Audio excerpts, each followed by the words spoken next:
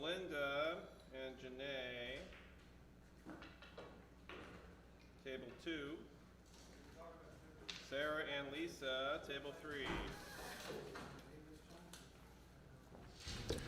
Good morning, everybody. Welcome to Ox Billiards. This is the U.S. Amateur Preliminaries, hosted by Ox Billiards Tournament Director Tom Mackle. Today we will be finding out who will be going to Vegas. This will be a Masters format, race to 7. You have a combination of 8-ball and 9-ball. I'm going to do 8 racks of 9-ball and 5 racks of 8-ball. We have Bijoy and Christian, this morning's first match. They're about to get started. We also have Snooker League going on.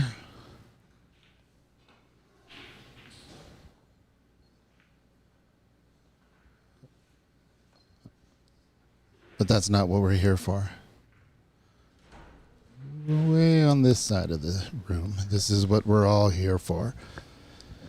All right, we'll be in and out of commentary. We'll try to get some players in here behind the mic. But enjoy the action. Best of luck to all the players. Thanks for viewing. We'll see you guys in just a bit.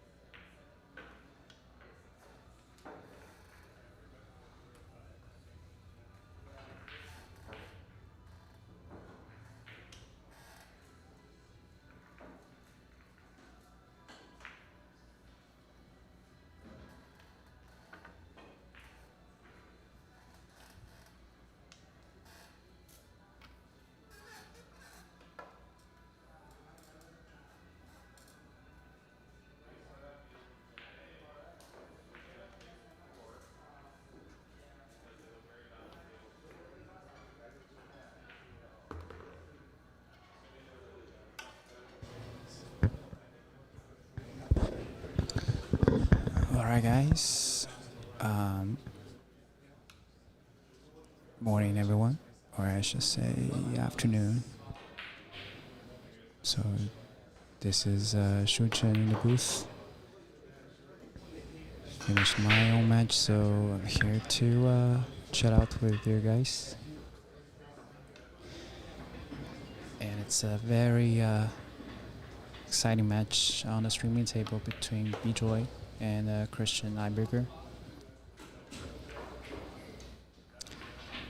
Okay, leveled it up, race to 2.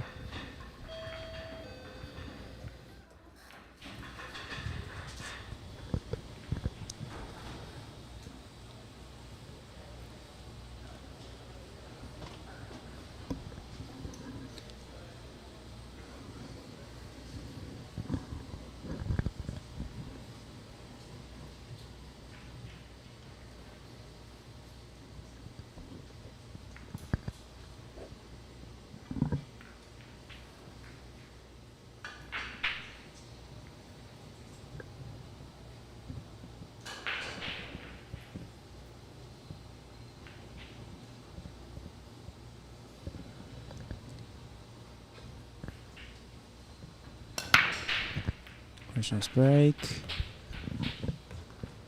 Okay. Not super powerful, but very well controlled. And I think one ball, one solid, 1, 2, 3, 4, 5, 6. 2, 3, 4, 5, 6. Yeah, so one of each. That's pretty ideal situation. That he will be able to choose either set. Just a reminder that APA 8-ball, you take what you get from the break. So right now the 7 is a perfect starter. Stop shot, great. Not much problem except apart from like the 6 and 8 only have one pocket to shoot at. I'm not sure if the wall 6 goes. He doesn't look so concerned, so I would guess that it goes. And if he's on it, he might take it even now. I choose to deal with the upper table first, which totally makes sense. Ooh, I think he hit too flat on that one. Definitely wanted to hit with a bit more spin. And probably higher. So right now, just all of a sudden, and that was why, like, for me, I wouldn't mind not delaying taking the 2 ball, I should say. Just because if I get so well on the 6 ball, it's a problem ball, I take care of it. I think the benefit outweighs the fact that I have to go up and down the table. Okay, so try the combo, missed it, but tied up the 6 and the 8. But if I were in Bijoy's shoes, I wouldn't be too worried, just because I have so many balls around the cluster that I could use. So I can either try to initiate attack or just to play around with it a little bit to hope for a better shot. I think the pattern looks like it's pretty suitable for attacking. So if he doesn't mind the 11 cut, which actually is pretty dicey in those race 2 moments, I don't blame him for not taking that. So yeah, he is looking at the 14 ball.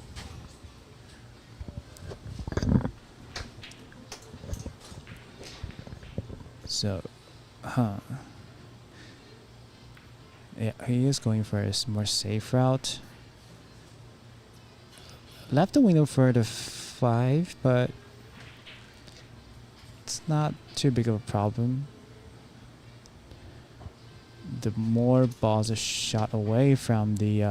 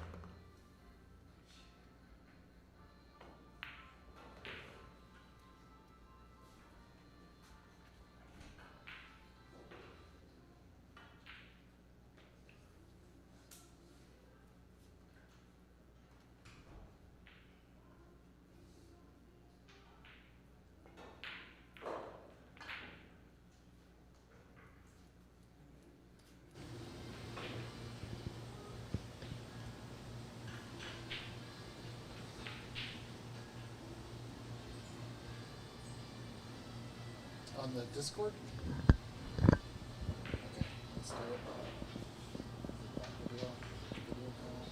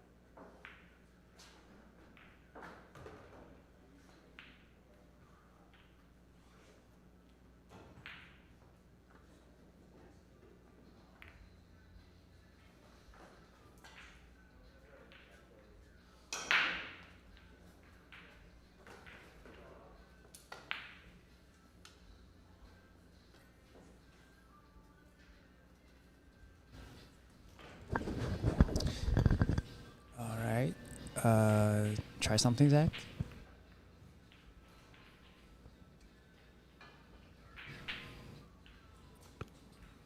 Hello, hello. Yeah, I can hear you. I think so. I think. Yeah. Level is a little low, but it's already on high. I think it should be fine. I heard. It sounds to me that's fine. Okay, yeah, I'll hang up here after the Discord.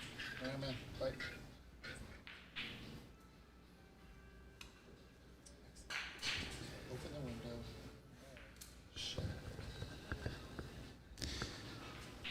All right, so we have our beloved. What is the title, Zach? Media promotion director. Oh, I like the sound of director.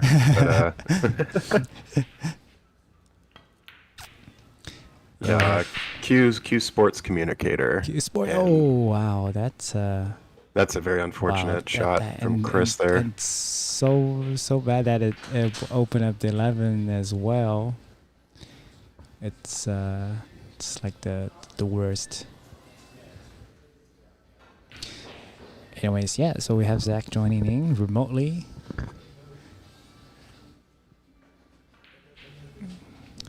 Into near the end of this nerve-wracking match. Okay, yeah, great breakout.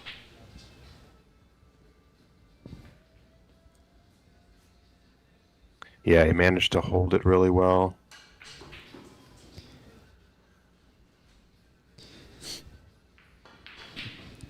So it's not as trivial as it seemed, because 11, though it's close to the side pocket, the ideal position is really top half of the table.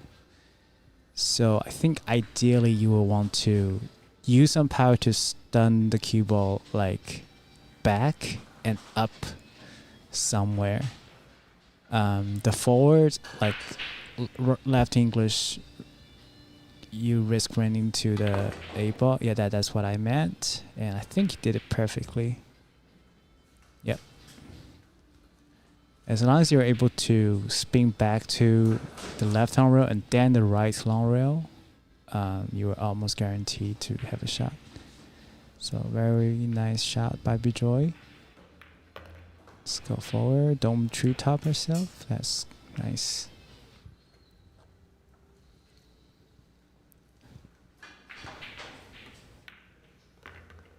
Alrighty.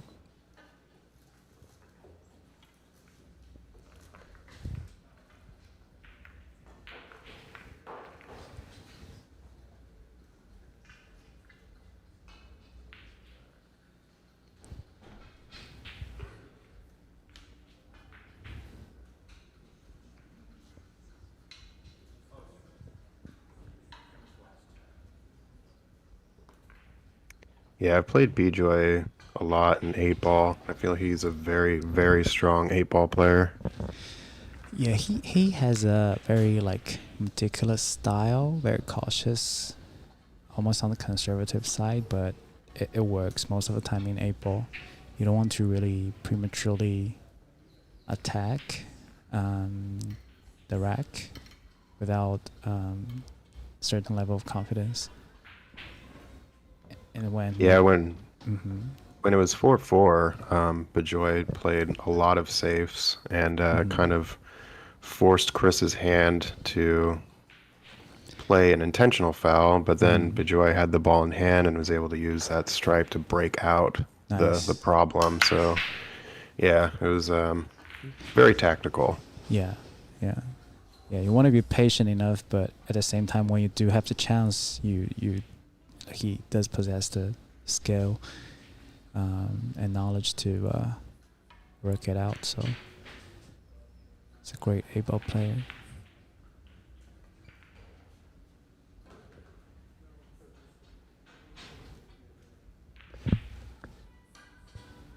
After break, 1, 2, 3, 4, 5, 6. I think he's tied with stripes. 2, 3, 4, 5. Oh, actually one of each, right?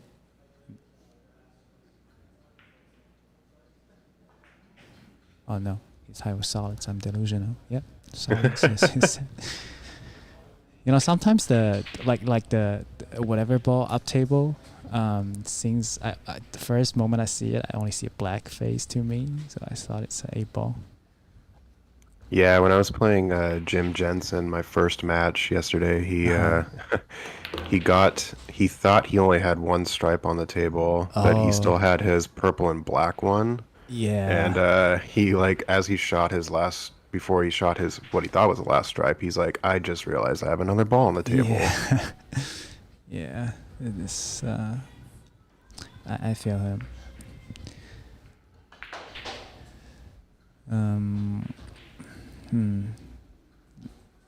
Not liking the position, especially since didn't get to the position for the combo right away, which means he'll have to try use a 2, but then you have one less either guarantee ball or breakup ball for the 7. But you could also argue that if everything works out, you can get to the short side. Okay, he's trying that. That's also a pretty smart shot.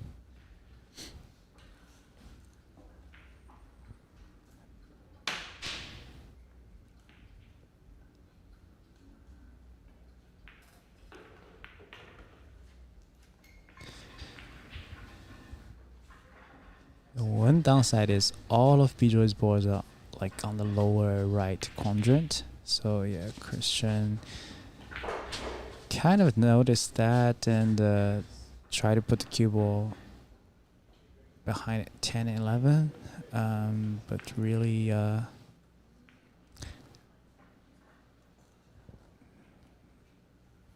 think it's a pretty ideal position for Bijoy to start attacking.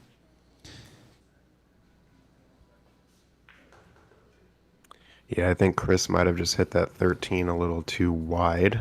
Yeah. Maybe need to hit a little fuller and Yeah. get behind that 10-11. So now, what do you think here? He's going to go for the 4?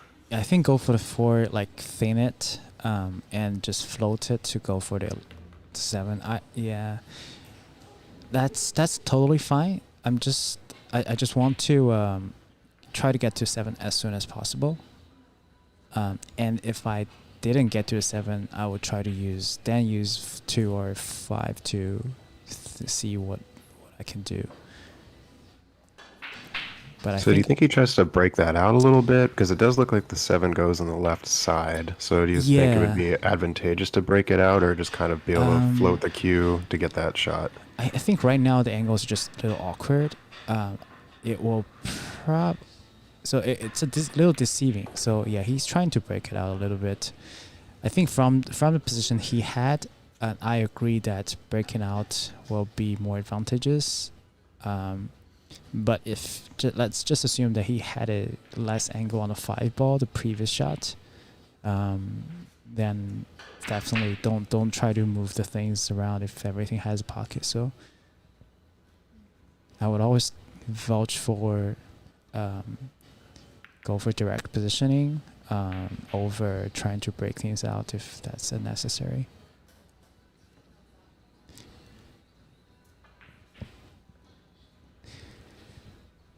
So so now for Bijoy, he's still okay, but because Christian position still looks awful, but to be honest, Bijoy just had two last balls actually to stay. I should say to try to get down to the 7 or break out the 7. Now the most realistic one will be the 5 if he have a good angle, but I would say right now the rack is mostly in a Christian's hand. It's just doing a very containing safety.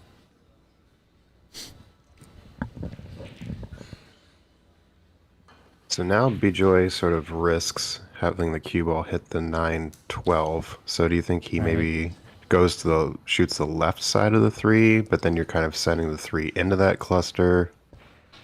Yeah, so if knowing Bijoy, I don't think he would try to attack right now. He would try to maybe he would try to put the 3 down to the corner, but I don't think he would try to shoot it very hard. Okay, so he did, I think, what you had in mind, which is Yeah, so the 8 barely hit that rail. yeah. I mean, even if the 8 didn't, I don't think Bijoy would be too worried about it, because the first priority is to, wedge the 3 into that 2 things. Although I think the 3-12 might be wired right now, so there could be a chance for Christian to do like a 9-3-12 carom combo thing. Alright, so yeah, this game just turned into mud battle again.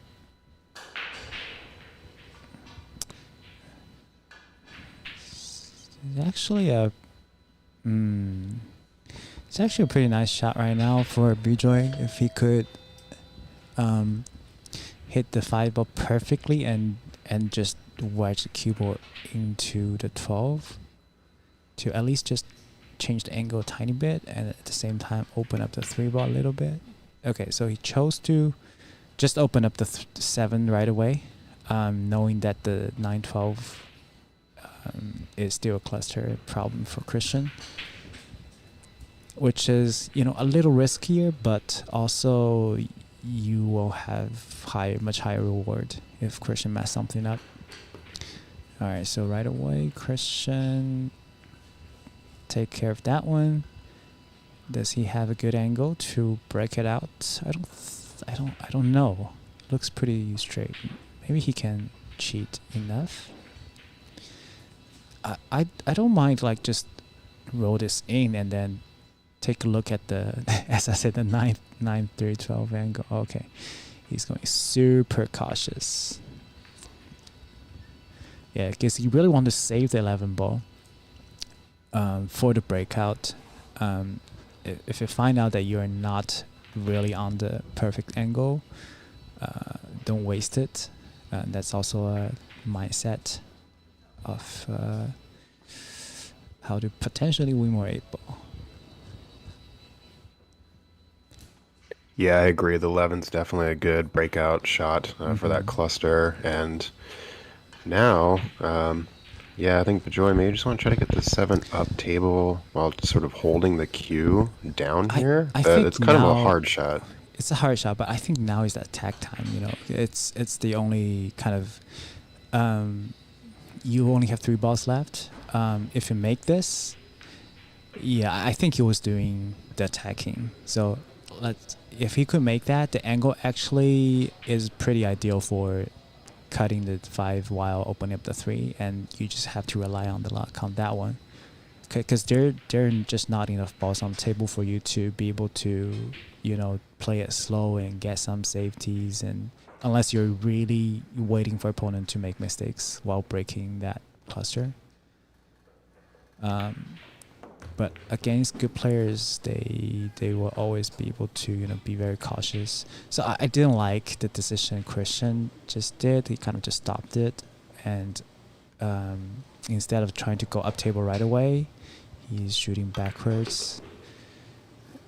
This just gives you one last shot to work with.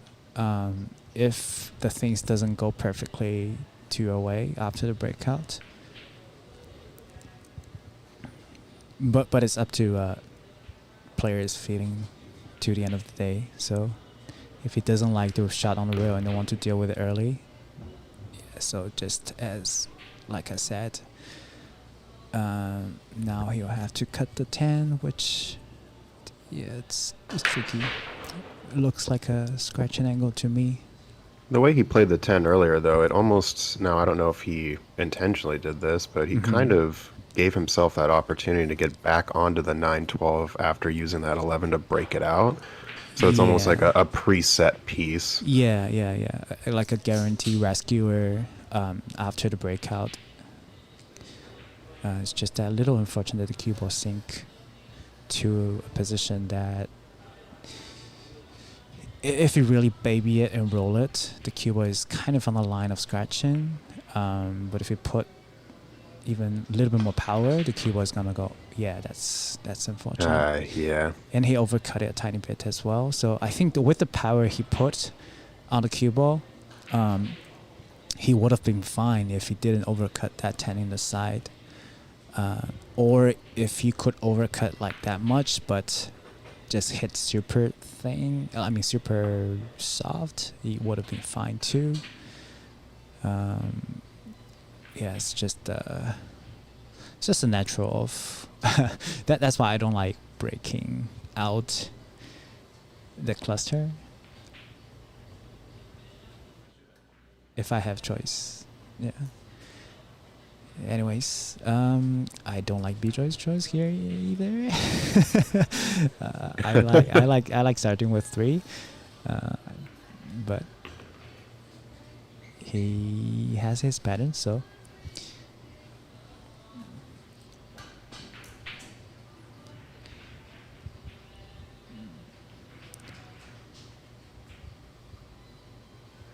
Stun it out or draw it out. Spin it out is fine too. Okay. He's set up for just a natural rolling shot. And the cue ball will kind of perfectly hit just to the left of the 8. So as long as you don't shoot it too smoothly. Yeah, as long as you make it to the hard pocket and don't make it too smoothly with topspin, it should be fine.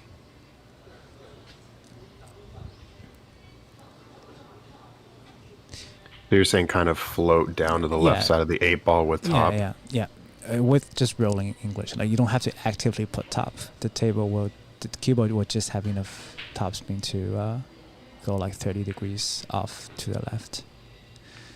It might be a little close. So what you want to focus on is really the speed. Once you have the knowledge of the cue ball will go past the 8, now you just really have to focus on the speed of cue ball. Gently touch the short rail. Also lock the position of making the ball. So let's see. Yeah, that's what I meant. So yeah, he shot with a little more speed, just to be kind of guaranteed that he wouldn't, bump into the 8 and bad things happen. But to me, I think he didn't have to, just because unless you do a really smooth topspin shot, you wouldn't be able to bump the 8. Now he would just have to focus on this cut.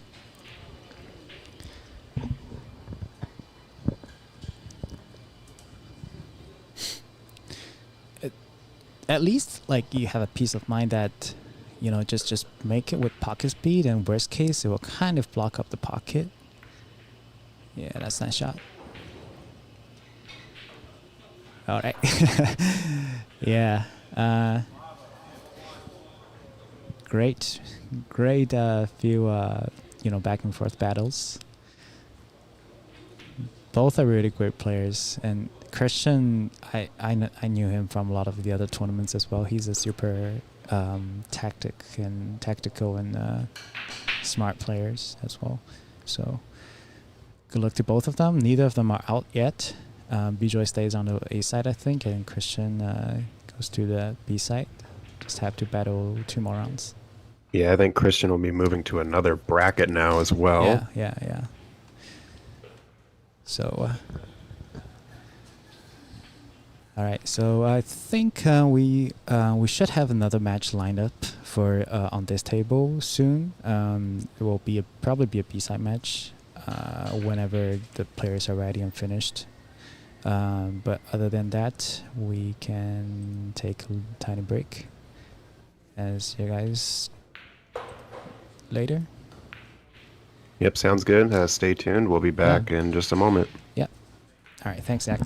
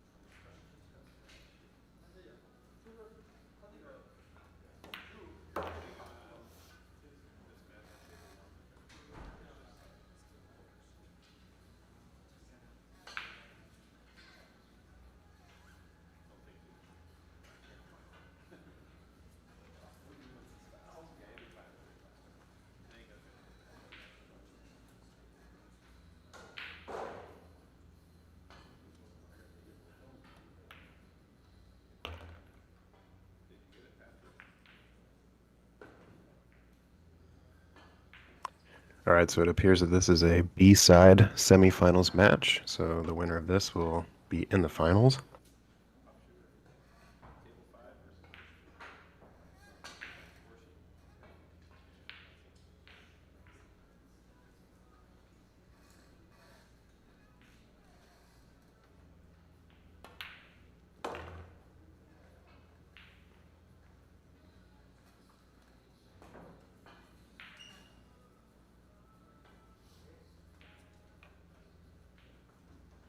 Pretty nice hold here from Dennis. He may be able to stun this out across and stay on the right side of the table for the 7 in the same pocket.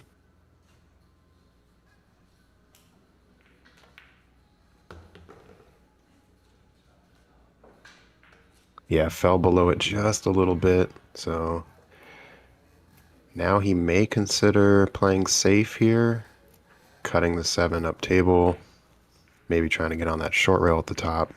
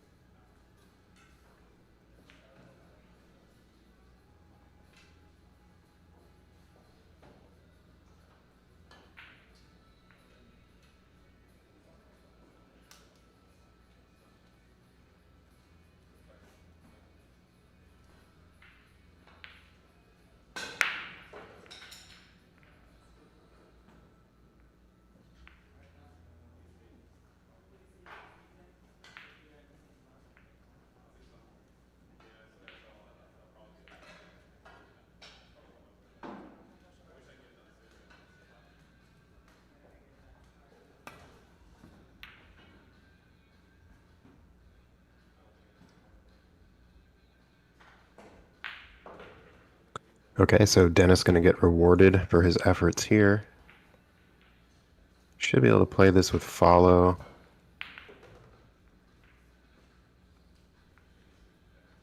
Cue ball path. Yeah, it's going to be a little touchy to hold.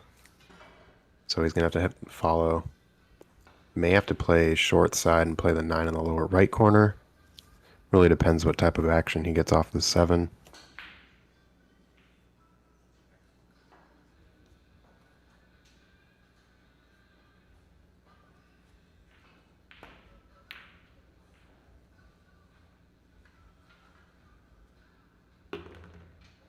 So he forced the angle, missed the shot, but got the position he wanted. Looks a little deja vu to me. I think I did something similar in one of my matches yesterday.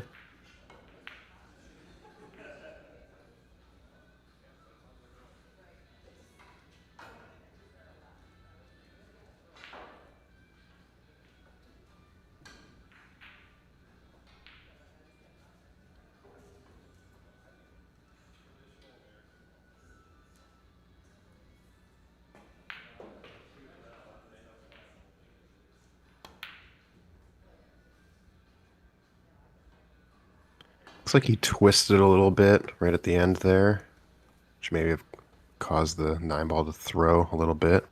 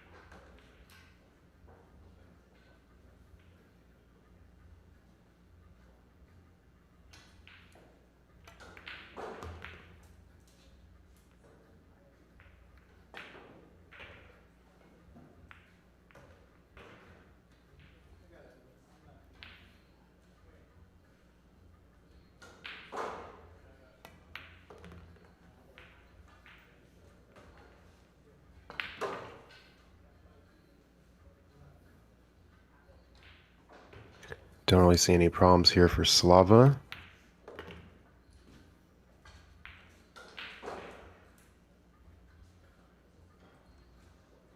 Just needs to make sure that he has enough angle on the 6 to come off the top rail, give himself a good angle on the 7.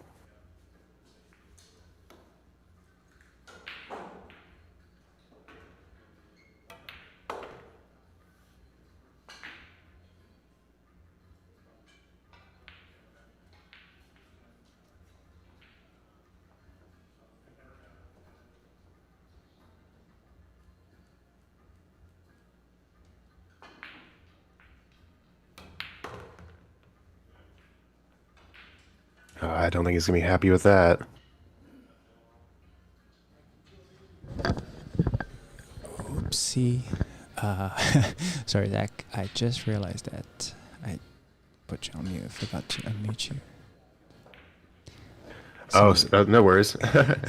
I was coming through on the live stream. Oh, cool. Yeah. Yes, I was saying that Slava, I think, won't be happy with that position. I think he Yeah. wanted to land a little not as steep on that Ooh, 7. wow, that 7 really straightened out after the second rail. I thought he was good for the double bank.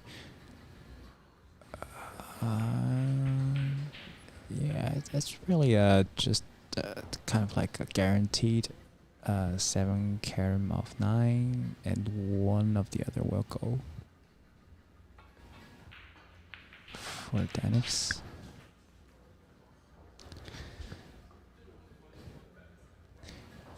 I would worry about the cue ball scratching, so maybe I can't shoot it too hard. Okay, he was going for the cut directly. He kind of twisted his body Yeah, again. Yeah, twisted it. That's why I think I would prefer the carom shot. Although the downside for that is you won't guarantee a position on 9. The way he shot at it, if you made it, then it's a guarantee on 9 ball. I think Slava will have to cut. Just have to really dice it. Nice shot.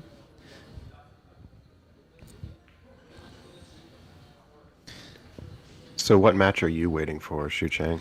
So I'm on the A side, probably waiting for Christian Eiberger versus, I don't know who his opponent is. I'm not sure. Probably RJ Rico. He was playing he was playing Patrick, but I don't know who won that much. Yeah, I can see Patrick. No, I can see RJ practicing. Not sure he's just waiting or just practicing randomly since he lost. I watched some of RJ's game. He plays pretty solid, so I liked his chance of beating Patrick. Anyways, yeah, basically waiting for Christian versus RJ or Patrick.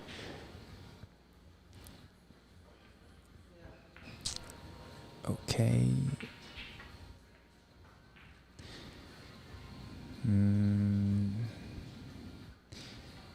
All balls scattered to the sides. No shot on the 2. Those are the real tough situations. You have a whole open table and not a lot of places for the cue ball to hide, but you don't have a shot.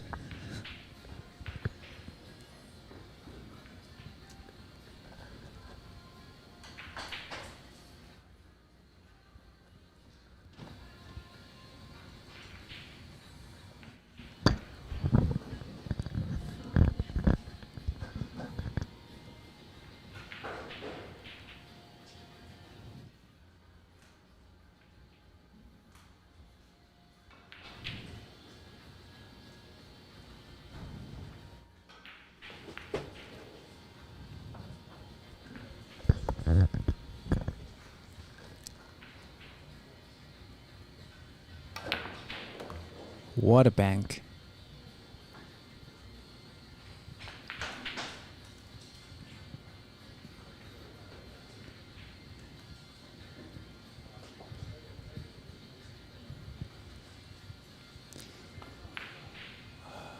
Almost in the same boat. Very hard shot. Not even much reward if you cut it, because it's so hard to hold for the 4 unless you use the 7. But at the same time, yeah, it's trying to bank again, but probably will leave up easy 3.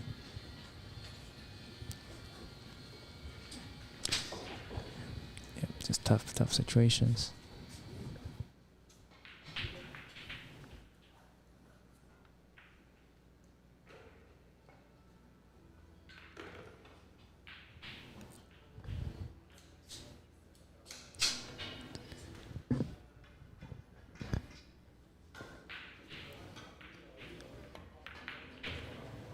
Three rails, too long.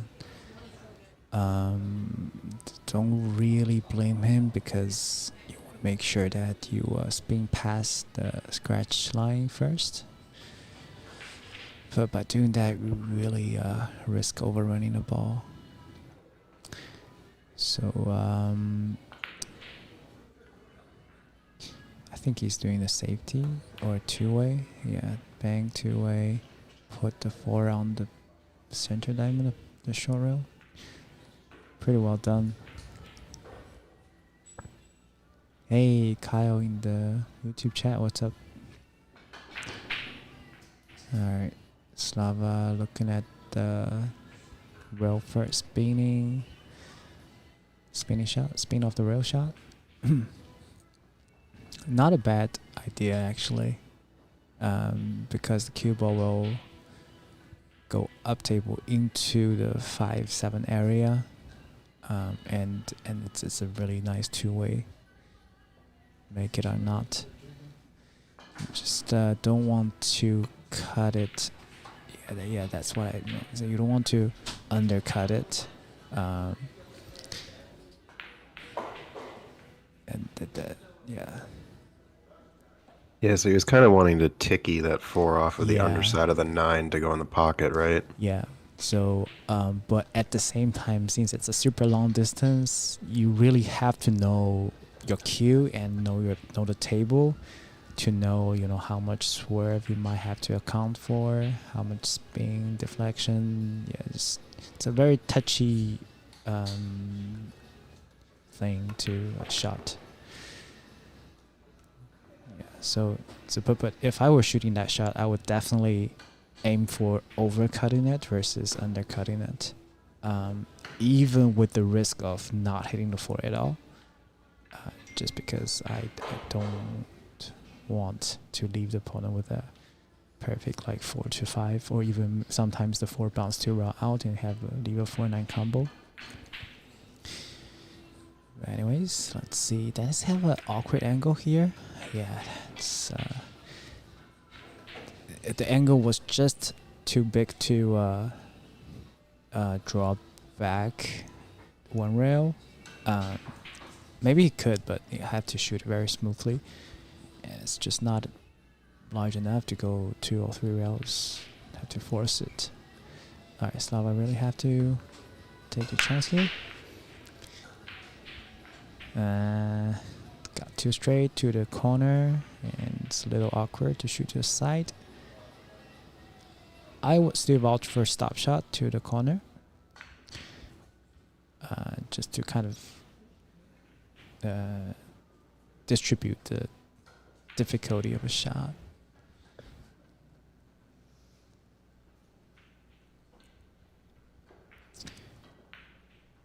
Yeah, don't try to do too much fancy like force follow stuffs. Just stop it there and then take a harder shot. Yeah, then you try to spin it back, and miss the shot. And even if you made that, unless you're pretty certain that, the chance of making it spinning, spinning backwards and out, it will definitely give you a better shot, then just stop it there. I wouldn't recommend or advise doing that. Or at least the cue ball is on the rail now, so see if Dennis can overcut it on the pro side. Don't scratch. Ooh, almost. Hey Kyle, no, Zach is not in the booth with me. I'm just with Zach's ghost. You can hardly hear me. I'm spooky. Spooky. let me tune up my mic a little bit, because I from the monitor headset, I was afraid that I'm too loud. So I'm gonna tune up a little bit, and I'll speak louder. Thank you, Kyle. So it was a pretty good miss there from Dennis. Yeah, miss on the pro side is but you can't beat a better cut. All right, need one more of those.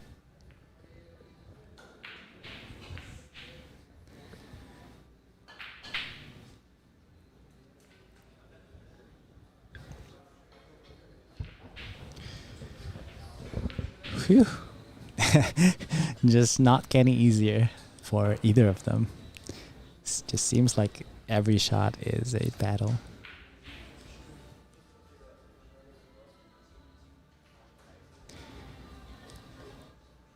At least the positioning is natural. You just have to focus on cutting it. Paper thing. Yeah, it's brutal. Those pockets are brutal. I know. Yeah, it's such a tough cut too, because he wanted to get back onto this side of the 9, so he had to hit it with some speed, and you really don't want to sort of float that shot either. So no, I think with the speed like you're hitting in, the cue ball will definitely bounce back and forth like 2-3 times. And the worst case will be the cue ball just stop on the right long rail. And even then, you might still have a cut on the 9. So positioning wise, I don't think Slava was that worried about, but it's just the fact that you're cutting that paper thing. And I don't know, for me, my mind or my body just I have to overcome the intuition of the warning. Hey, you might overcut this. You might miss the whole ball. Yeah. So, because you think about it, if you have a standard deviation of missing left or right on each shot, when you're cutting those shots, if you just happen to miss on the right side, then you're just missing the entire ball. So especially when most of the people when starting playing pool, when it's so-called the standard deviation, their position is not as good, when they still wobble left or right from where they aim at, the much safer option is to aim thicker, and then even if you miss to the right side, you're still having contact with the ball, not giving up ball in hand. So I think that's just what naturally most of the people's body will remember. That's my take. But as you get better and better, you just have to realize that in those situations, you really have to tell your body, I am aiming at the right spot. Don't try to get me back to a thicker position. Yeah, I know what you're saying. Basically, it becomes muscle memory after a certain time, because you know how you're seeing your sight on the ball and how that's cutting, or how your body is sort of perceiving the shot. Because I'm pretty sure when most people start playing pool, they try a cut shot, and the moment the cue ball leaves the cue, you say, "Oh shoot!" Like it's off the line from your aim, and it just goes to the overcut side, and then you miss the ball completely. And this may be the first time sorry to interrupt. This may be the first time I've ever seen somebody put another glove on to shoot switch-handed. Oh yeah, you're right. Oh wow, yeah, that's kind of cool. That's kind of cool. Yeah. No, thanks for pointing it out. That's for me too. I've never seen someone preparing the left hand. No, sorry, the Well, right I know hand to glove, order right? another glove now, I Yeah, guess. yeah. Or maybe you know what? Maybe he ordered the wrong hand glove and Yeah, just that's kept it. Yeah. Let me just put this to use because I don't want to return Yeah, it. yeah. Just because of that, I will practice my left hand shooting. Yeah, the double glove. Actually, think about it. Like, if wouldn't it be cool to see pool players with both hands on gloves? Like, it's almost like a better have. Yeah, sure. Yeah, right. All right. Pretty nice draw, and I think he's drawn to as good as possible to set up for a 6 to the left side. But still, it's pretty dicey on the speed control. It's getting across the line. The 9-ball helps. Yeah. Okay. But now I think he's a little straight. Let me see if I can switch to the camera.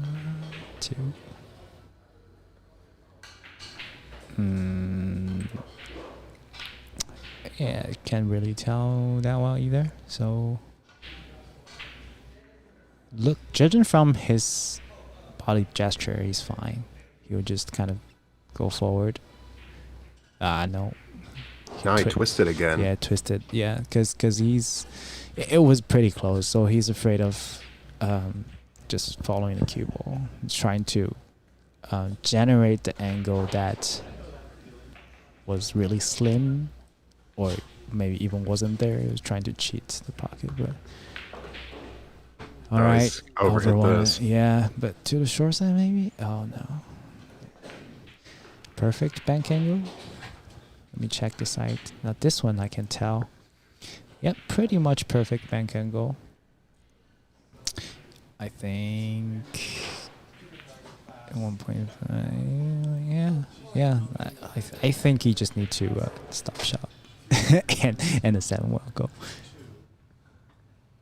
All right, let's see what he does. Cutting it might not be a bad idea either. Although it's like, I know it's a super long, large angle cut. It's probably not a bad idea either. Yeah, he's doing a dog behind the 9. It's not too bad. Didn't get a cover, but it's not too bad. They could do the Corey trick and just stick a piece of finger trap on the shaft from Kyle. Yeah, I'm pretty amazed by Corey using that sleeve. I think the sleeve only works if you have a closed bridge, though, right? Unless you have a really sticky back side of your thumb. I don't know. I think he's talking about, like, have you seen those fingerless gloves? Yeah, Or not like the- just where- very. I know what you're talking about. Like just Yeah, those you sleeves cut one of those for little, two. you cut one of those cylinders off Yeah. and just put it on the shaft itself. Yeah. Yeah.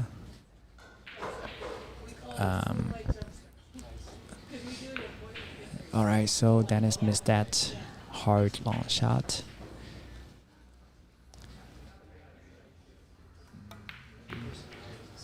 Ooh, too much inside spin.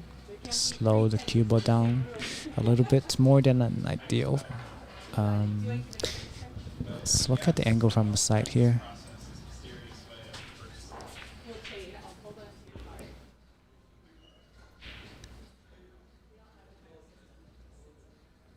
Oh wow, yeah, this angle is pretty steep. On a slower table, I would say you can get away with low left spin the cue ball. On this table, if you want to just go to the upper side of the table for the 9-ball, you have to shoot really slow with a lot of English. So the better route is to go 2 rails or even a third and have the cue ball go to the downside in this. Yeah, he chose the first path. I don't blame him, and he, to be honest, did really well. A ton of spin on the cue ball and with a slow speed setting, so that takes a lot of feeling touch. Nice out from Slava to make it 2-2. Not too familiar with Dennis. You are exactly right, Kyle. He is from Connecticut. Yep, he's one of the, I believe, 3 players from out of state. Outside state, yeah. I think we had a couple Oregon players, then he's the furthest with Connecticut, yeah. Yeah, he told me he was here for a wedding last weekend, and then probably not here, but right after that he had a business trip, and he just started to search if there are any qualifiers around the area, and he found Knox. So interesting. Sorry from him. Yeah, the cool thing about this particular tournament is that when you sign up, you actually get to choose which location. Right? Yeah. Obviously, you have a preference with something closer to you, but they do make you select a second location. Yep. And if you sign up too late, well, you better be ready to go to the second location. Yeah, so. that's true too. I think I think there are just a couple venues that usually may get too full of a board that they will have to send people to a second choice location. Most of the venues, for most of the venues, players don't have to compromise.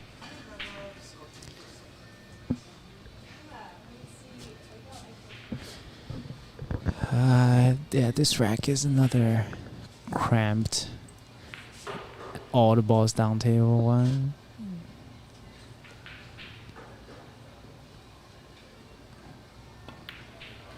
Nice stroke.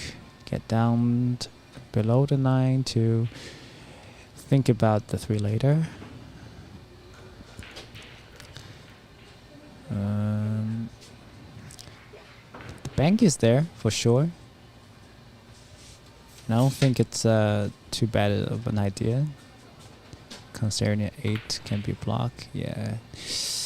Oof. Okay.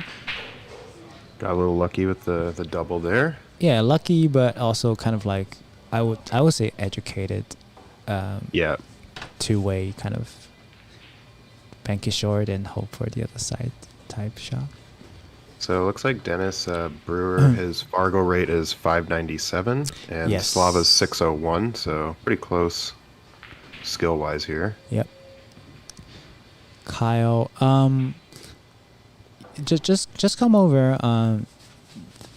We're about to, I think the end. Technically, I think that the last match will start at 3 and probably end around 5-ish. But we will be down to using 3 or 4 table max, so there will definitely be more tables open to use.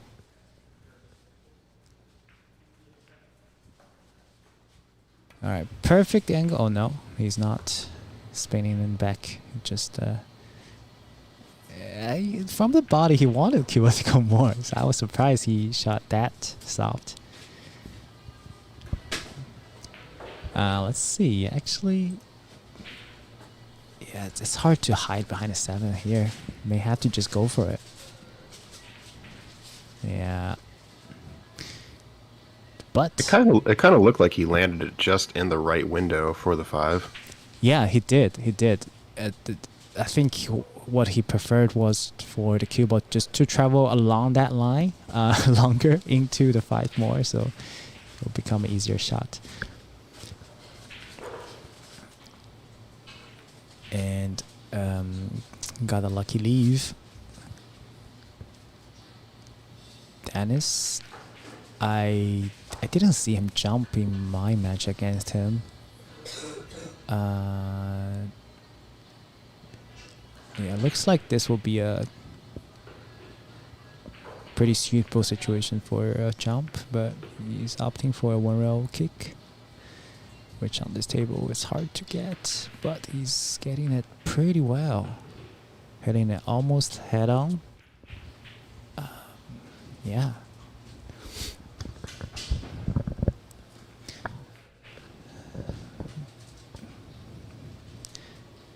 And now so the 7 is not on the rail, so you do have the choice of trying to hide behind a 7, which still is really okay, never mind. Just fire it in, and nice angle for the bank. Not a gimme, especially you have to think about cue ball spinning around. Let's see. Fire that in. Cue ball spun around. Don't scratch. Oh wow! Stopped right in time.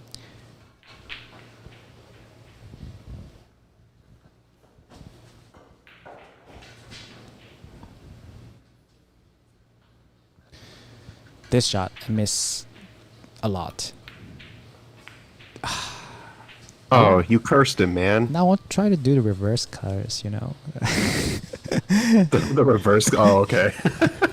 No, but no, I mean, just to be honest, the fact that it's you know what, when it's not a like 89-degree cut, or it's just a straight shot, when it's somewhere around like 45-degree and the cue ball is near the pocket on the rail, it's actually very tricky to see that the ghost ball like real accurately. Yeah, because it's almost like semi-blind, right? Yeah, exactly. It's like if you're focusing on the ghost ball, then you can't really see the pocket.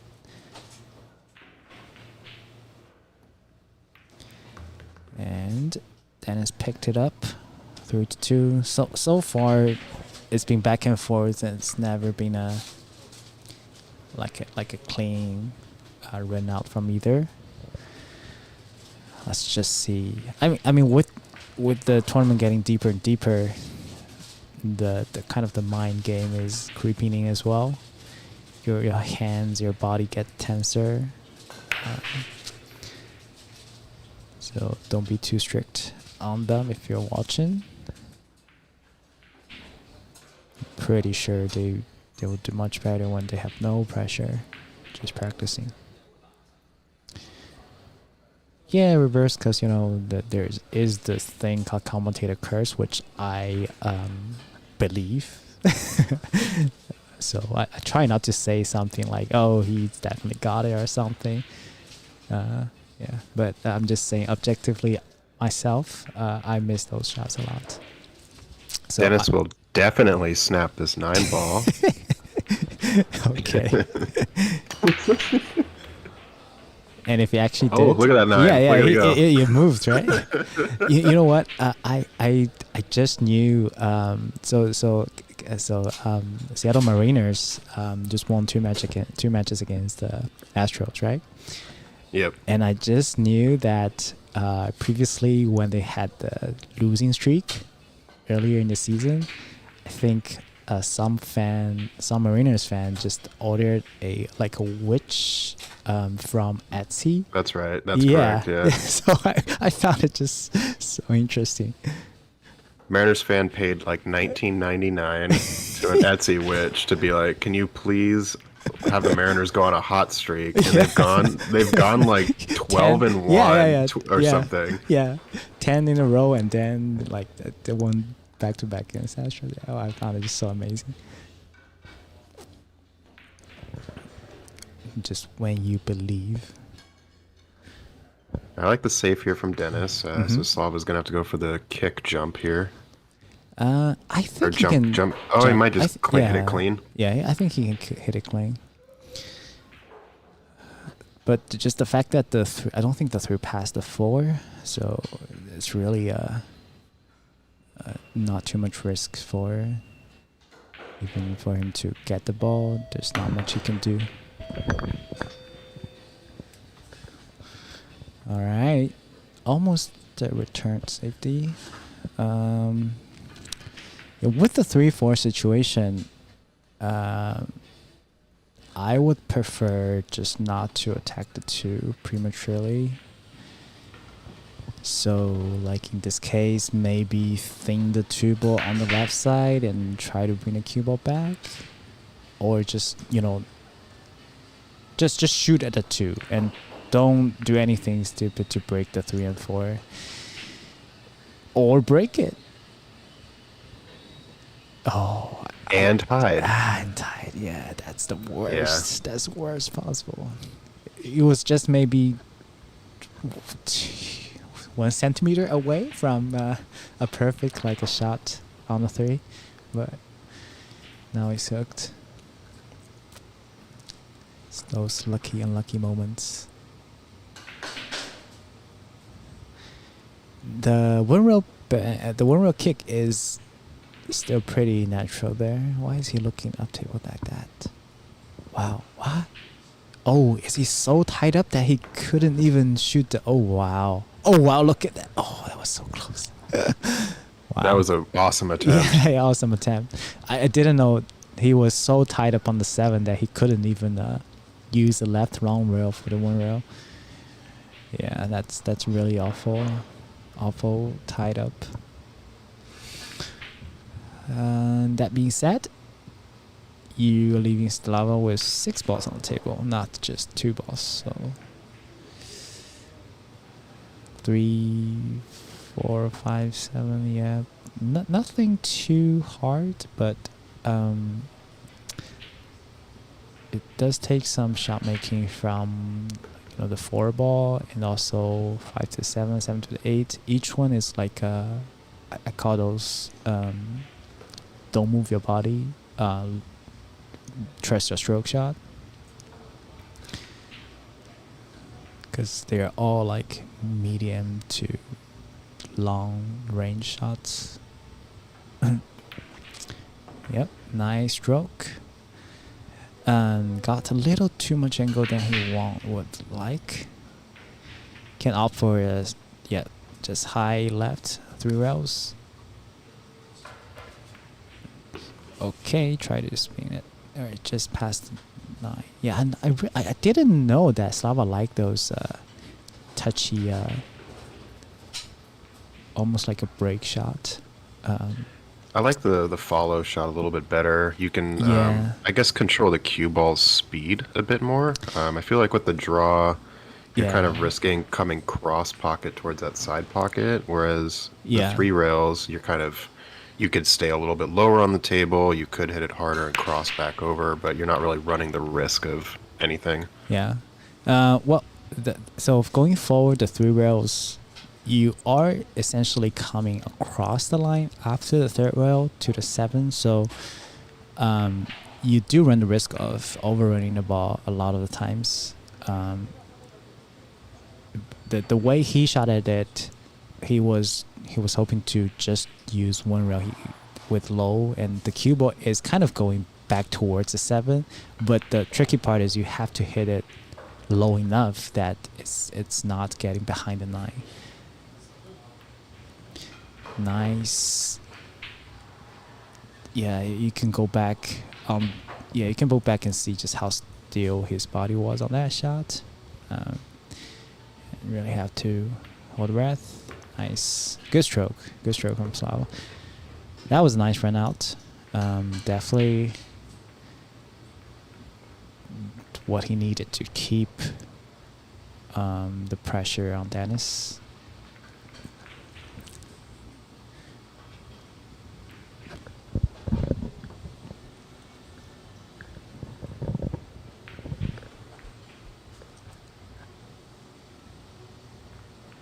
So I had never 9 snapped using a magic rack.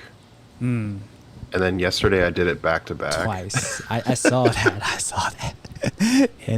and Brian was just looking at us like a puppy in the rain. It was like his eyes. Yeah, are he had so that like that 1,000-yard stare. I mean, I did too. I was kind of like, well, that's something that just happened. Yeah.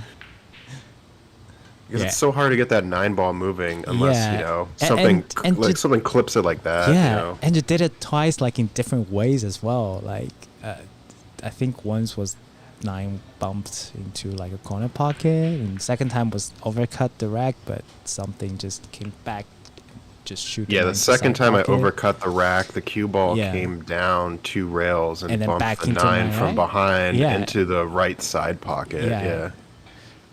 So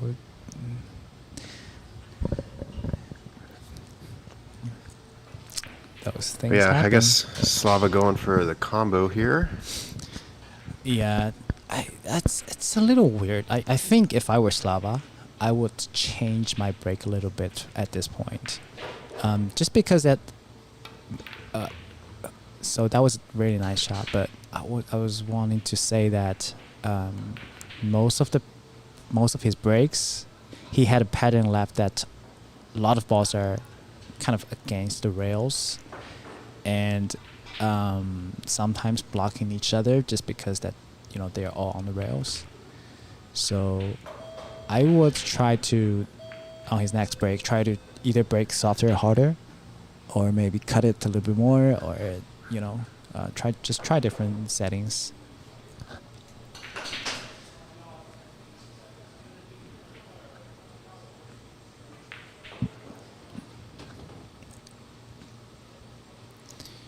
You still can see the part of the 3.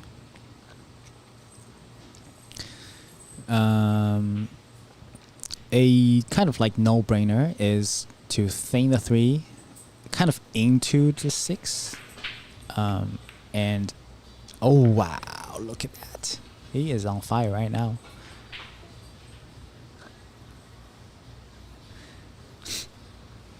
All right, if you went for that route, then maybe just go for it. Oh, now he's looking at the, probably he's just looking at the angle the cue ball is coming out. Yeah, for sure. Yeah. He looks like he could possibly go by, but he might also just be bumping this 8 and give himself Yeah. sort of a similar shot on the 6. Right. Yeah. Probably went above. Yeah. He was trying Uh-oh. to. He looked at line. He looked at that line and not wanting the cue ball to bump the 8. But I think that shot itself is hard enough that, because you could tell that he used left spin on that shot, to kind of just change the path of the cue ball. But to me, it's just way too risky. Yeah, and because he hit it sort of soft, Yeah. the left angle took a lot stronger Yeah. off of that first rail. Yeah, my guess was he was kind of aiming to the thinner side, and thinking that the swerve can help the cue ball back to where the perfect line, the point was, which actually he was not far away from, but just such a delicate shot. Dennis, I don't know. I feel like with the ball in hand, you should be able to get a better shot than this. At least a straight. But you do have to draw back like 1 diamond, which that pocket likes to bobble bobble the object ball when you're putting that force. All right, he did a stop shot. Yeah, so the problem with the stop shot is now he has the cue ball is on the rail, so he couldn't do much to the cue ball, and he has a slight downward angle going into the 8. So either he has to go around the 8 or just very softly roll the 7. Or maybe I was deceived by the angle. Yeah, he does have a downward angle. So let's see. Yeah. Instead of trying to hold it, he tried to get to the shorter side. That means he needed to cheat to the thinner side. And, Looks like you're 2 for 2 at the curse. I would say prediction. Yeah, no, you're fine. You're good. It's not the reverse. So. I'm just calling it like I see it, man. Yep. Yep, exactly. All right. Nice stroke, but yeah, just it's Even when I hard was playing Slava last night, he was He was kind of overrunning some of these shots. I think the cloth for him is just running a little speedy. Definitely. No, I can, because I think for most people the stroke they're more comfortable with will be 80% of the time too hard on this table. So you either have to tune down your stroke to a kind of almost uncomfortable level, or you have to just be smart and run a better line or use more rails. So yeah, it is not easy to jump onto this table and just shoot well.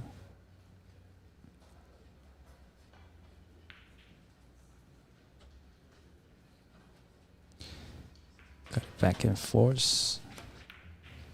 Nice cut. Look at that. How clean that was. On the rail. Slight bump. Well, same idea. Just have to bear down.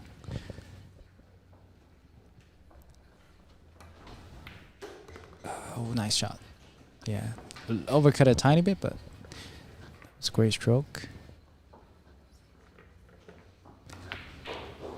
Alright. So Slava got to 4 first. This is the APA master format of race to 7, so 8 racks of 9-ball first. Which means Slava will guarantee a tie going into 8-ball.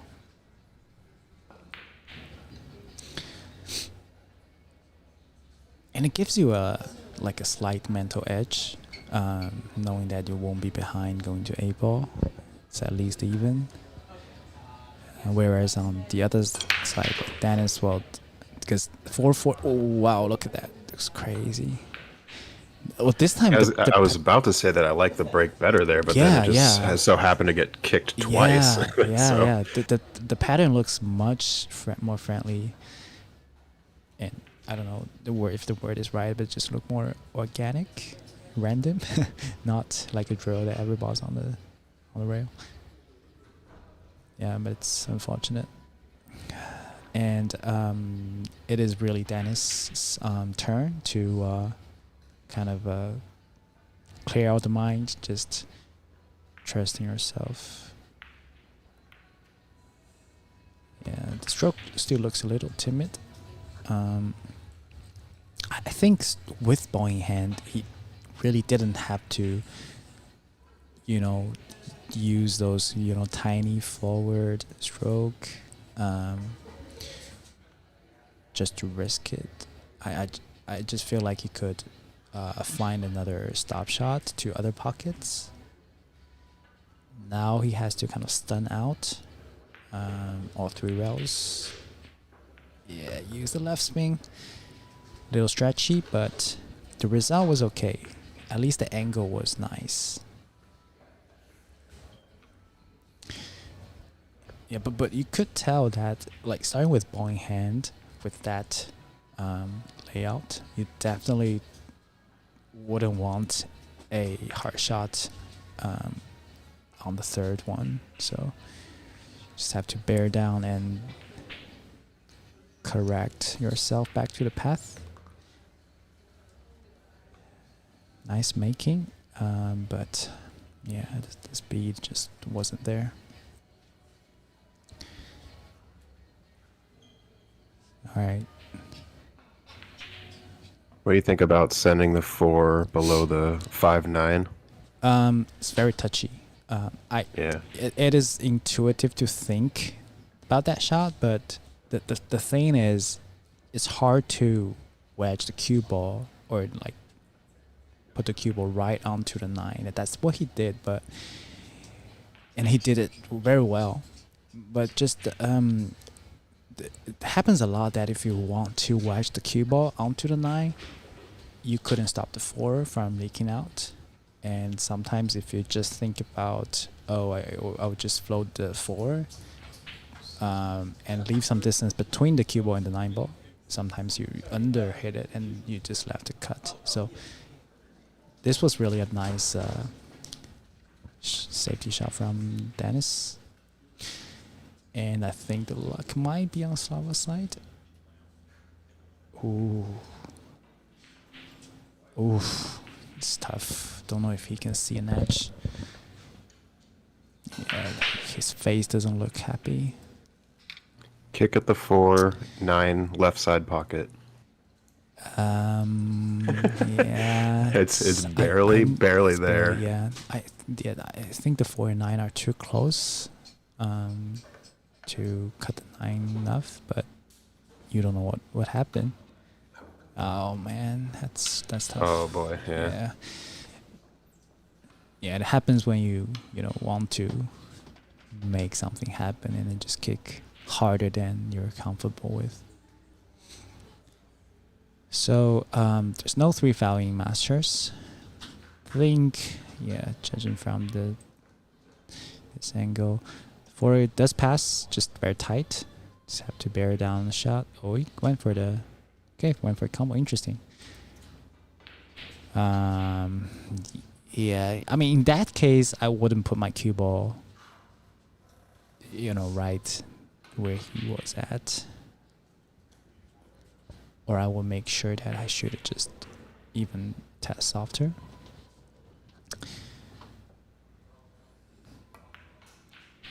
Yeah, going for safety again. How is the luck? Not so well this time. Still don't think the 4 is cuttable. Yeah, so it's really hard for Dennis to do anything actually. The best way I can see is just focus on the cue ball. Just go 3 to 4 rails back. Maybe use the 7 if you're lucky, but I would probably just focus on putting the cue ball on top of the short rail. He's hitting pretty full on this one. Okay, just splitting it. Nice. Very nice. Still cuttable, but both balls are put almost on the rail, so it'll be super hard for Slava to get back to 7.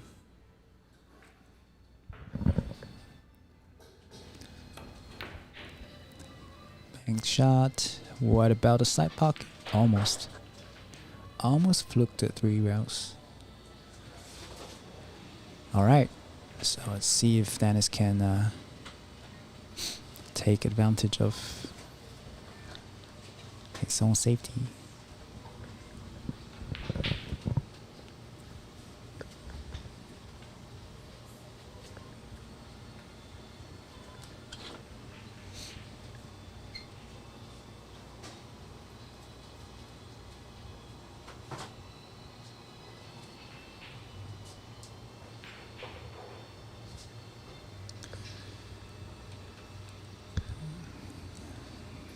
Can do it either softly or hardly with 3 rails. Did it kind of in between. Yeah, Dennis is just not getting comfortable with the speed at all. And to be honest, I fall into those situations plenty of times. And the most important thing I would say is to try to get those out of your head as soon as possible. Just like take it as oh, you got a shot and the opponent leave you as this, instead of oh, I just never will be able to get the speed of this table, or this table is so hard to work with. Okay, not sure exactly Dennis' intention was. Was he trying to bump the 7 into the 8, or? So this is straight up like daring Slava to shoot a long range follow shot. Okay, drew it back. And the stroke was too good, almost.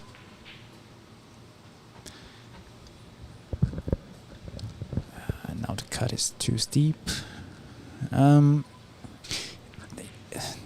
Well, okay, let me take it back. The cut is steep, but it's actually the perfect angle of making it, and the cue ball just go back and forth for the 9 ball position. So the more realistic, reasonable shot is like a bank, kind of two-way. Let's see. Yeah, bank two-way. Very nice control of the speed. Knowing that you will bank short and the 8-ball will kind of just stop around the center diamond. Did it almost on perfection. And now, yeah, it's up to Dennis. There's no easy like two-way setup. Kicking it might not be as bad actually. Banking it is good. Yeah, banking it. Look at that. That is money. Nice shot. It's not over yet. It's not over yet. It's almost the best case scenario. You banked it like with a medium speed that your cue ball is not drawn to the upper short rail because of that top spin. But now there's cue balls on the rail. It's almost like the shootout shot in the Predator Pro Series. So yeah, do you aim for the kind of thinner side, but really at this point you just want to make it. Yeah, he did aim at the thinner side, and he did control the speed. So in that case, he was like focusing, I think 80% on being safe, 20% on making a shot, which I don't blame him at all. I think it's this is a personal like a player style thing.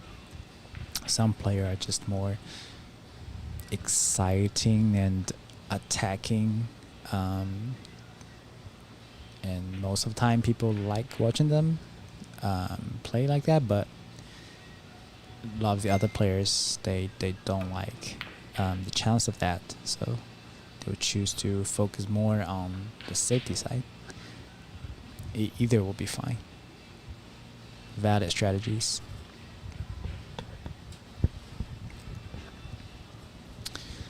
Alright, so Slava tried for the bank, missed the 1 rail, missed the 3 rail to the side.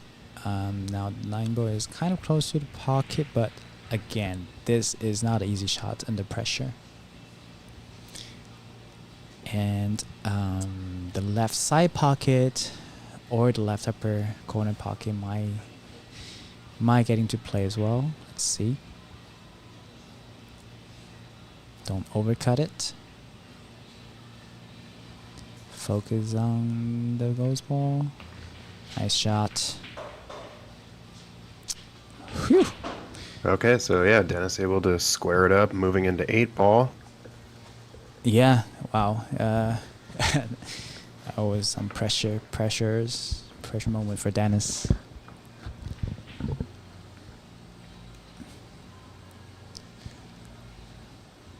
All right, Zach, I'll go check how far away is my match. Okay. And I'll just leave it to this. I'll leave everything remote on. And just text me if you need me to change anything. Okay, sounds good. Cool. Yeah, I'll leave it to you then. Thanks, Zach. Yep, thanks.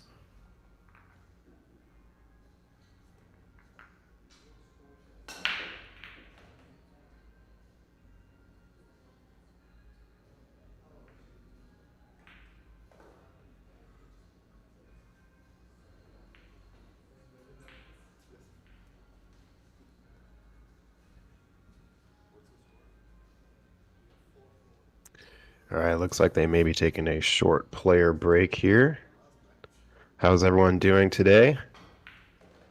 Rained for a little bit here up in Seattle. Much needed rain, in my opinion. But that also sort of signifies the end of summer, which is kind of sad.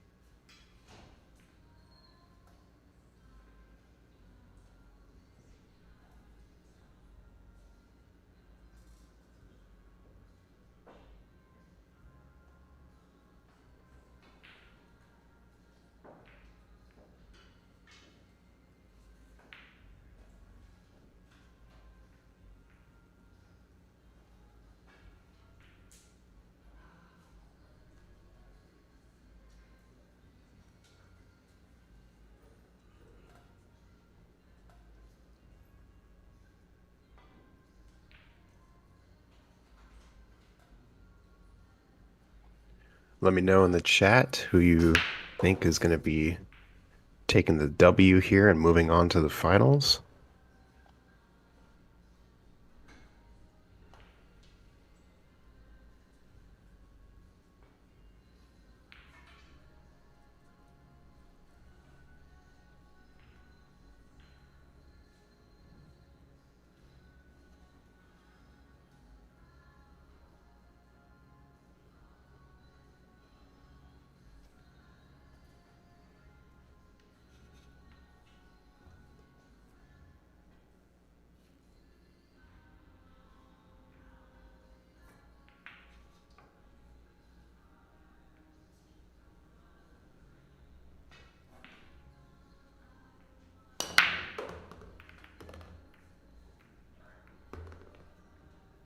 Kyle predicting Slava 7, Dennis 5. Well, opportunity here for Slava to maybe get to game 5, but the cluster around the stripes here in the middle table.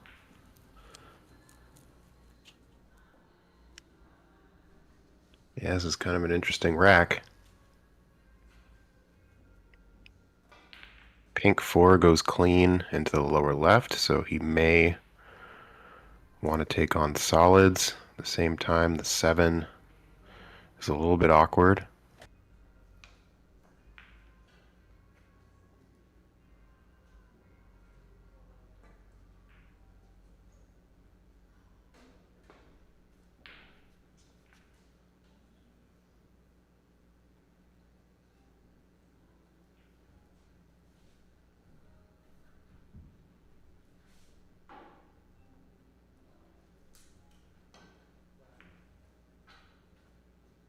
Can you use the cue ball to bump the 2 to then bump the 7? Or just leave it? Okay.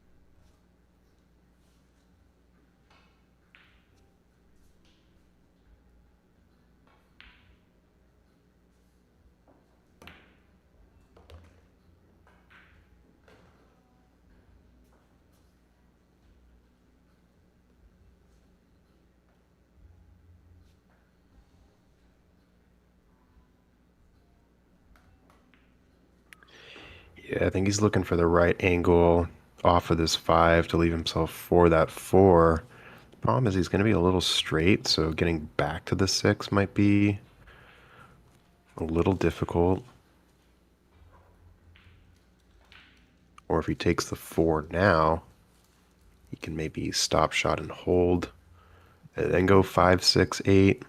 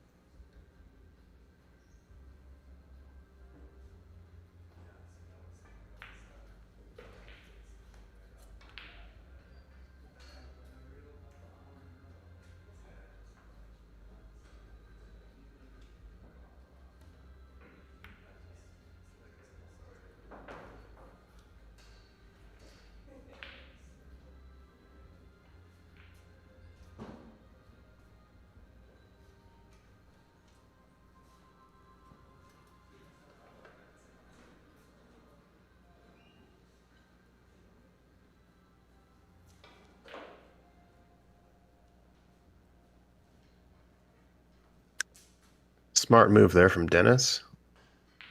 I think containing Slava at this point with the stripe still on the table is a smart move. But it looks like he didn't quite hide enough for the 4 in the upper right. Yeah, I caught that one too thick. Really trying to maintain the hold on the 6. So Dennis with a chance here.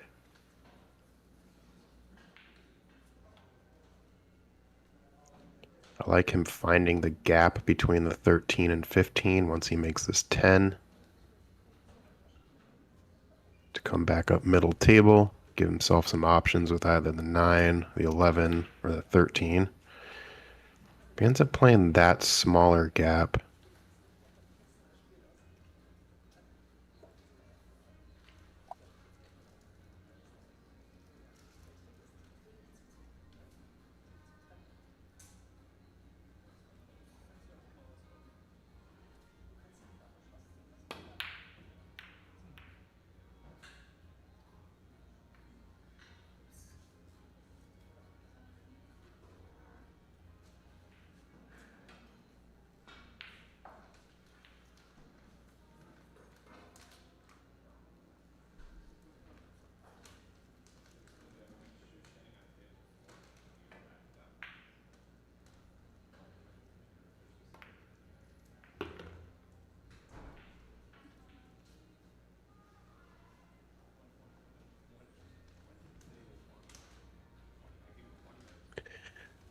Lands pretty good on the 11.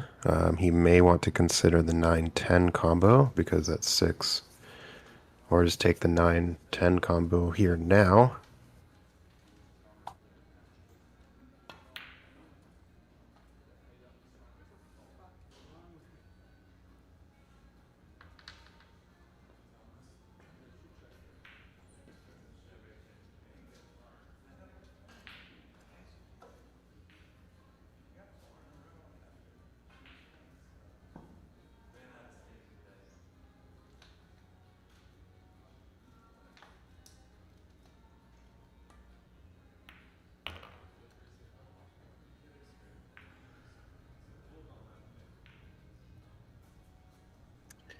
Yeah, I think that 9-10 combo, there's sort of a tendency to the object ball that you're comboing, you sort of maybe overthink the cut line and yeah, resulting in just barely missing the 10. So now Slava probably gonna roll this cue ball forward and play accept taking the 8 in the right side pocket. I think he's just trying to make sure that he doesn't collide with the 8.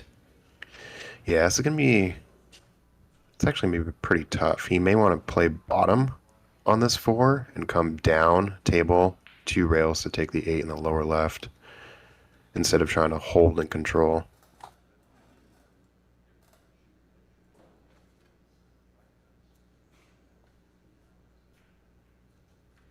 Because if he bumps this 8, he will not really have a great shot.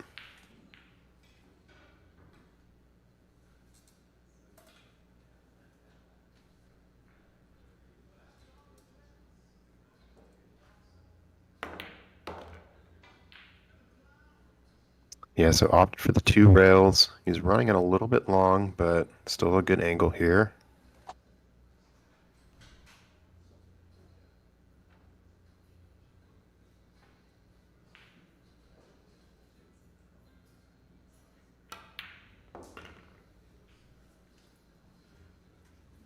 Nice shot there from Slava.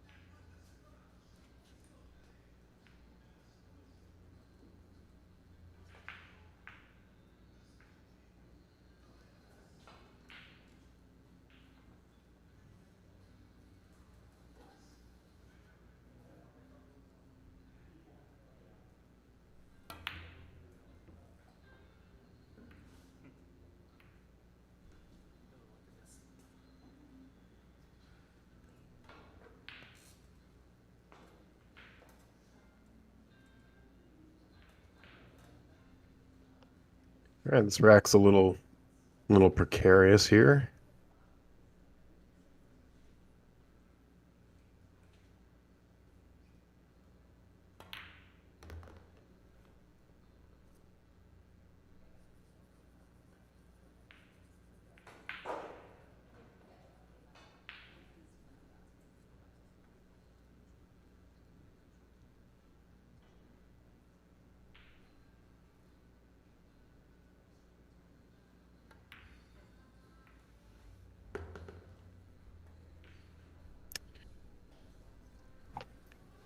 Yeah, really unfortunate bump on the 4 there. Sort of leaves a bit of a problem here for Dennis in terms of breaking that out. Because it looks like the 8 ball could go if Slava were to find the right angle on it eventually in its current state.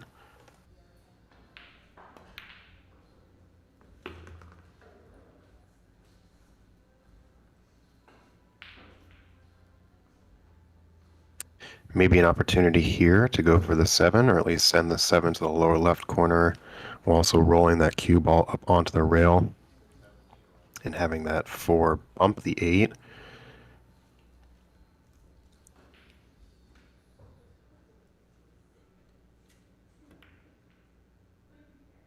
Yeah, so he almost got it.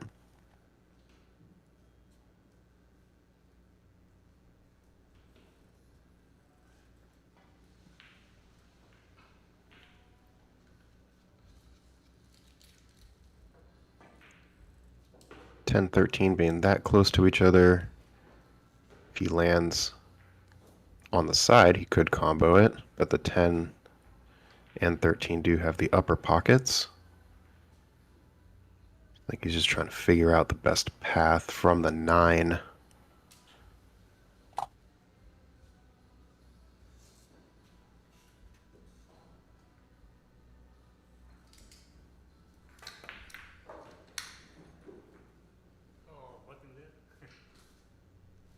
Went a little bit too much rail first, or caught the 9 into the rail. Not terrible though, as Dennis still does have his 4-8 issue to deal with.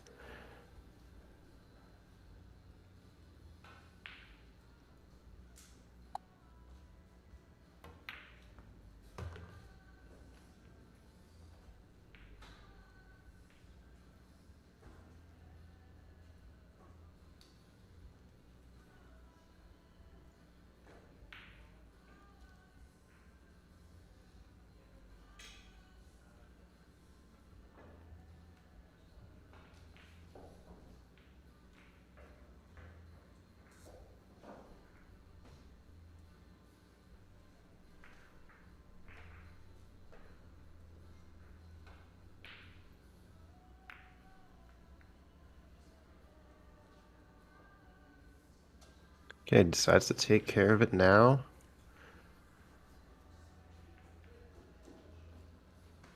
I think he did a pretty good job.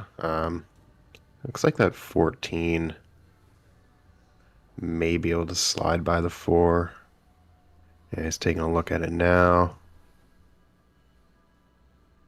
Can't quite tell by his facial reaction whether it goes or not.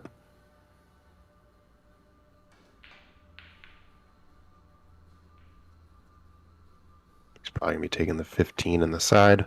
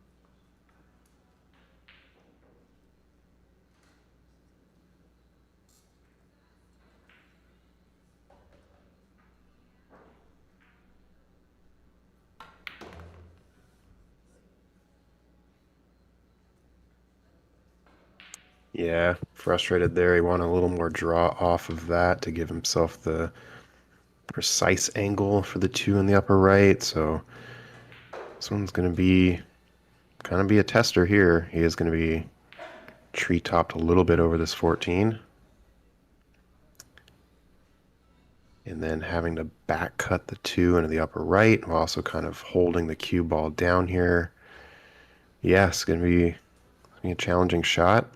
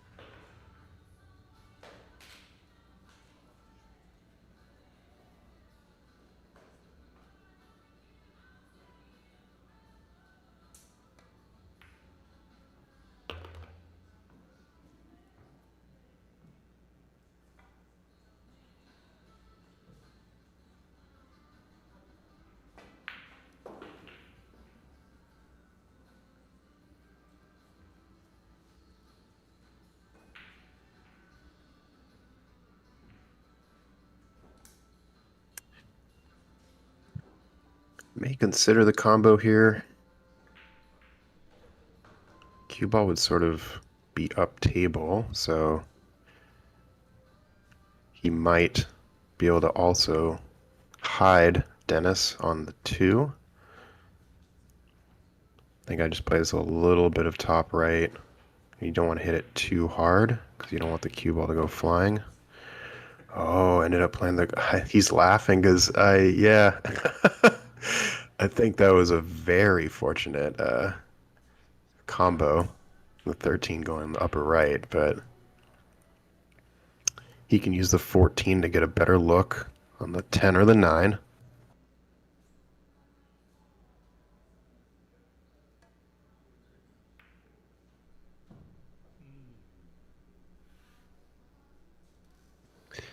Ends up missing, but not the worst case scenario here.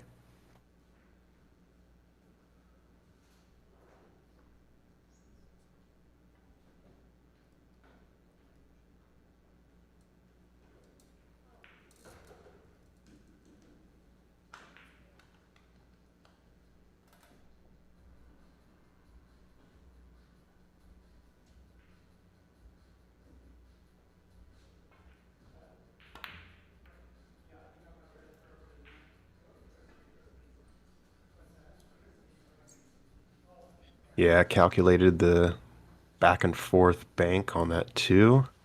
Almost got it. He was able to break that 8 out, and yeah, boy, if that 2 went, that would have been a pretty sweet out for Dennis. But as it is,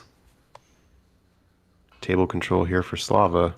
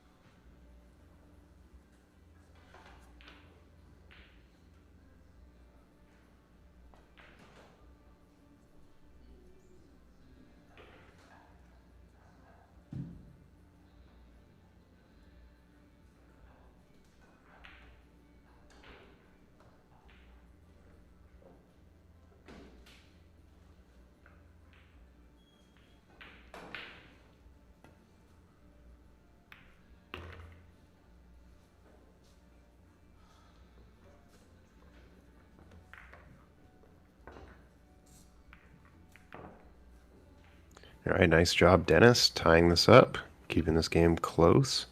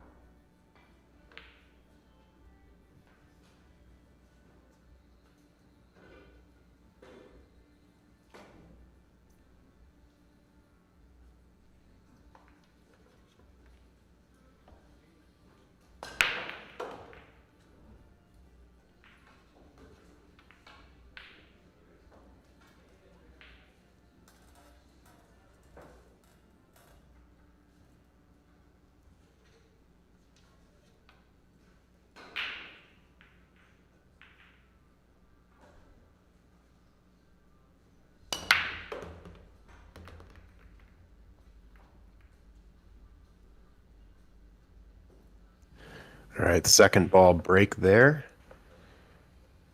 I think with the second ball, since the 8-ball on the snap is a win in APA, it's a good break that also opens up the rack just enough to where there could be a couple problems, but also you're not giving away the rack if it was dry.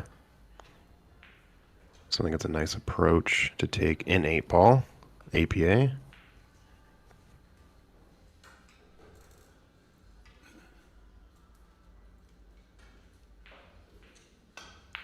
Looks like he does have option as he made one of each.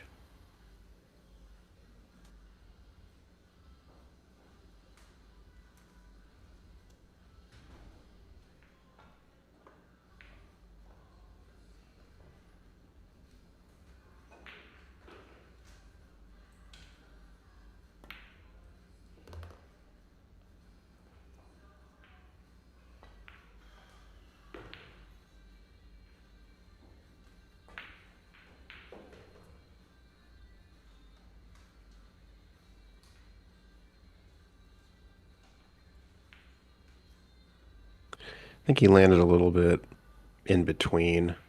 May have wanted to come up a little bit higher so he could have the 5 in the lower left corner.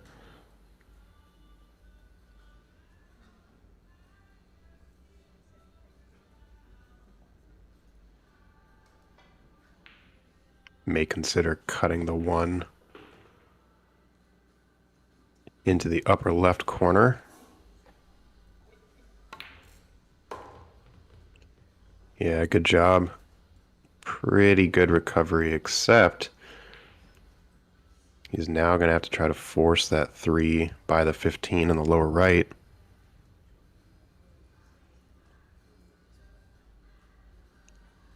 Be a pretty thin cut on the 2 here into the side pocket. Cue ball will be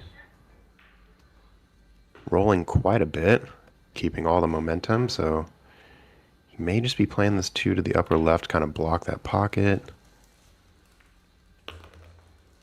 Oh, gets a little friendly, not so friendly bump. The 2-7. I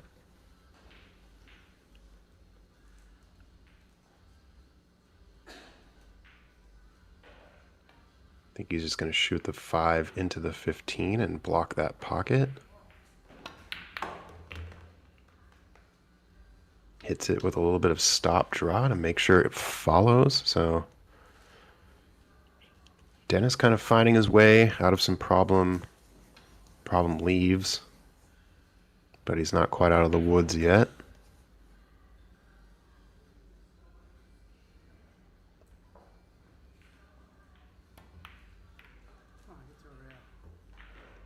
Unfortunately, not going to get a rail. So it's ball in hand to Slava. Slava taking a look at the 12. See if it can go in the side pocket right now. Break out that 11-9. Just a little bit of a friendly bump to give himself a good angle.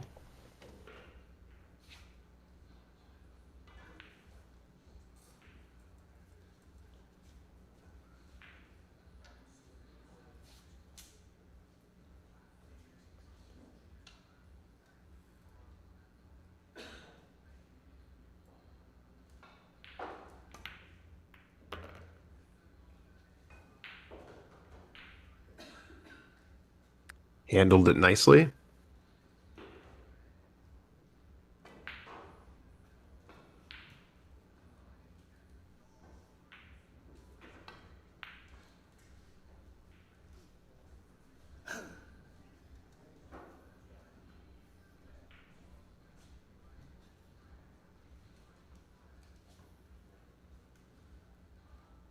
I think he may want to be leaving himself for the 13 after this.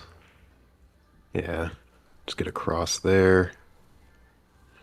Well, now that he would be over the 7, I think he will be taking on the 9 right now. Unless he feels okay with the sort of tree-topped situation.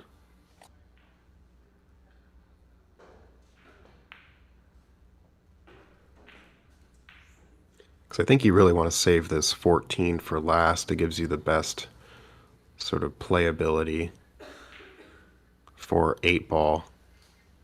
Pretty much in any pocket except the lower left.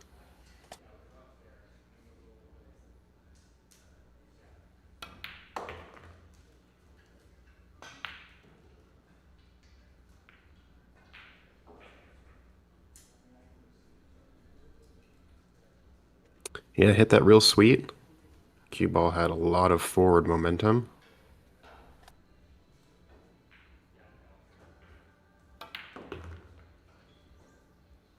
He is going to overhit this though.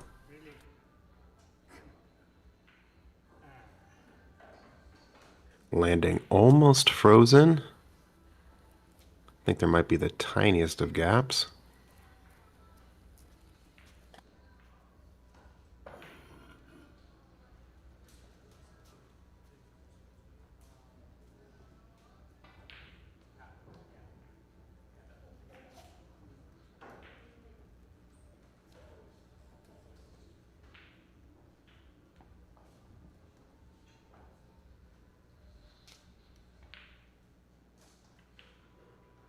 Top coming over to double check if it's frozen or not.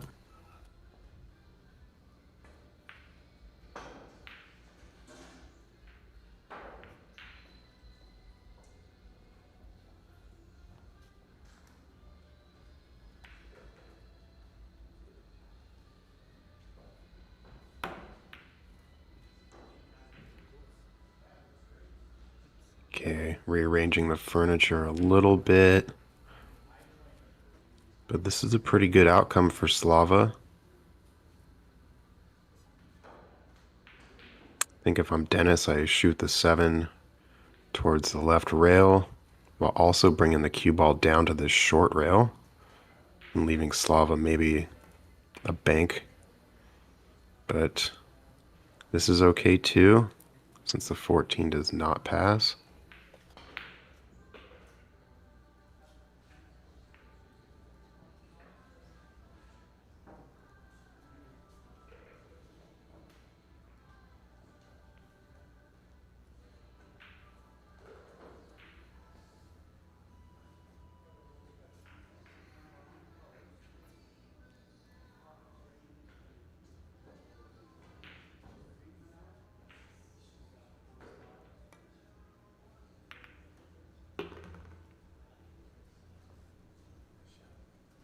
Really smart play there. Really good cue ball control. Managed to get the 14 to block the 7. So Dennis, I haven't seen him jump, and I believe Shu Chang mentioned earlier that he's not sure. Dennis favors the jumps. He may go to kick at this. If he does, he is going to have to probably kick this 2 rails. Or he could just hit the right rail with some left. Either way, he's going to want to try to get some separation from the cue ball on the 14. Ends up making the kick bank. And I think the 8 in the side does go. He's going to have to cut it pretty thin, but yeah, if he wants to go to the top right, needs to make sure that he hits enough draw to avoid the side pocket scratch.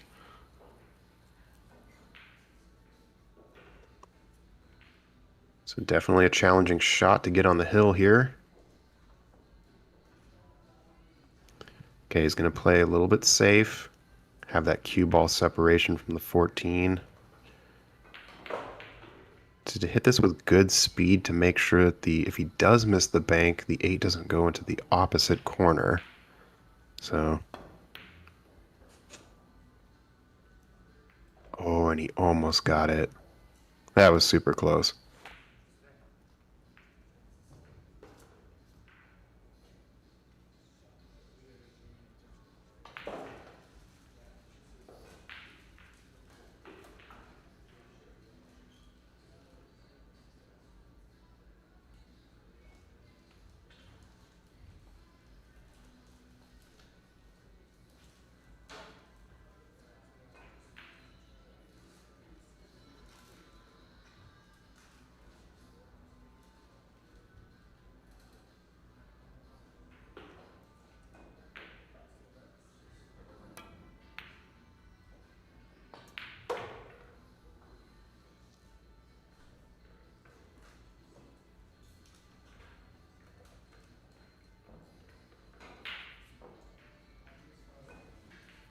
Well, Dennis being given a second life here. I think Slava just wanted to be a little too precise with where the cue ball was going after the shot. Chance for Dennis here to get on the hill first.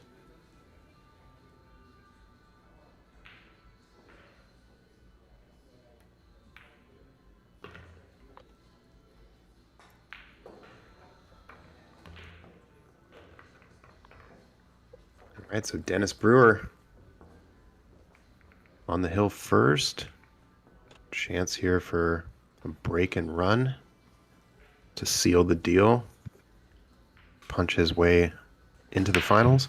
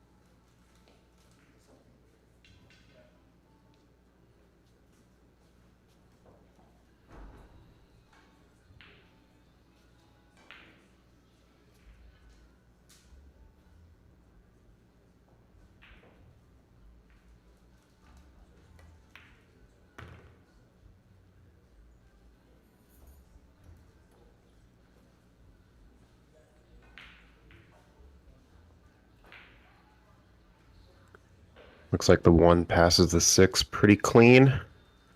So 5-1. Make sure he has enough angle on the 1 to get back out for a 4-6 combo, or out enough to see the 6 clean.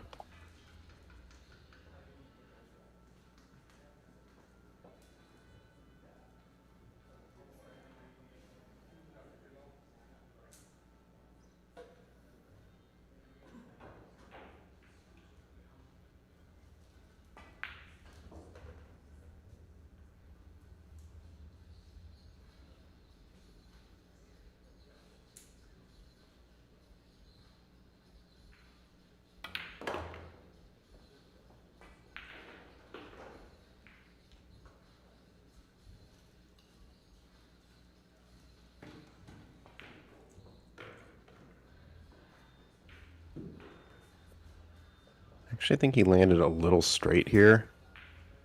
If the cue ball was just to the left, just a little bit more, might be better off.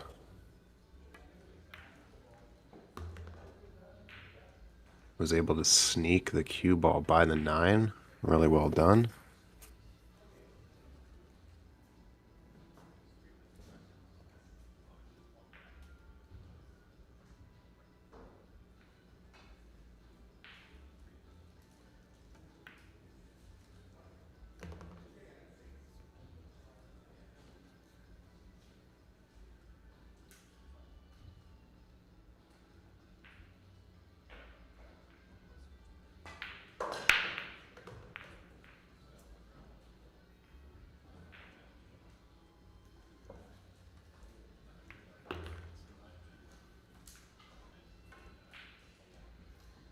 Yeah, I played it safe by hitting the 6 a little thicker just to make sure the cue ball didn't come up left too much. So good speed and position here for Slava to tie the match up. But he misses the 8 in the side. I feel that. I actually had a very similar shot against Slava last night. I also missed the 8 in that same side pocket, so been there. It stings, especially when it's close game.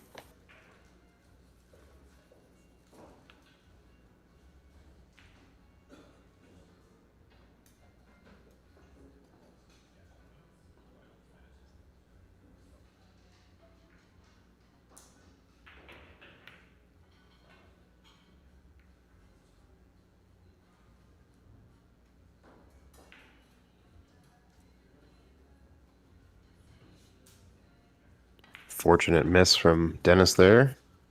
He does have all of his balls still on the table, so he does have a lot of coverage to kind of ice Slava out for a bit.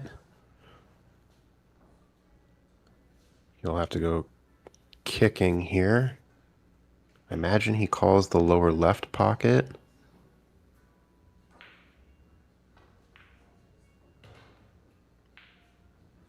Guess you could call the side, but I think the probability of the 8 going into the side with that particular angle is a little steep, so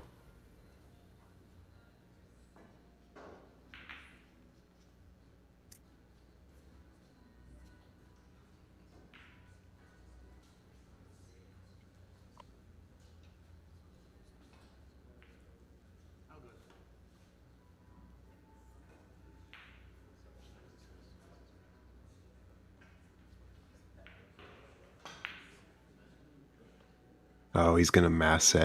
Interesting. Gotta be careful here. If the cue ball pocket scratches, that's a loss.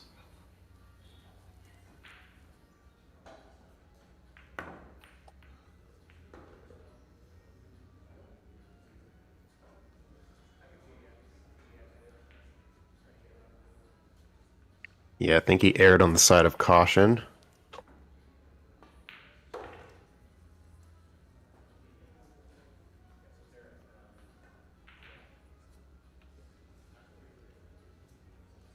Start out with the 13 of the 9. I mean, I kind of like using the 11 as the last ball. That way you're not having to go up table as much, but player preference. As long as he gets good leaves on each ball, you should be out.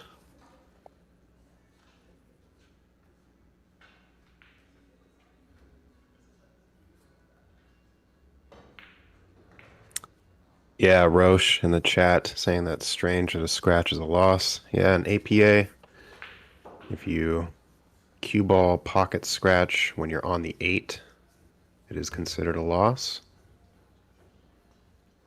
Luckily for Slava, that did stay on the table. But Dennis going to work here. Presume he'll be taking the 9 next. You could take the 13 and draw back, do a little bit of a pinch draw.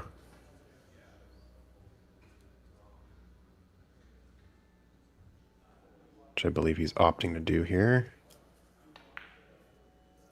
I guess the only reason I like taking the 9, if you were to shoot between those two right now, because the cue ball would kind of go back and forth and land kind of in the middle of this trifecta, this triangle of balls here. Should give you a few more options.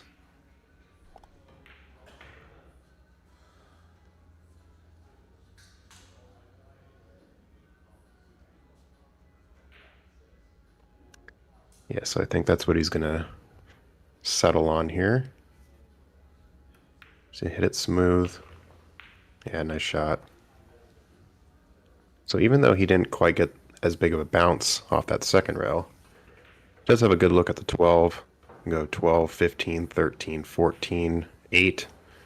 I think that's the pattern here. So yeah, just needs to take his time.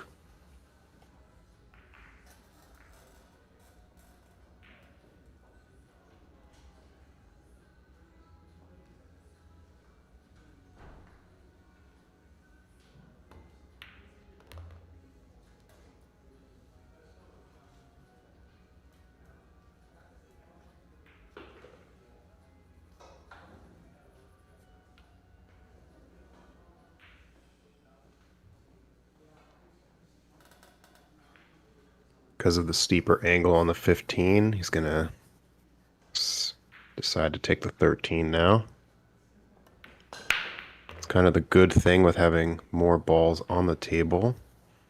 Except he came a little too low.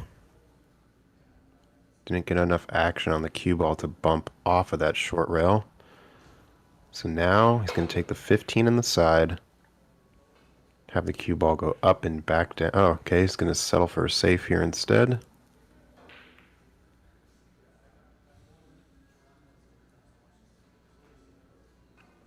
Didn't leave him completely hooked, but Slava, I believe, will be kicking at this.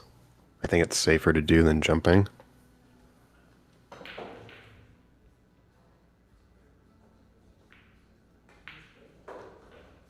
I think you kick at this, call the lower right corner pocket for the 8.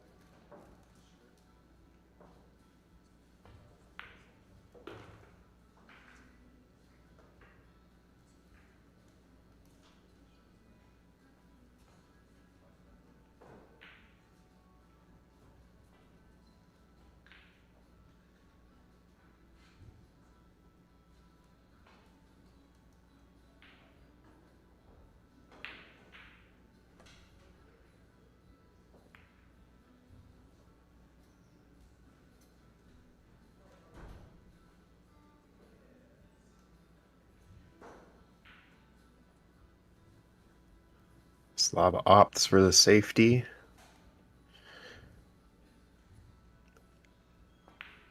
And his back cut isn't guaranteed.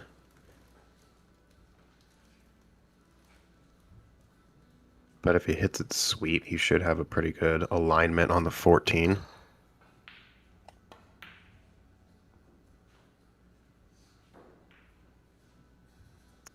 I rattled it. Yeah. Continues to use a little bit of body English when he is throwing the cue ball. Slava going for the reverse bank here.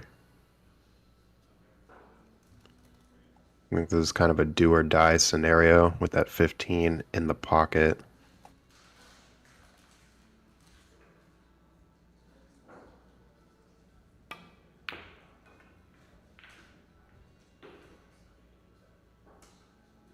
Yeah, reversed it a little too much.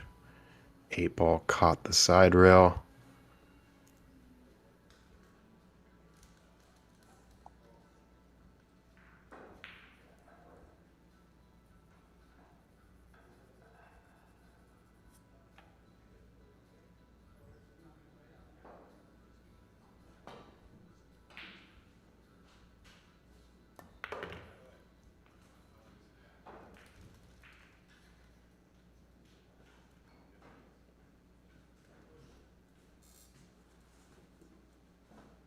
I think there's a pretty decent two-way shot here where you send the 14 up towards that corner pocket while also bringing the cue ball down to the short rail and sort of forcing Slava to go for another bank.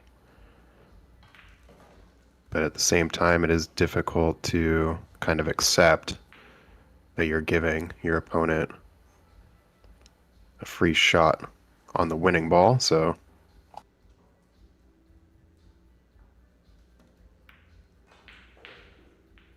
yeah, so that's what he opted to do. Get the ball a little bit closer. But I kind of like this bank for Slava. If he goes 8-ball in the lower left corner, he can sort of keep the cue ball at the top.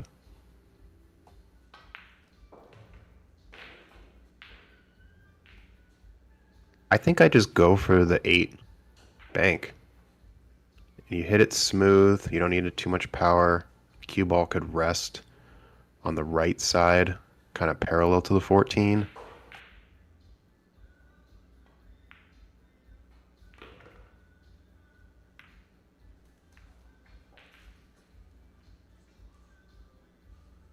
But instead, go safe. Dennis checking to make sure if the 14 is frozen. I think this is just another shot where you send the cue ball down table, maybe go 2.5 rails.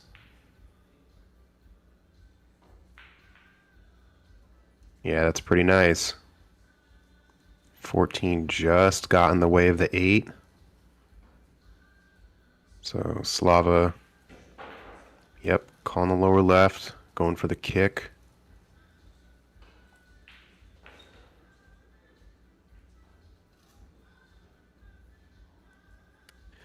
Nomad in the chat saying to cut the 8-ball in the top left. Yeah, that shot was definitely open. I think the only risk with cutting that is if you do miss, the cue ball would come around 3 rails and probably leave a shot on the 14. But it certainly was an option.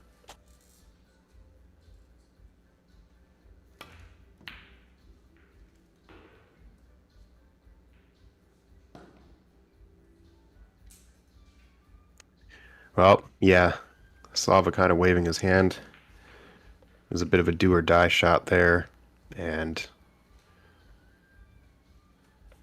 because Dennis is racked to lose with this position. Needs to roll this cue ball up to the short rail and back out, and he should be good.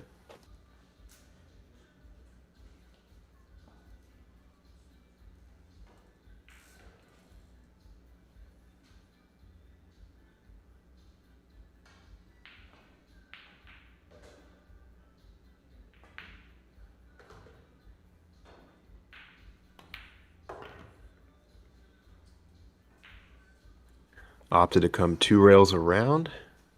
Not bad. Fell into a really good line here. A little stretched out. But all right. Dennis punches his ticket to the finals. We'll be back shortly. Figure out who will be playing their final on this table, so stay tuned.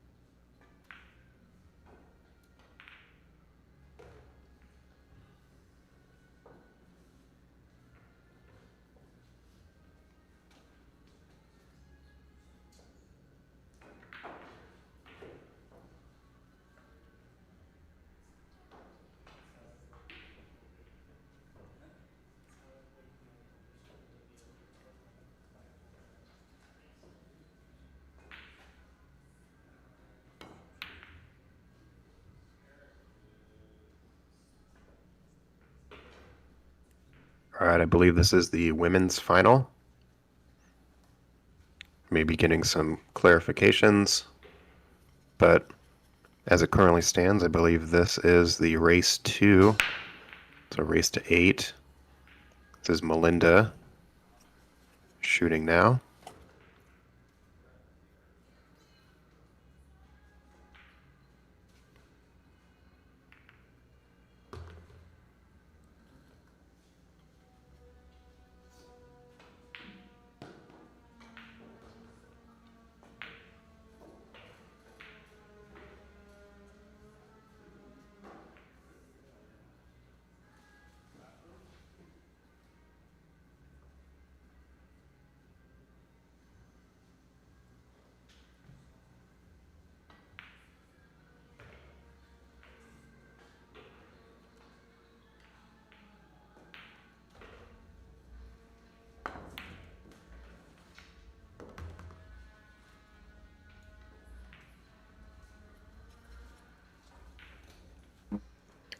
All right, Melinda is from California, and Lisa from the Everett area.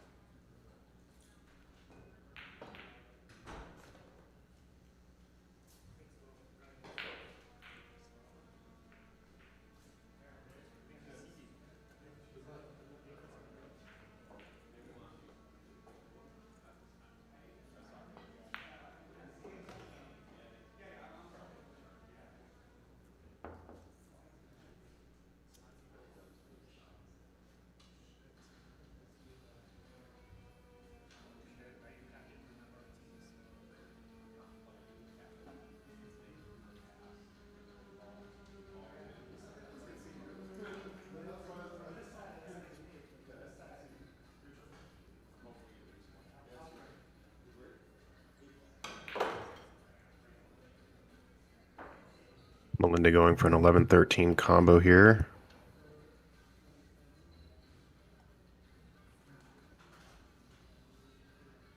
Yeah, I don't think she liked the position of that particular ball. Now Lisa has a chance here. Looks like the 3 may go in the lower left corner.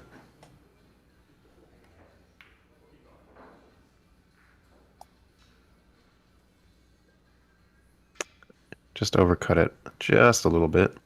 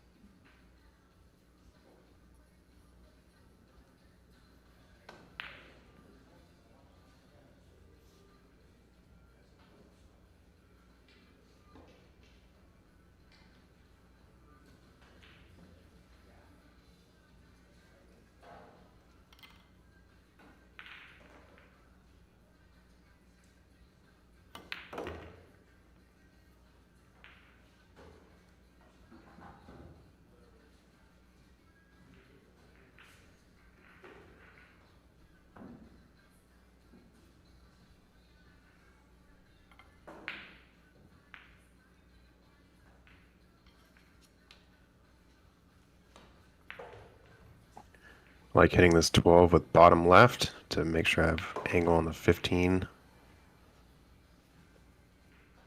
I think she may have to settle for taking the 14 first. Maybe coming back out, finding the window between the 5-7. But I don't think she has enough cut angle to take that 13 in the side.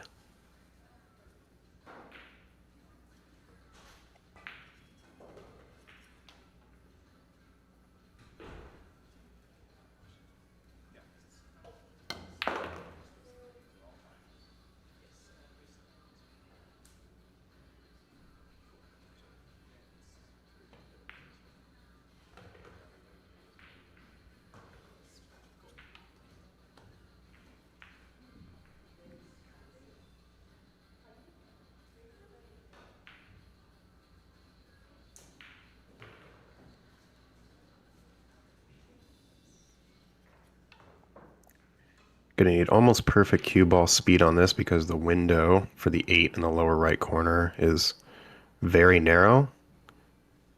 So going up. Okay, she ends up playing it to the bottom side. Okay, she has enough angle to take the 8 in the side pocket.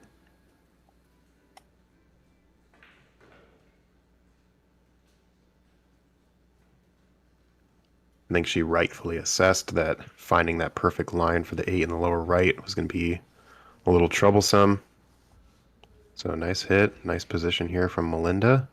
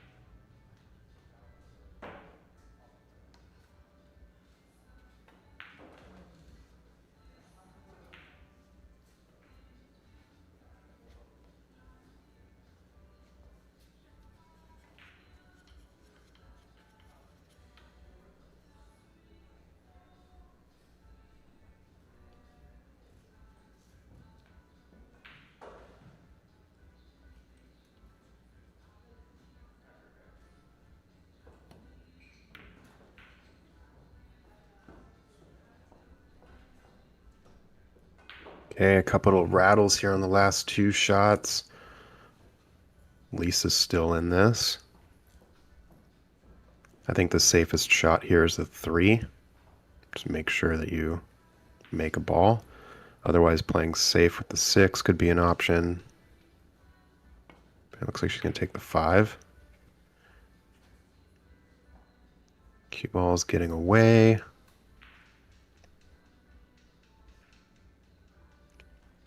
I think stop shotting the 3 would be a good choice here.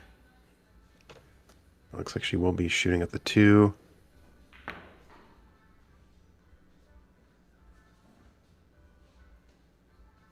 Okay, she was able to hold the cue ball.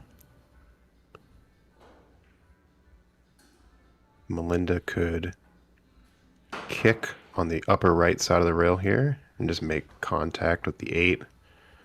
Play it safe, keep the cue ball up there. Her other option would be to kick to the left here, which is what she's going to do. This is a bit of a tester. The likelihood of scratching is not super high, but she also needs to be aware that it's a possibility. So if anything, you almost want to get that at this 2 rails. So maybe hit the second short rail up there just before the 8, just to ensure that you're not going to scratch. Yeah. It's unfortunate.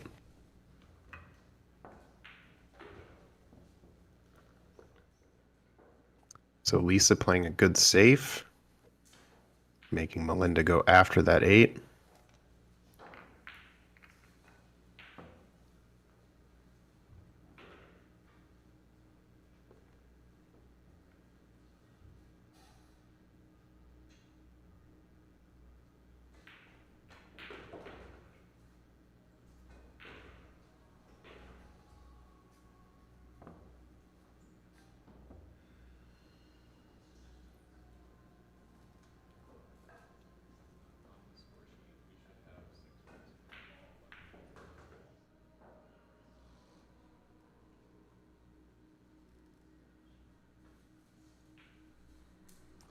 I think on that kick, Melinda just needed a little bit more of right spin, so it would take more towards the 8.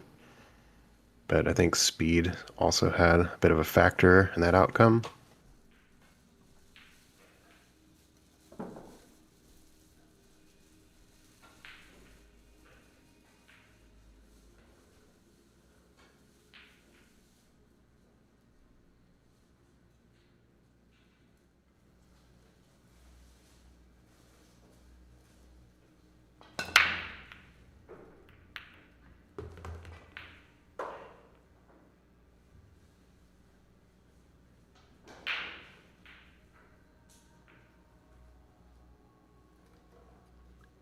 All right, we've got 3 pairs of clusters here.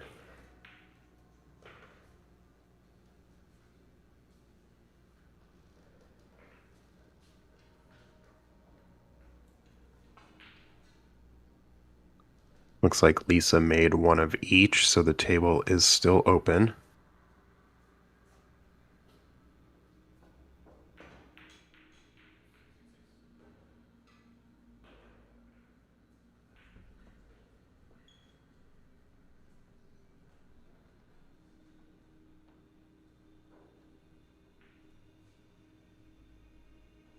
Lisa contemplating her best options here. It looks like she will be taking the 6 in the lower left corner. Oh, okay, no, stripe on the side. It's not bad. However, she doesn't have easier next shot here. She might be able to go rail first and kind of spin the cue ball to make the 13 in the lower right corner.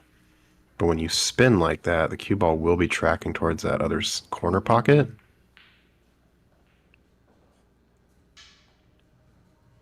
And it catching up thicker on the 15, so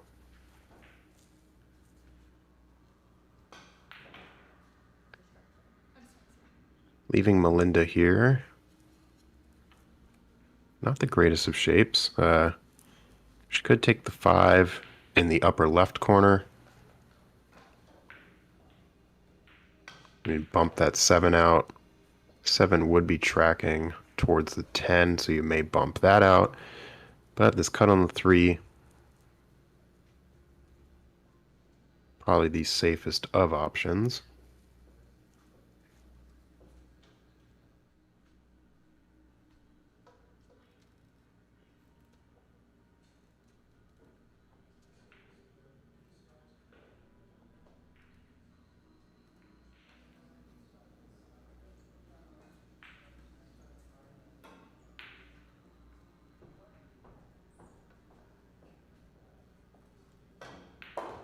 Well, the 3 is now blocking the corner pocket for the 12.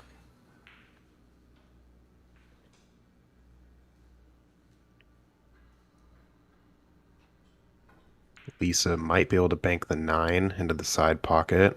I think there's just enough angle to get by there.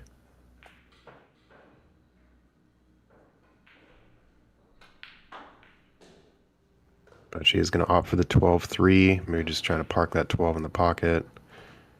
Oh, okay, nope. Went for that corner bank instead.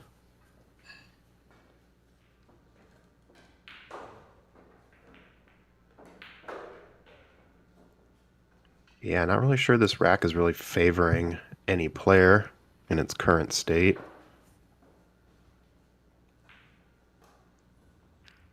Unless the 15 goes by the 10 in the right side pocket. I'm not quite sure it does.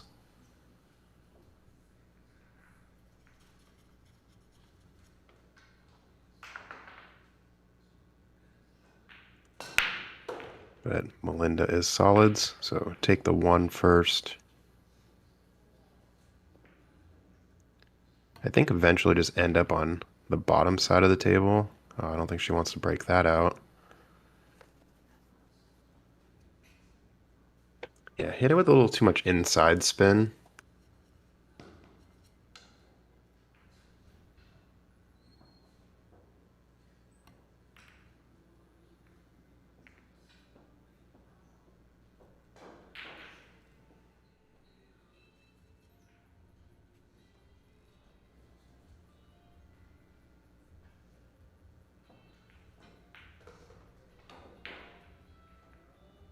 It's a really thin cut on this 12, but I think you have to take it now. Otherwise, it's going to be an issue later.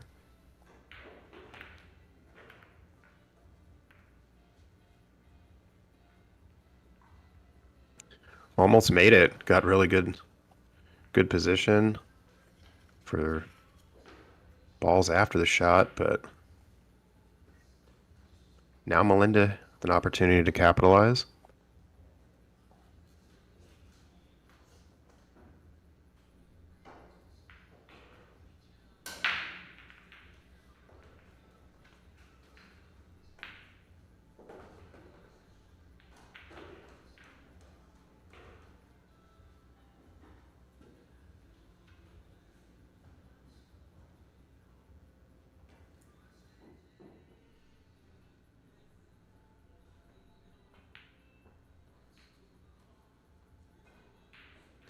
She could make the 5 in the side and hit this with a little bit of draw to kind of stun the cue with the tangent line. Looks like she's going to roll forward, basically accomplish the same thing.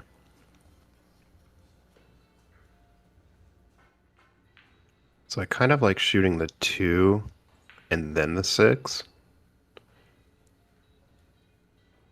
And then maybe 3, 7. Because you can use the 7 to get onto the short side of the 8 and take this 8 in the lower pocket where the 2, 3 are currently.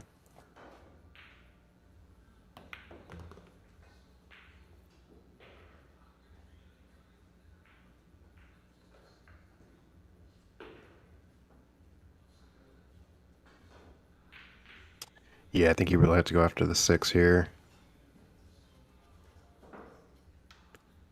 Because as long as you put a little bit of draw on this, you should be good for either the 7 or the 3. Yeah, hit it real nice.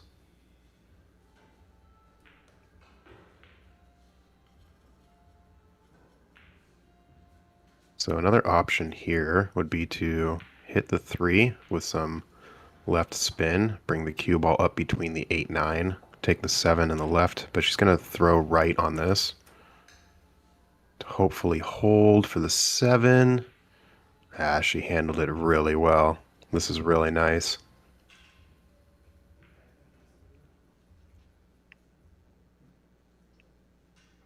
She's going to have to throw the cue ball just a little bit to make sure she gets kind of close to this 13, but enough gap to leave herself for the 8. Yeah, overran it just a little bit, but the 8 ball may be able to squeak by the 12 there. I think if it's possible that she can, yeah, she's going to go bottom left. That 12 is actually kind of an insurance ball. But yeah, see, if she hits the point on the 8 ball, it should deflect off the inside of the 12 and go in. It would be very close. But at least you're blocking that pocket. And I think that's what she's going to do here. Oh, went for the bank instead. Okay. Okay, 8's getting a little squirrely, but I think it's actually in a better position to go by the 12 now. Yeah, that's definitely advantageous for Melinda. But I think Lisa here needs to contain, so go for this 10, but keep the cue ball up there. It's really well done. She can take the 15 in the side. She may have to settle for a 13-12 combo, just kind of dependent on where the cue ball ends up here. Caught the point, but it's not the end of the world. I think Melinda may go for the bank again.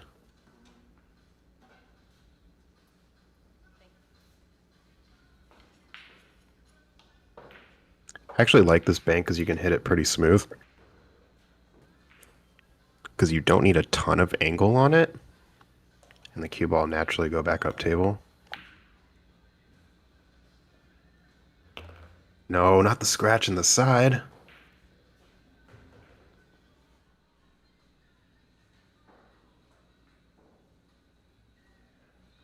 Unfortunately, that's a loss of rack, so it's 2 consecutive cue ball scratches from Melinda.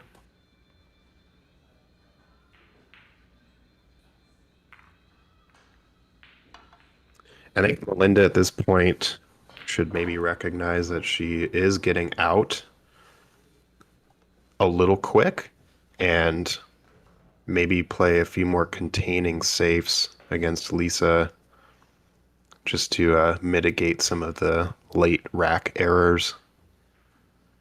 Looks like we've got Mihao over on table number 2.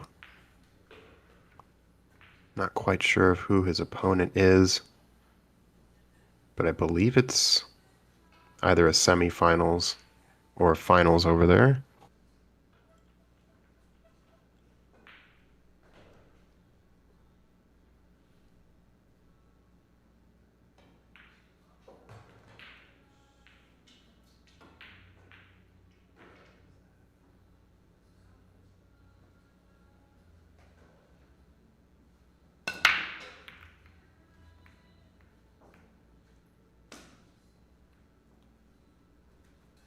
Strong break here from Lisa. Unfortunately, it is dry, but pretty good spread on the table.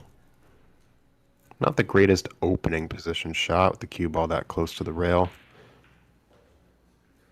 but Melinda has kind of limited options. I think she might be able to combo the 7 into the 14 and maybe cut the 15 in the right side pocket. She could take the 9 in the lower right. I think her options are kind of limited to stripes at the moment.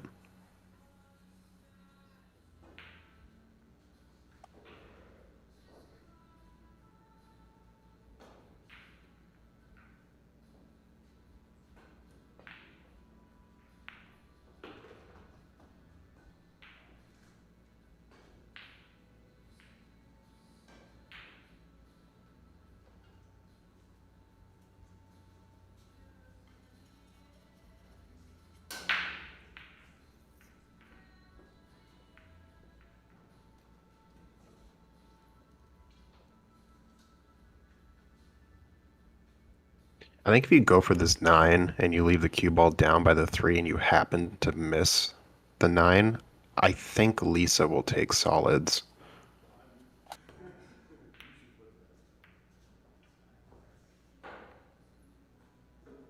Okay, in this scenario, Lisa could shoot the 11 off of the 14 to take stripes. Or if she wants solids, could shoot the 1 on the side.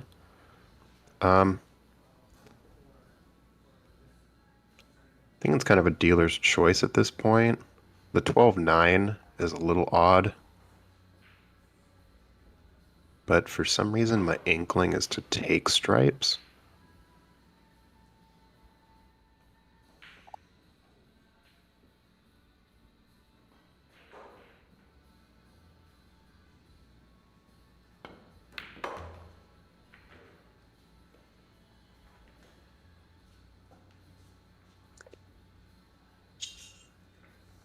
Yeah, the only problem really is going to be this 12-9. I think the 14 does go on the side. She has to hit it kind of thin. But I think it is beyond the point, so it's not point hooked.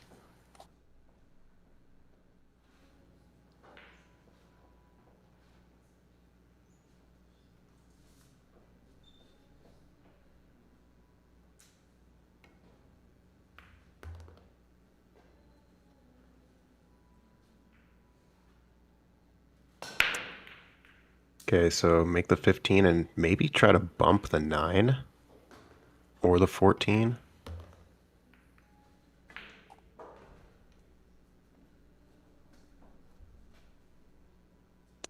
So she was able to do that, but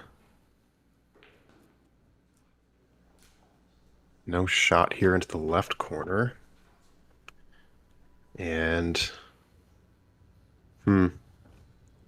yeah, she could try sending the 13 up past the 7. Maybe get a good line or pocket blocker But you really don't want to disturb the 2. Because if you bump the 2, then it definitely goes in the lower left corner. So she could try to hit, maybe make the 3 right now. Hit thinly off of the inside of the 9 and send the cue ball towards that 3. And hopefully you make the 3.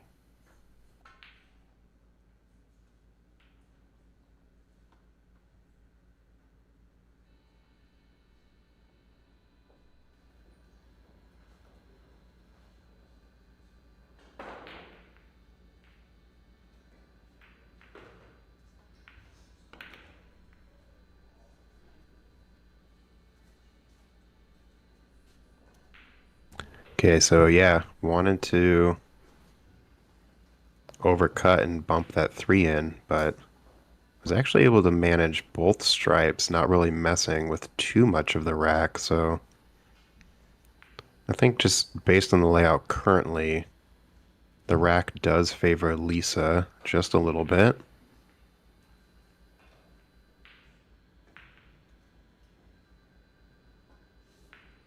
But yeah, Melinda, if she can make a couple balls, play some good safes, could turn the rack around.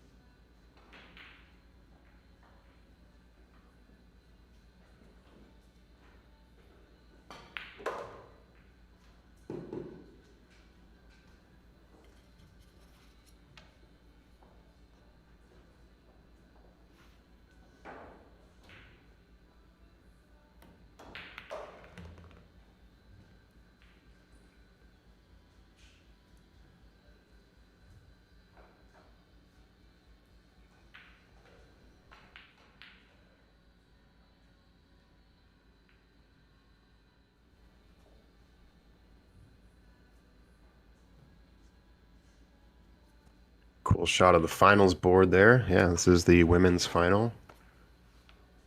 One of these 2 players will be playing for the championships in Vegas. So, good attempt at a safe here. She did leave the 11. But if she would have held the other way, maybe given too much visibility to the 9.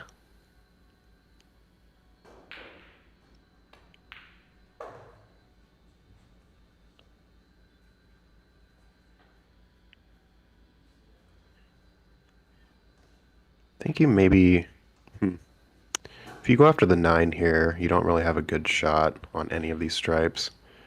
If you shoot the 11 up table, you could possibly leave this 13-12 combo. It's a bit risky. Currently not a ton of pockets for those 2 balls. So I think Lisa will need to consider a combo.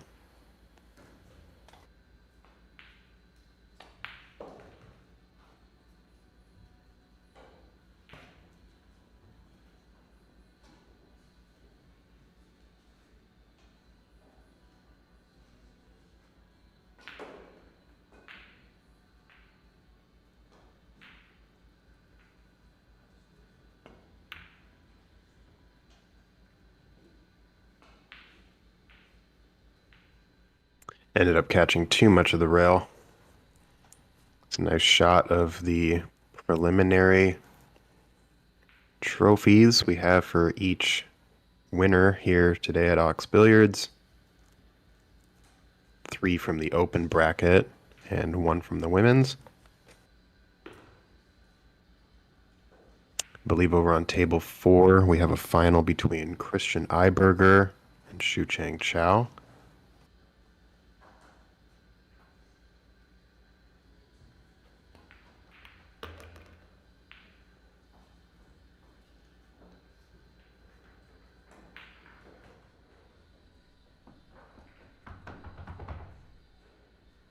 Shu Chang currently down on the 8. Looks like they're playing 9 ball to start.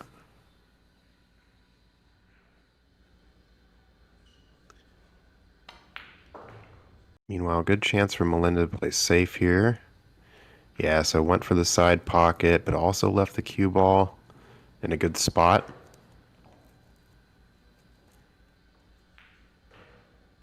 Meanwhile, Shu Chang is on the 9.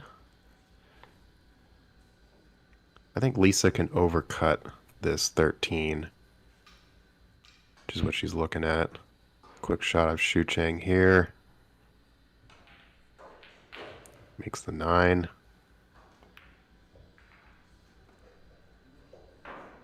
Yeah, just undercut that just a little bit.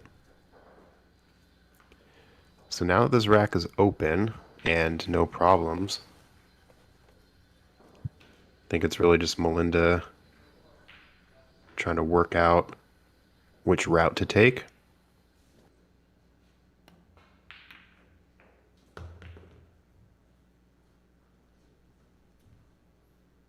So starting with the 7, not quite sure it was the best choice, only because your options at that end of the table are a little limited. But what a cut. Really good recovery shot there, and she finds the window for the 6, maybe even the 5. So really good recovery.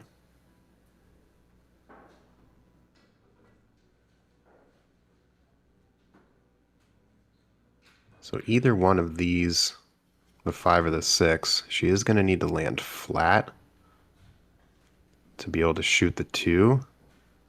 But I feel like if you can, shoot the 6, leave yourself for the 5, and go 6-5-2. Just because drawing off of that 2 to get shape for one of these other shots. Okay, so she forced follow just a little bit. Now I think she can draw back,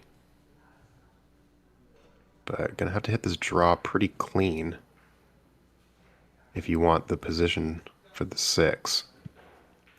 She could make the 6 in the corner. Maybe just play it with... Yeah, I don't really see a scratch here, but the cue ball might run, so she may want to play this with just a tad of inside left, just to sort of kill the momentum. Also make sure that she has enough angle on the 2. Since the 2 is beyond the pocket, she could give herself just a little bit of an angle.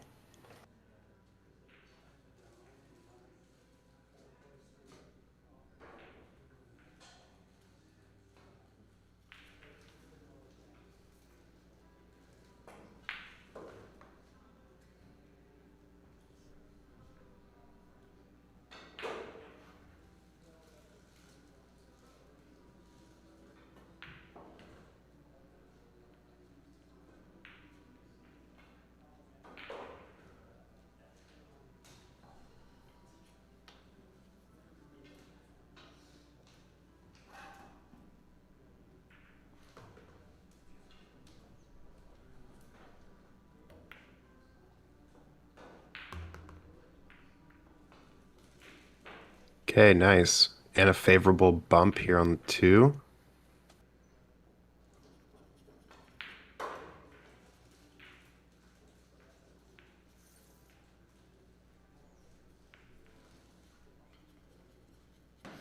Holding for this 8. She's going to have to hit this with a little bit of bottom right to kind of kill the cue ball.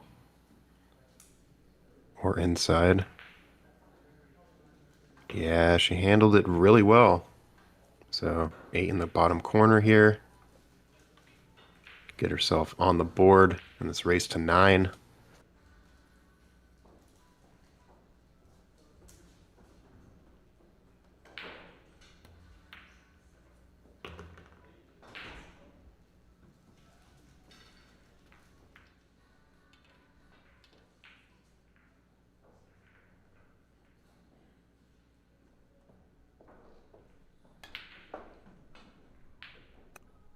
So yeah, table 4, have a final between Shu-Chang Chow and Christian Eiberger.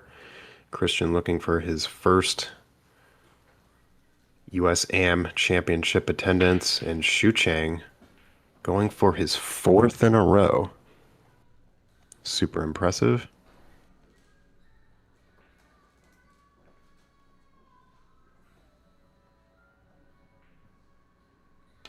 Really good break there from Shu-Chang. Table's pretty wide open. The 4 goes to the 5 nicely. 5 to the 6 is a little difficult, but pretty good spread. All right, so Melinda breaking off rack number 4. Looks like she's going to go for the second ball break. Well, it seemed like she might have actually hit the thinnest part of the 1. So wanted to get that 8 ball moving. 8 ball on the break in this Masters format is considered a win. So I believe players try to do that break a little bit more often.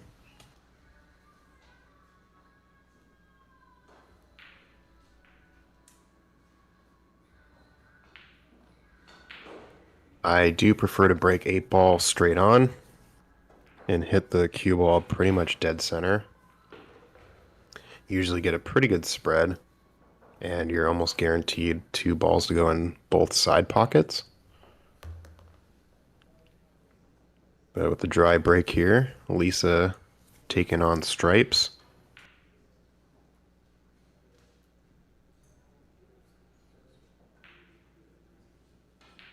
The cluster down here favors stripes a little bit. Really nice breakout.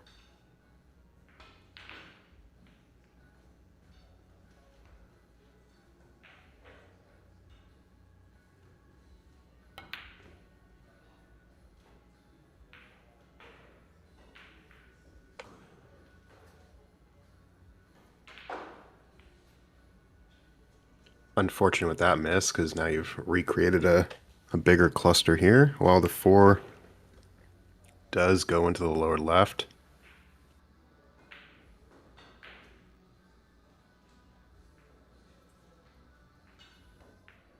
If Melinda can shoot the 2 now, I think it's a good choice.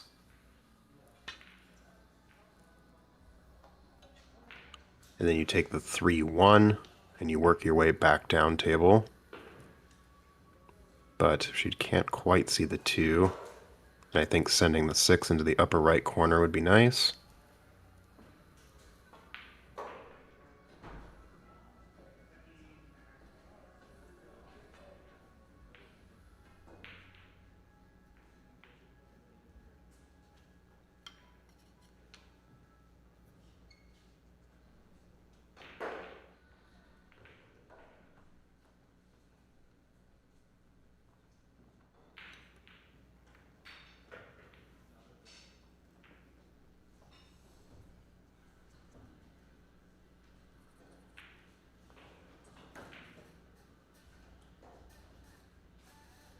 Decides to play safe.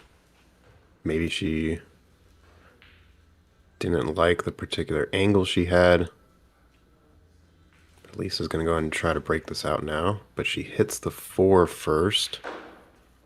So there's a foul. Melinda rewarded with ball in hand here.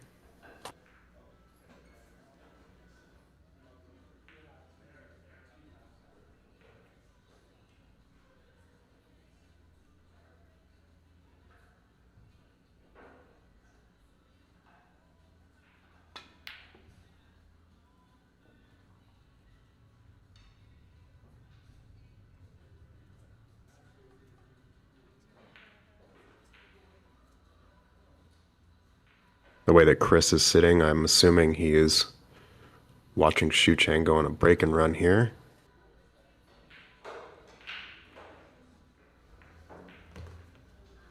All right, so Melinda using the 7 to start off her run. I like this. I think you can go 6, 3, 1, 5 The 2 and the 4 are a little odd, but I think if you take the 5 in this left side pocket, you could roll forward and then have the 4 in that bottom right corner. So I think working middle table up and back down would be a good run. She is going to have to play for cue ball on the left side of the 1 based on this angle with the 3.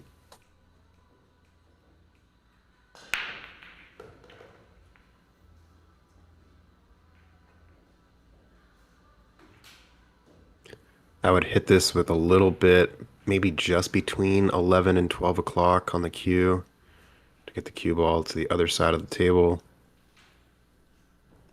which would give herself enough angle on the 1 to get back middle table for the 5.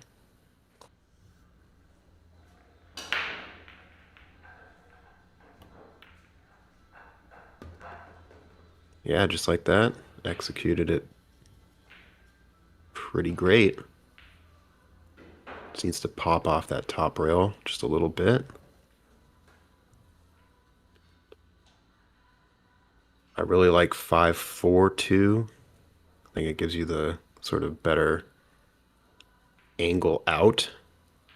So you shoot that 2 in the top right corner and leave yourself for the 8 in the side.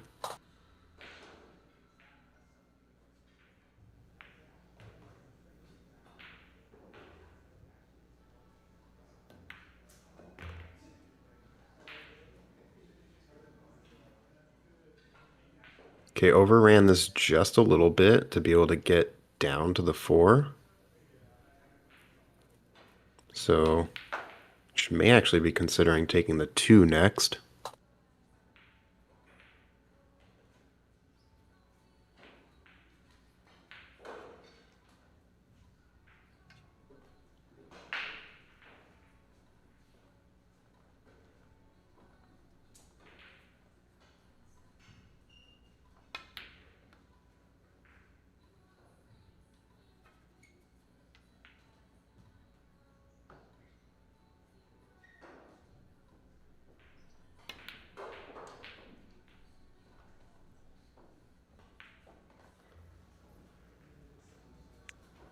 So yeah, leaving yourself for the 2. Might need to consider floating this cue ball down to the short rail, and she'll have to take the 4 in the upper left and leave herself the 8 ball in either the right side pocket or the bottom right.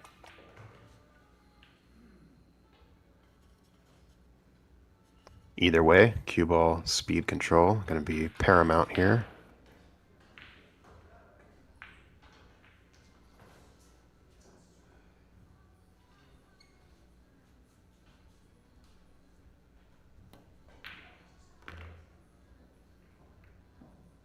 Okay, was able to find that angle. Nice job.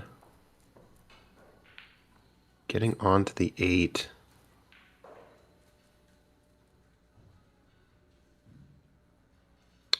Yeah, it really depends how straight she is on this 4. Yeah, she's pretty straight. She could try to draw straight back and maybe just clip the inside of the 15, which would give her an angle for the 8 in the left side pocket. Or stun out like that. Nice. Very nice.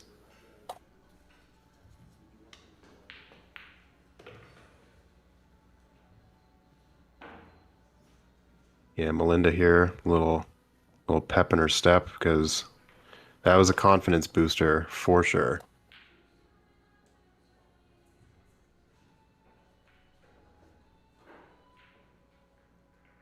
So Shu Chang may be in the midst of another break and run here. Not quite sure if Chris shot that rack, but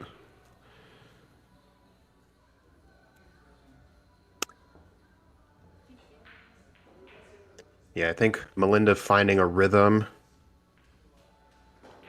is better for her game. I think just kind of based on what I've seen, playing a little too cautiously or ambitious with some of the earlier 8 attempts ended up giving 2 racks away. But Lisa also playing some good positional shots, and I think just making sure that the ones she's going after go down, keep her in this match as well. So Melinda going for that second ball break again.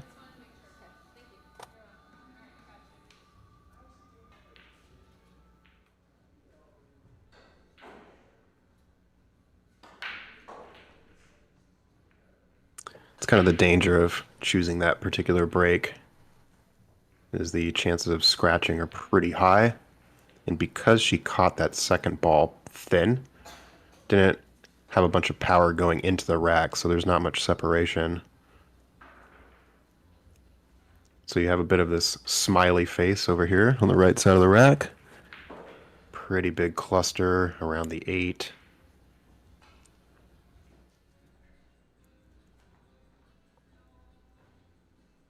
I think Lisa may be going after stripes here.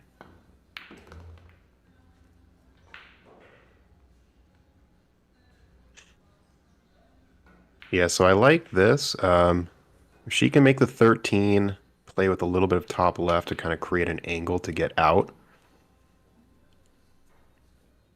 I really like the 14. Yeah, nice shot there. So either taking the 12 or the 10. I really like taking this 14 in the lower left corner because it allows you to break out the rack and probably have a shot, but I think she might be trying to maybe chip away. This is good. You're not really selling out a shot here. 5-2 combo if you're feeling ambitious.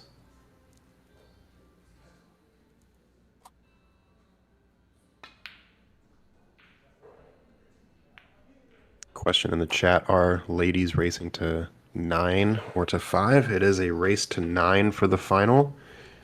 So they're tacking on, I believe, 2 games in each format. And then for the men's, it's a race to 11 when it's normally 7. So same situation there. They're playing 2 extra 8-ball racks and 2 extra 9-ball racks.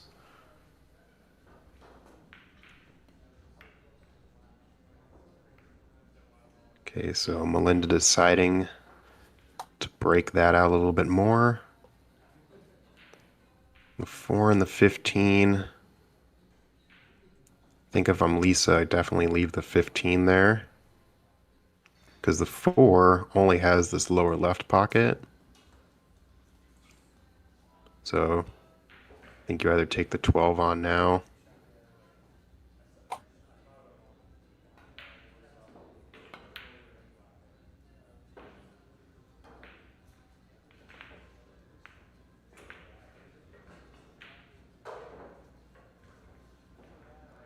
All right, Melinda might be able to overcut this 3 and break out the 2-9.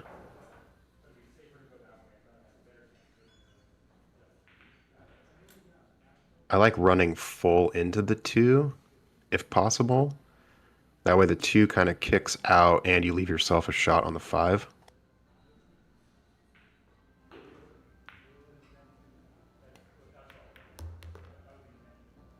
Yeah, just like that. Real nice. But because she has the angle on the 4 right now, you may want to consider that as well. And maybe the 7. Yeah, 7 goes by the 12 into that side pocket. So you could, technically, you could stop shot and then shoot the 7 on the side, cross in between the 8 and the 14 to get back onto the 5. So she's got options here.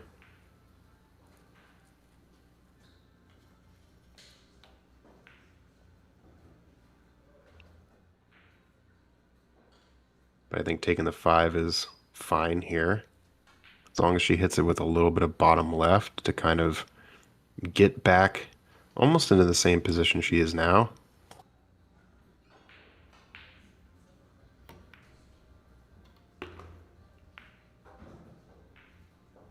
So if she can see this 7, which I'm not sure she can, so yeah, I think going after the 4 here, you'll probably be bumping that 14 out. Could use that as a stopper.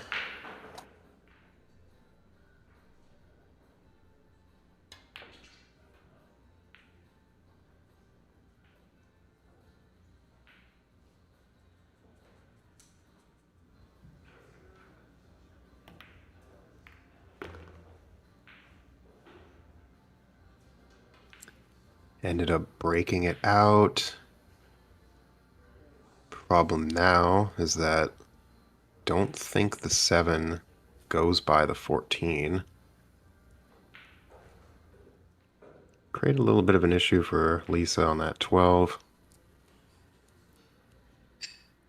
Meanwhile, in the other final, Chris Iberger getting ball in hand. It's an opportunity for him to run out.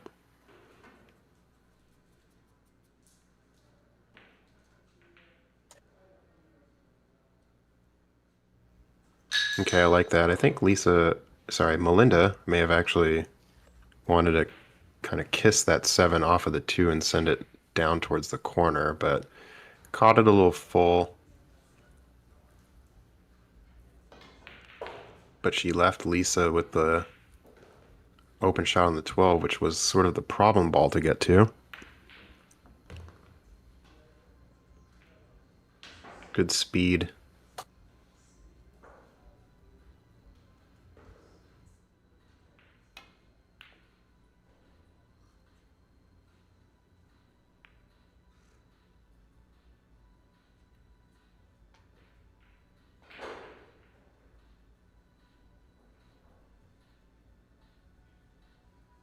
Chris going on a bit of a run. 2 balls away from taking that rack.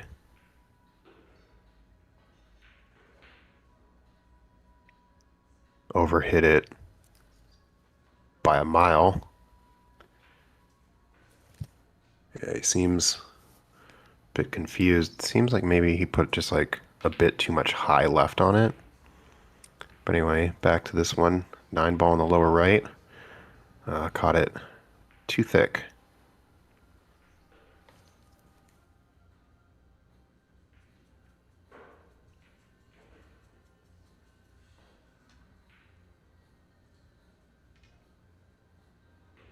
So he missed on the pro side, ends up scratching. He's going to relinquish that rack to Shu Chang.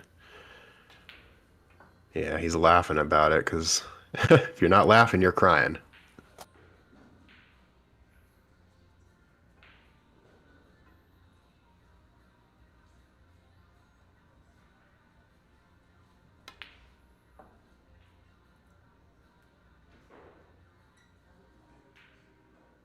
If the cue ball wasn't on the rail, I would say taking the 7 now is probably better. But because Melinda can't get any action, like, kind of drawing it out, yeah, she's going to be forced to play follow. So I think shooting the 2 is the right call here.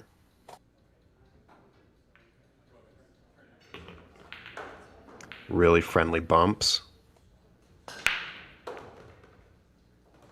There's a really good controlled cue ball path as well. I think you stop shot or pull it back just a little bit off of the 6. And then hopefully the angle's good, which it is. Pretty much do the same thing for the 7, except you are going to have to draw back about 6 to 8 inches.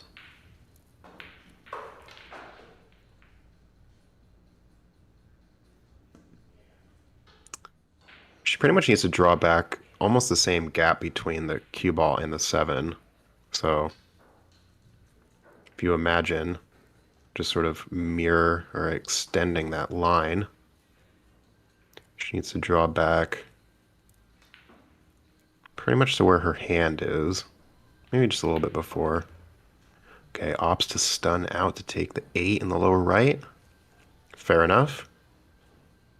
Probably easier to control that way as well. Okay, nice shot, nice out.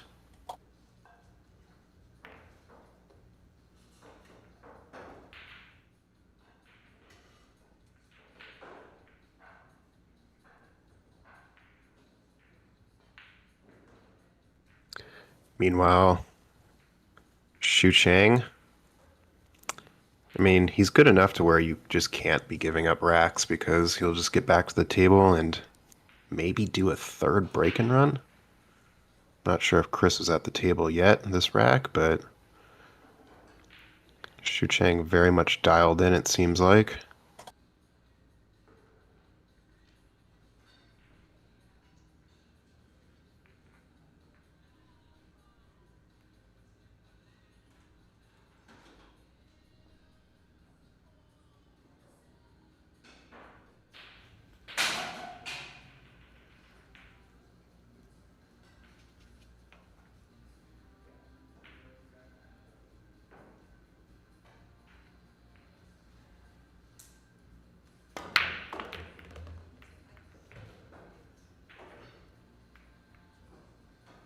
I believe this will be the last rack of 8-ball.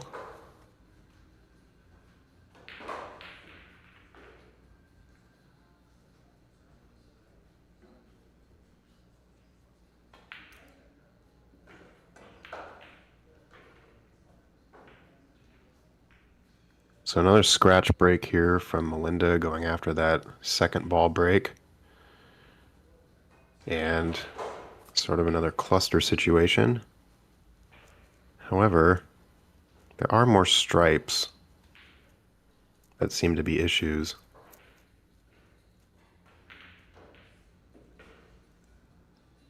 So taking the 5 first here for Lisa. It's a nice shot.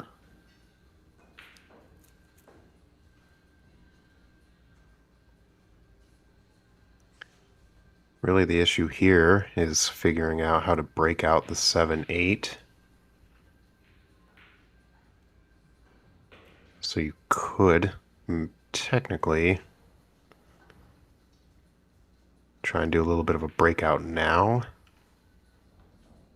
If you can narrowly go by that 12 without clipping it and the cue ball kind of runs into the 14-11. Otherwise, just making the shot and leaving yourself either the 2 or the 6.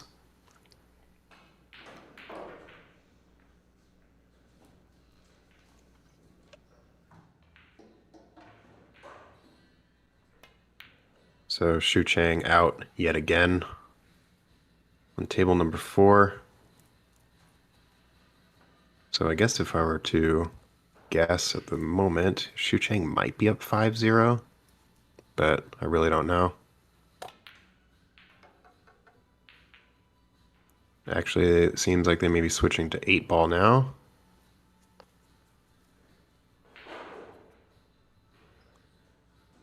So they're very well along in their final.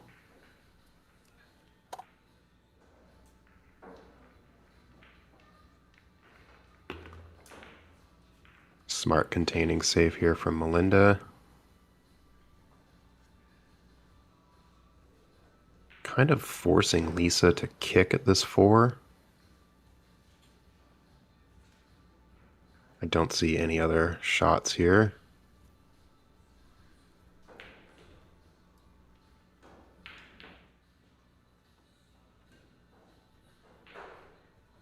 I mean, regardless here, if you make contact, I guess if you're able to catch sort of the upper side of the 4, the cue ball would go up table, and you might be able to do a bit of a separation safe. But I feel like if you hit the 4 full on, kind of keeping the cue ball down, which would give Melinda more opportunities.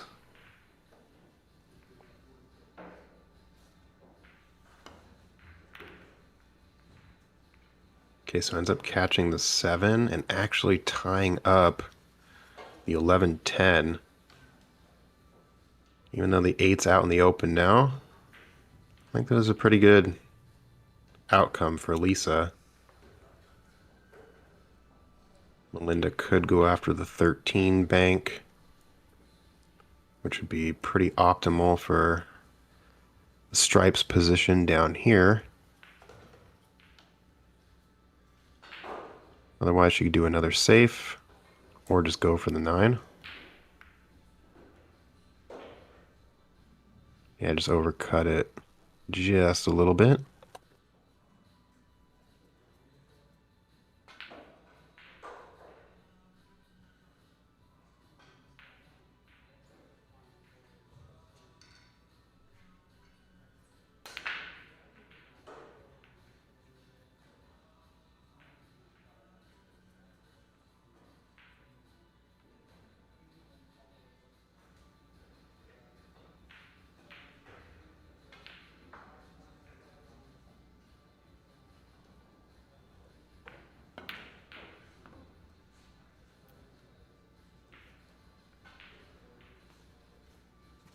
She kind of threw that shot, wanted to get some action on the cue ball, make sure it goes out, but because of that sort of throw, a little bit of a throw in her shot, caused the 4 ball to catch the rail early.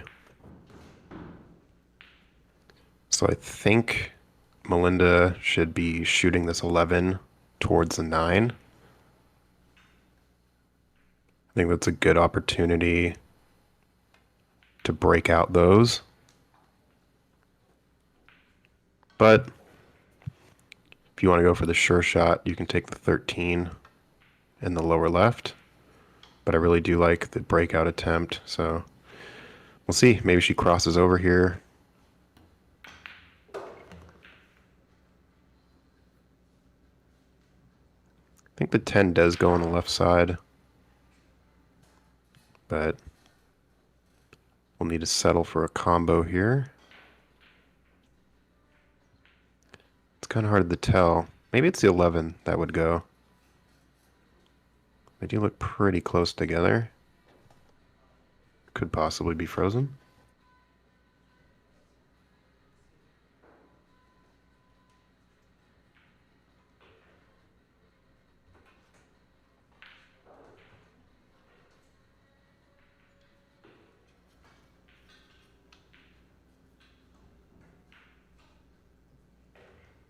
Okay, so she's going to break this out now because she knows that the 6 and the 7 for Lisa. Oh, she really wanted to take that 4. Yeah, that was pretty clever. She did create an issue with her 10 and the 8, but at least for now. Yeah, Lisa's going to go for this 6-9 combo.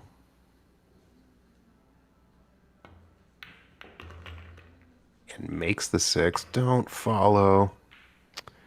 Ah, bummer. That was a pretty good look.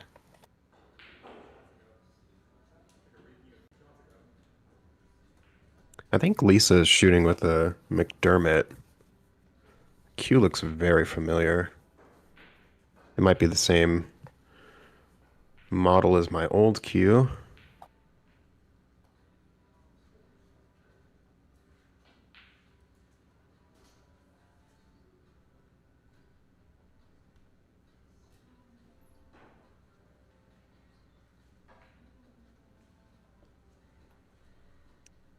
I think if I were Melinda,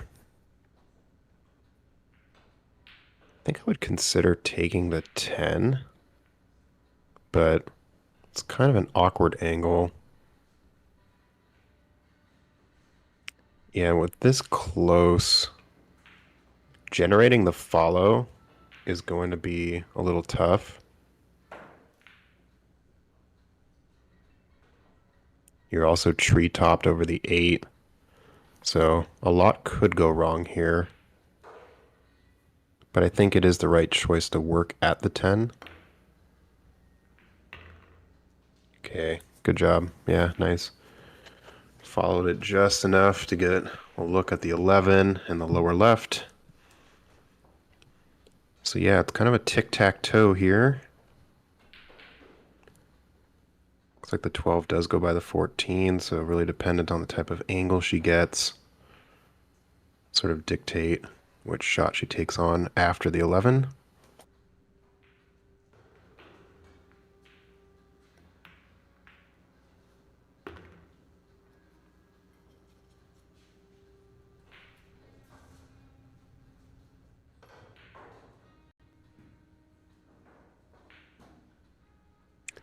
I like the 12. She is a left-handed shooter. She might be able to reach out.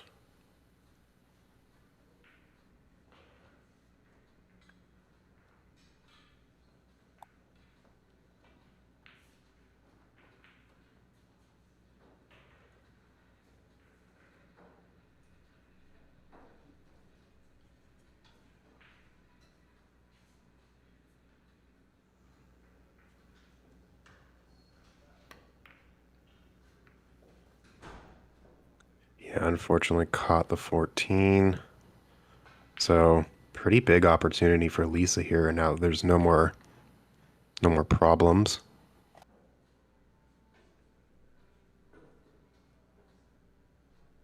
Think I would go rail first into this 4 with a little bit of right spin and just make sure I get back out center table so I can take the 2 in the lower right.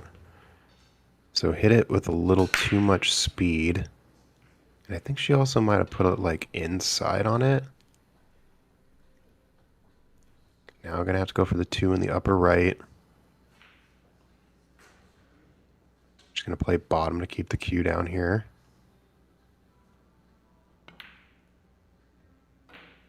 Just overcut it. Landed pretty good on the 7. Yeah, she would have made that 2. 7 to the 8 would have been really nice. Now Melinda's seeing if the 15 goes. She might have a look on the 12.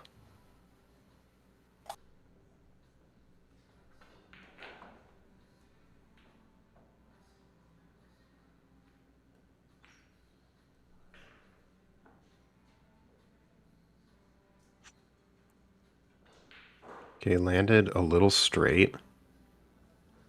So if anything, I would play this with a little bit of bottom right to come out and take the 12 in the same pocket. Or you could run this with top right and land on the short side of the 12, take the 12 in the lower left. So I think she's going to go with the first option.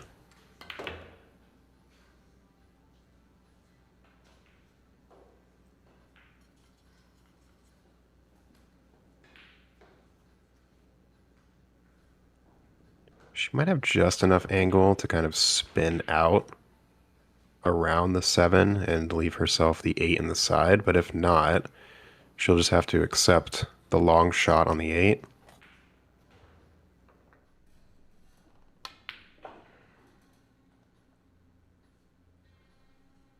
Yeah, she might actually be able to hit this with maybe just a tad of top left, but I think she's going to try to draw it out.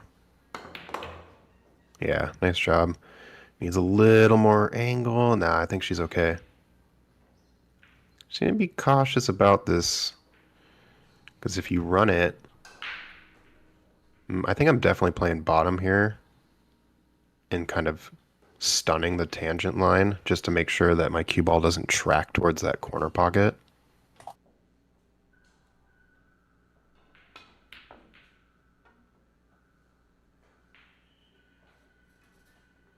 Yeah, if she was a little bit closer to the center, I would say no problem with playing follow. But I think playing follow here is just a little too dangerous.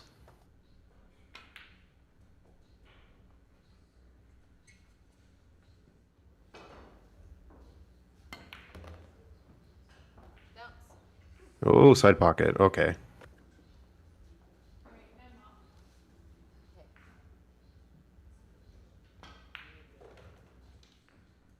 All right, so Melinda extending her lead 4-2. Meanwhile, I believe Chris won that last 8-ball rack.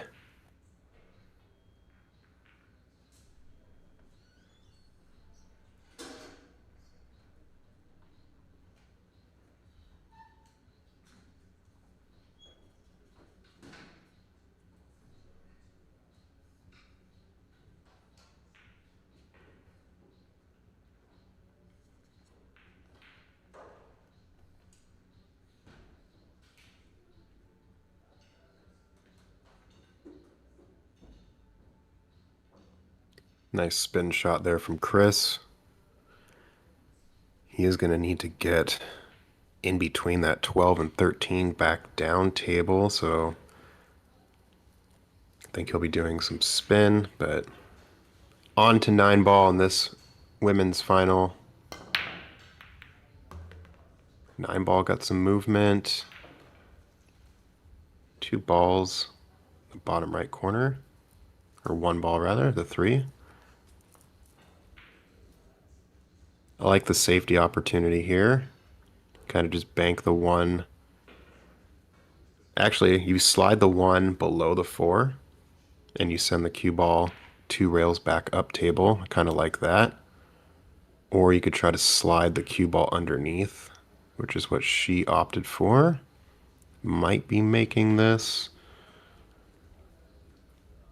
Yeah, if she was going for the bank, I think she needed to just hit it with a bit more conviction. But if she was going for the safe, I just ended up hitting it a little too hard.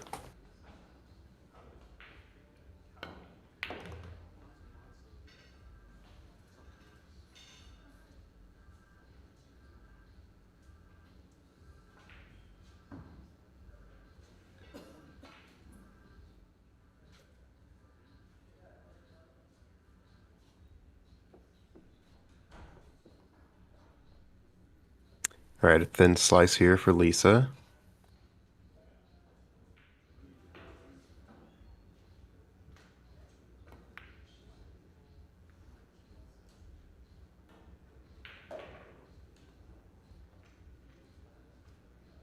Maybe was going for the safe there, the way she kind of tracked the cue ball. I think she wanted to create some separation.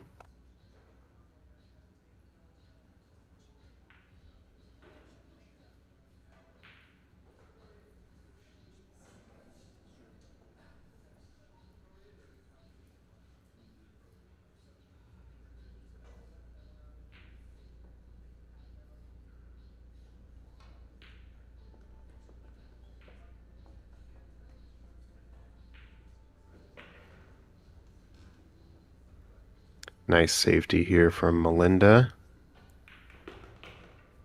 Jump opportunity for Lisa.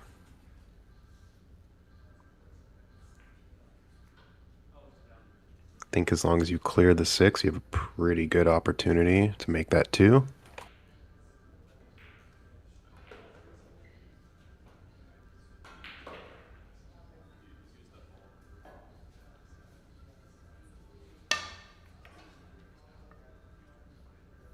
So she made the mistake that I commonly do when jumping, is that you don't strike down into the table, and at the very last second you actually dip your elbow, which causes you to strike the cue not at the angle that allows it to jump. You kind of end up just pushing the cue ball.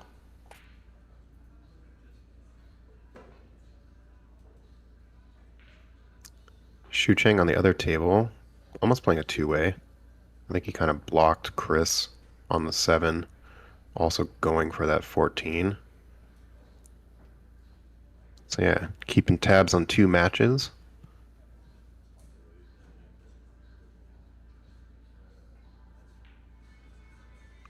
I actually like Melinda shooting this 2 in the corner. But yeah, let's see here. Chris might be able to catch it. Might be able to catch it. I don't know. Not sure if I like that. Cue ball kind of tracks towards the corner pocket.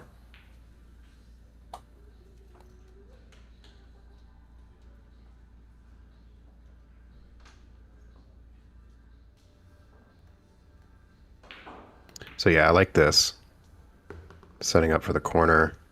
Nice run. Good angle here as well. I think the 5 goes by the 8, so should be able to play this cue ball off the short rail. Back out middle table.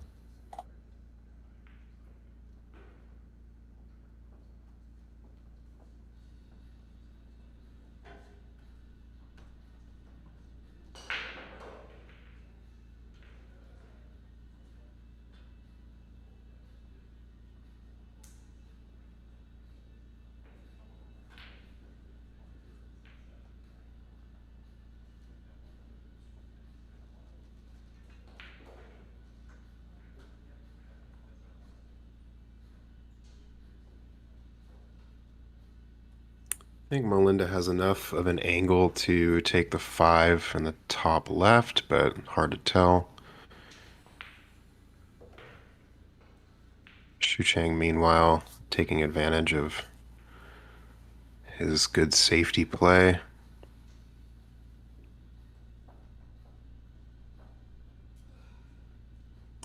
So yeah, if Melinda decides to go in the upper left corner,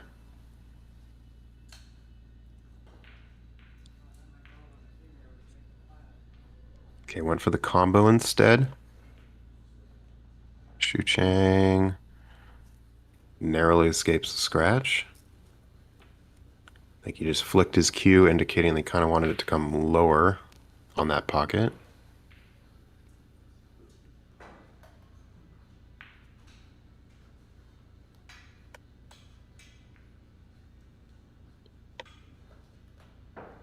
Lisa here.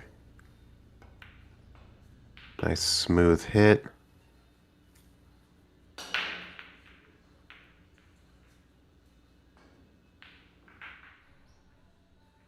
She could possibly take a swing at the 6-9 combo, but it's kind of a difficult combo.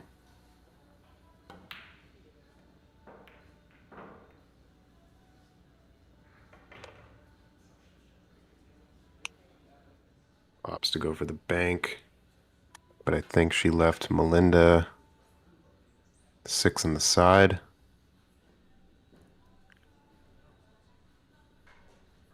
She might be able to draw out to get shape on the 7 for the left corner pocket.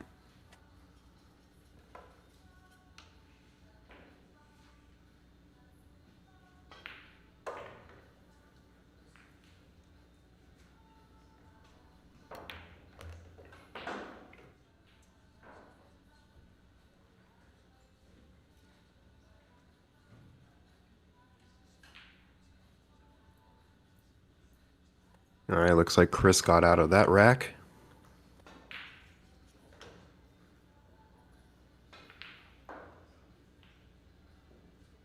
Melinda play this one up and down. Yeah, nice. So just a little bit of a rattle.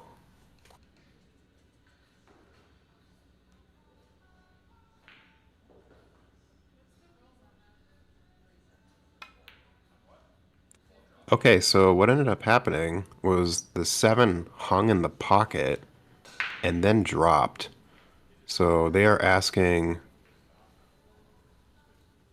probably asking Tom what the ruling is there. I believe if the ball falls within 5 seconds, it's still Melinda's shot. If it fell beyond 5 seconds, then it's Lisa's.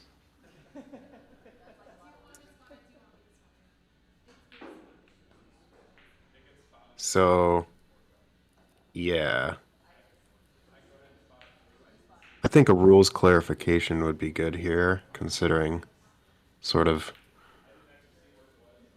the magnitude of the situation. So, is Tom just going to put it back on the table?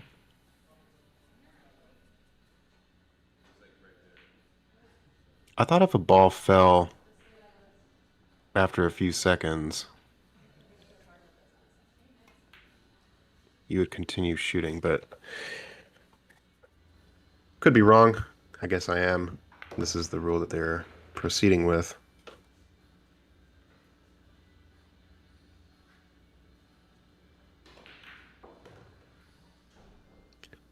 It's kind of awkward angle here now for Lisa.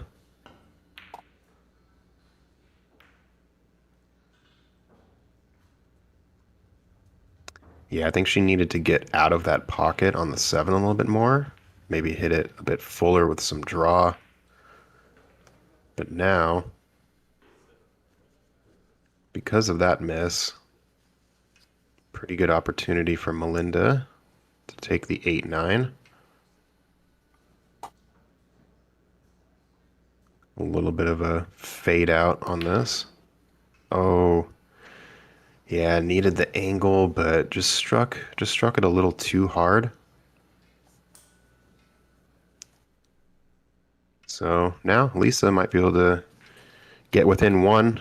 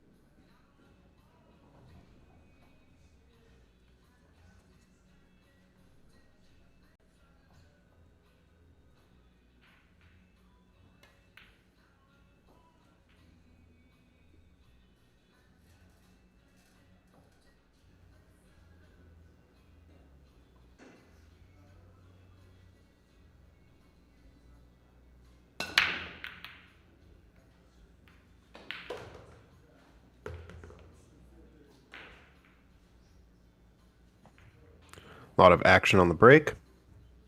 4 in the upper left corner. Got a good look on the 1.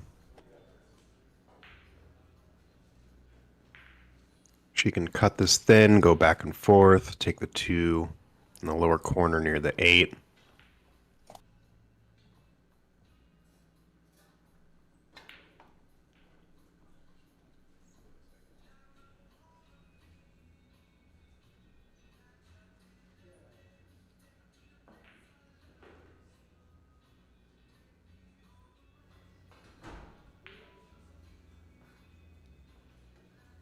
Hit that really well.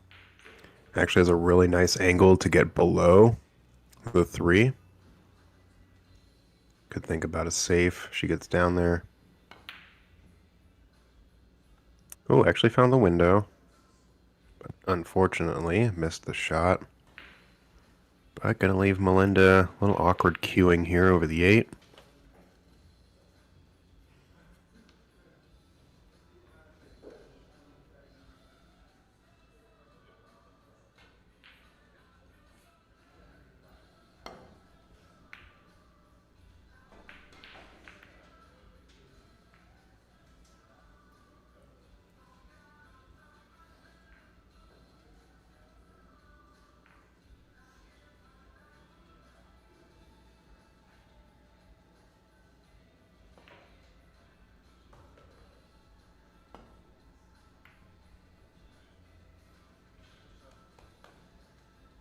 Overcut the 2. Leaving enough angle here for Melinda to get back down for the 3. She's going to have to kind of power this shot a little bit because the bulk of the cue will be hitting the 2.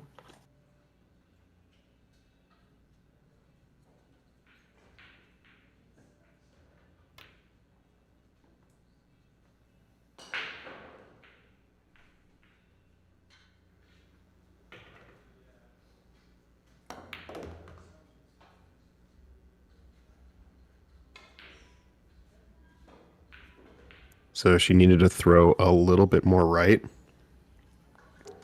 on the cue. So when it took off of the first rail, it would have come a little bit wider. And then when it hit the second rail, would have fell below that second diamond. But now she's going to have to go for a kick here.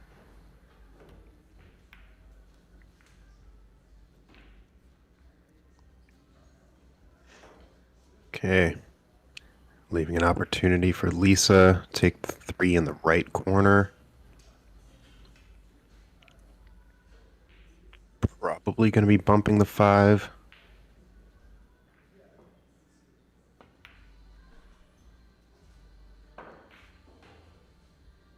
Okay, maybe going for a safe here. Wanted the 3 to get closer to that top rail, or at least parallel with the cue ball. Again, maybe a little bit of awkward cueing here for Melinda with the 5 in play.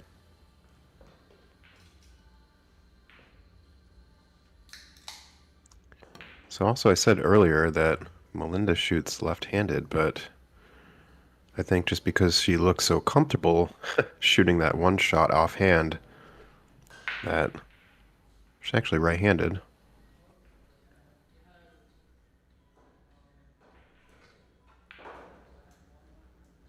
So maybe she is a bit ambidextrous, which is very advantageous as a pool player, as John Morrow would know.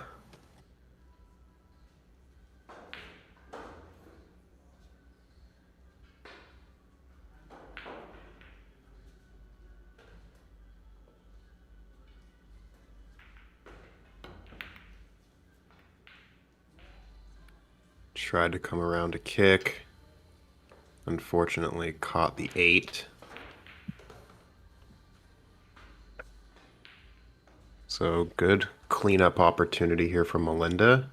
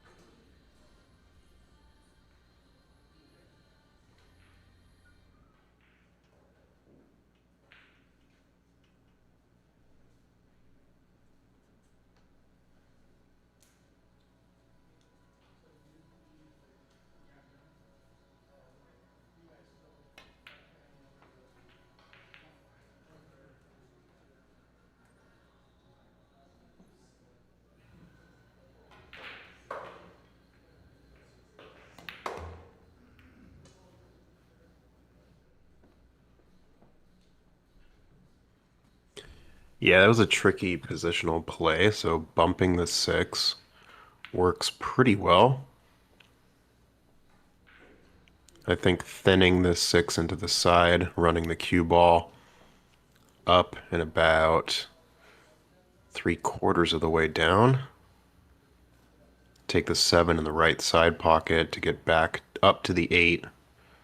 So cue ball is going to be running a little bit here, but those paths are all pretty clean.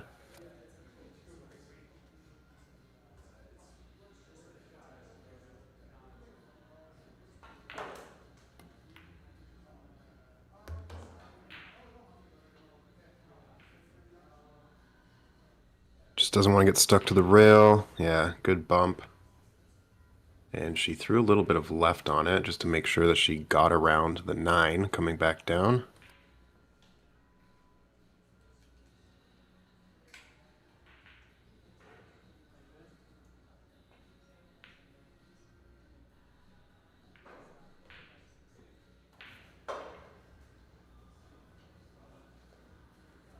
Okay, she has a little bit of angle to follow this 2 rails to take the 9 in the lower left corner.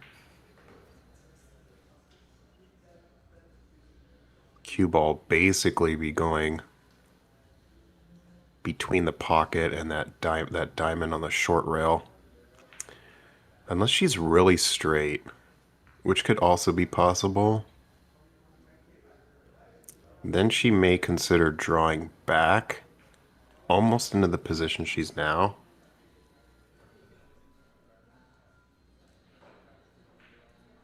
Yeah, so it really depends on the angle here, but either follow 2 rails or draw straight back, which looks like she's going to go for the drawback. Yeah, hit that real sweet.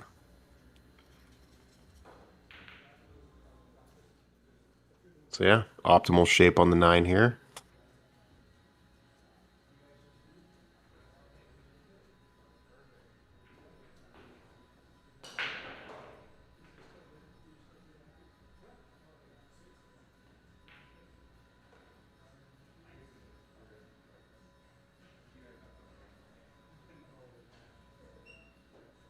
Nice out there from Melinda.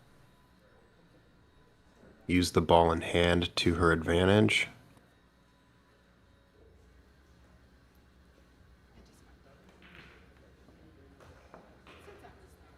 Meanwhile, Xu Chang just squeaking that 5 ball in.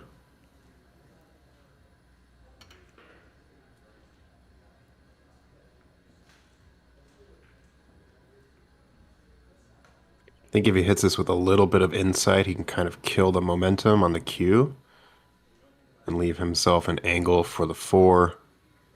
Or he could just run it straight, come out a little bit further.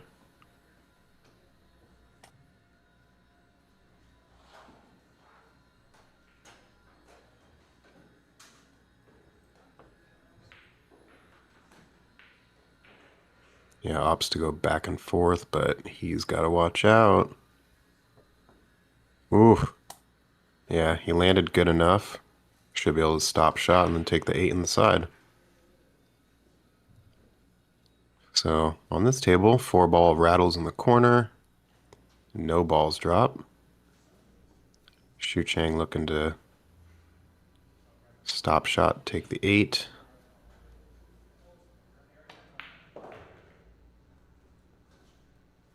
Well done. He is frozen to the rail. Oh. Chris gonna relinquish it. Xu Chang victorious. Punches his ticket to the championship in Vegas for his 4th consecutive time. Congratulations to Xu Chang.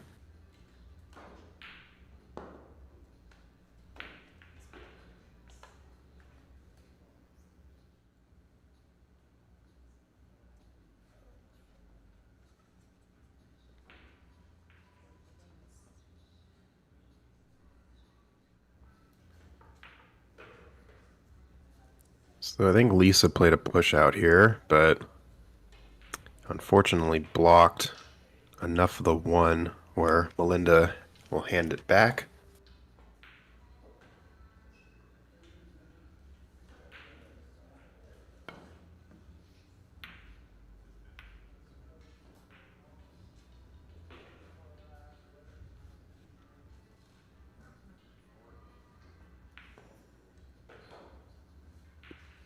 Reminder that there is no 3 foul in APA 9-ball.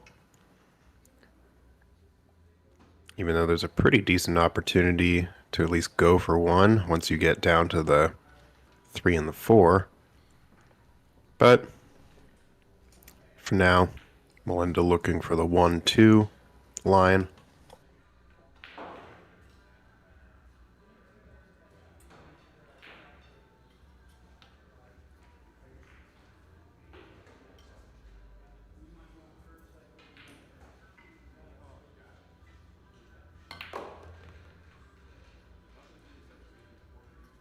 She's got a pretty sweet power draw. Hits it pretty nice. There's like no unintended spin on the cue. Looking to see if she might be able to take on a 3-4 combo.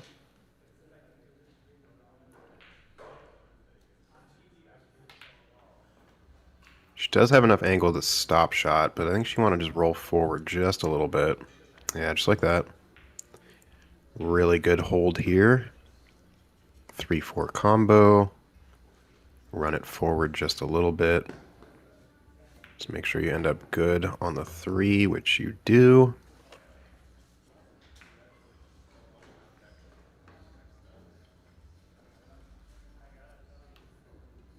Everything kind of plays to each other.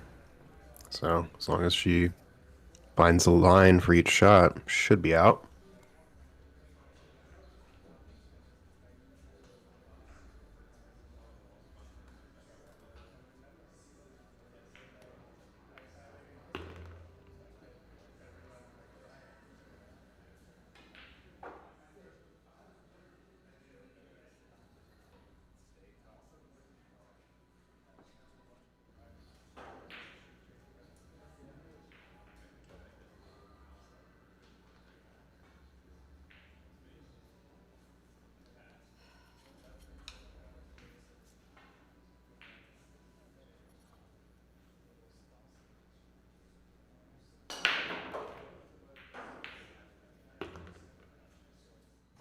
Nice hold.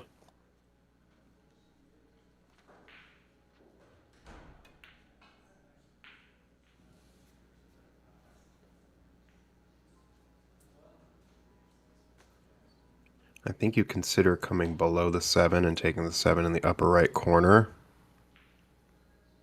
rather than trying to play with inside and hold for the 7. Yeah, you might be able to, but kind of like this better. Even with the bump, I think it's fine.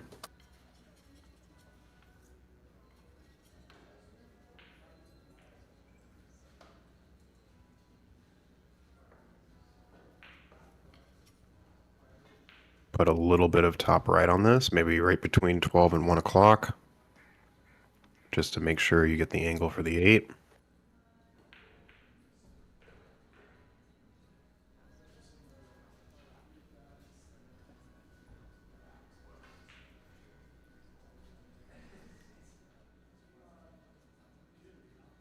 Probably would not have liked this leave for the 8, but also giving Lisa a bit of a tester here.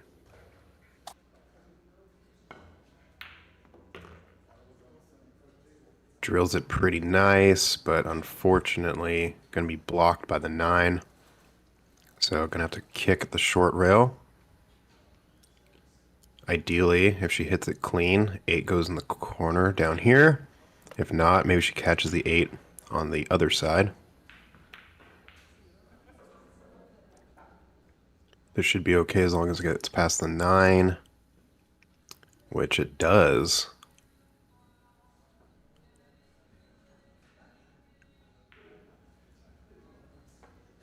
So Melinda going to kick at this 8 and might get a free swing at the 9 as well. If she can kind of thin the inside of the 8, the cue ball might hit into the 9. But I think more than anything, just making sure you hit that 8 and hit a rail.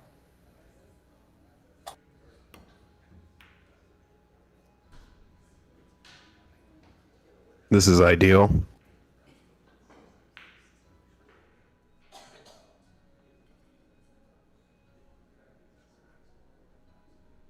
If you're in attack mode, you go for the reverse bank. If you're not, you just reverse bank this 8 to that right diamond. Yep, she went for the full reverse and didn't quite sell out. I think this 8 ball is a little tricky. You could try to bank the 8 into the lower corner.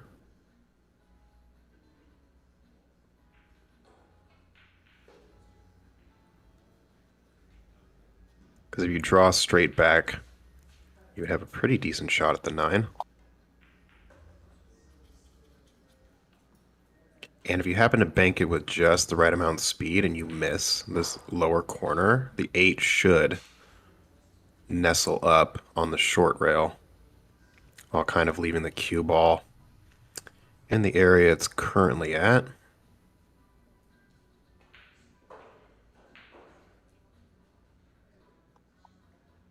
But yeah, this is a pretty big rack as we get closer to the end goal of 9.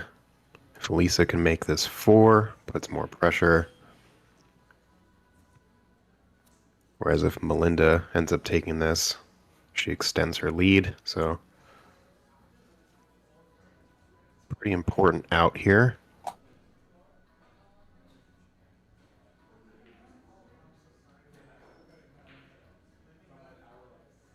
I think she might be trying to overcut this 8 into the side pocket.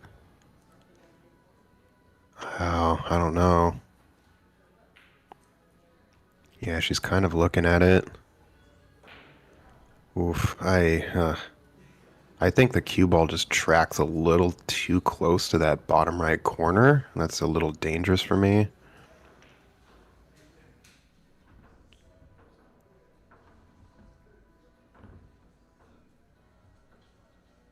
Yeah, this is gonna be tricky. But I think the bank is the choice. But she's going to go for the cut. And she nailed it. Pretty sweet. What a shot. Yeah, what a freaking shot. And got the position on the 9. Yeah. It's interesting. Melinda, very like meticulous player. I can tell just kind of from her shot choice and the way she paces. No.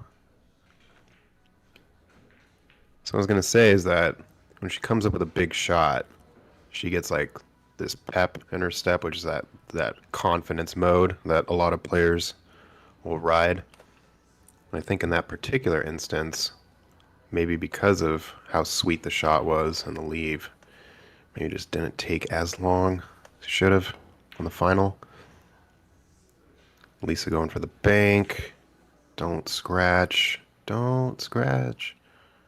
Okay. Big separation safe.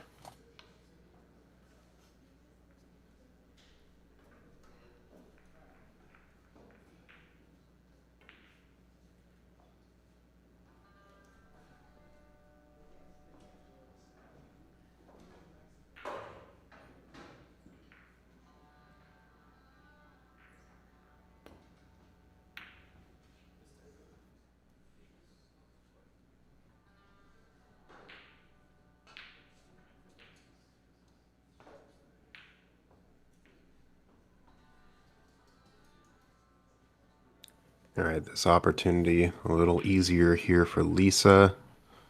9 balls definitely in a more favorable spot.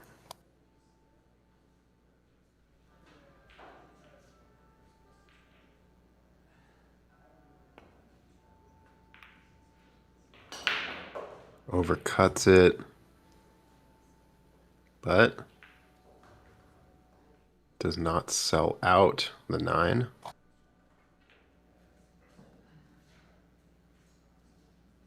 I really like the long bank. This you just hit with medium pacing, maybe a touch of follow.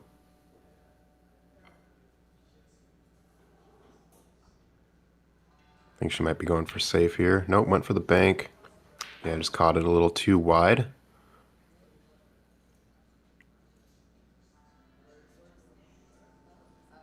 Okay, 9 up on the rail here. This is sort of a classic make the 9 and scratch angle. So I would throw left on this and go rail first and kind of slide the 9 in. Otherwise, you either hit it too thick, or if you do make it, you run the risk of scratching. And in this particular instance, 9 ball open side pocket.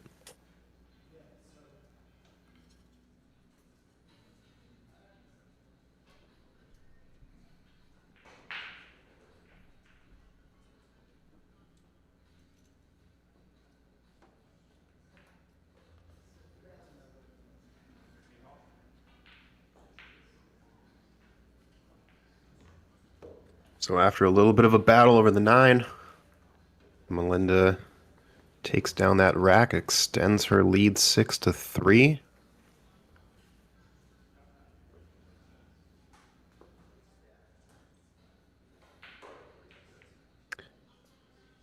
Vying for one of the 3 placards left.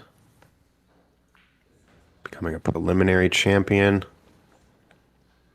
Moving on to Vegas to represent your state.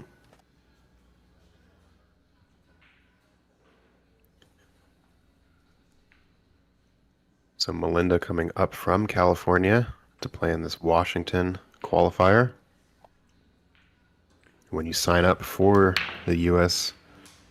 preliminary, you do get 2 choices of venues. So not sure if her preferred was taken or if she just wanted to come out to Ox. But nonetheless, here she is, battling for her chance to go to Vegas. Dry break here. Lisa to take on the 1. Might bump the 4. Yeah, I think she got down and just maybe shot too quick. I think making sure that you're settled, you're dropping onto the shot line, making sure that that is the line before you start going with the practice strokes.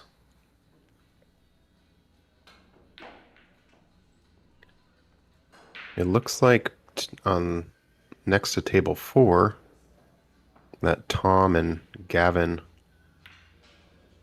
Sisk, photographer, really nice safety here from Melinda. Seems like Mihao maybe won the other spot, but I'm sure we'll be able to confirm shortly.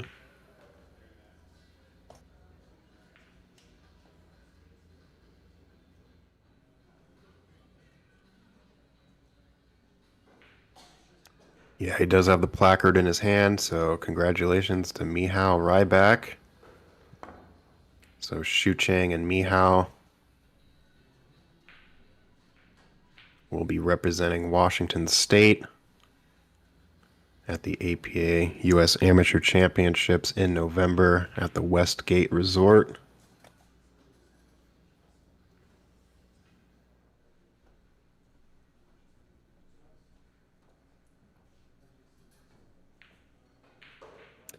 I know Bijoy had to play someone as well, so not sure if he is the third one or if we are waiting for the last men's final to be on the TV table, which could be the case.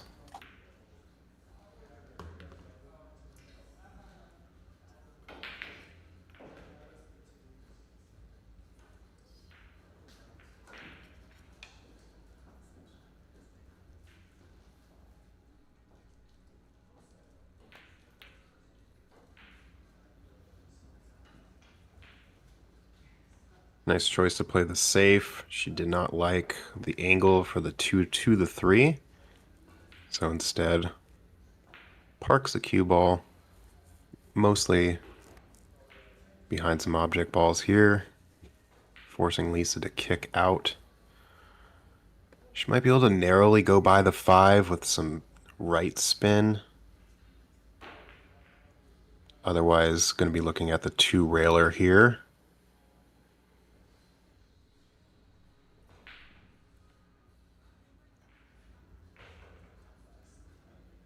Kind of like the 2 rail approach. Oof. Wow, that was so close. I almost feel like if she hit it less hard, because I think she also hit it with a little right, it might have had an opportunity to take more of an open angle. But because of the speed, kind of narrowed it up. So Melinda, with a couple good safes here, really wants to maintain control of the table. Player who tends to control the table the longest definitely comes out victorious, so that's her MO currently.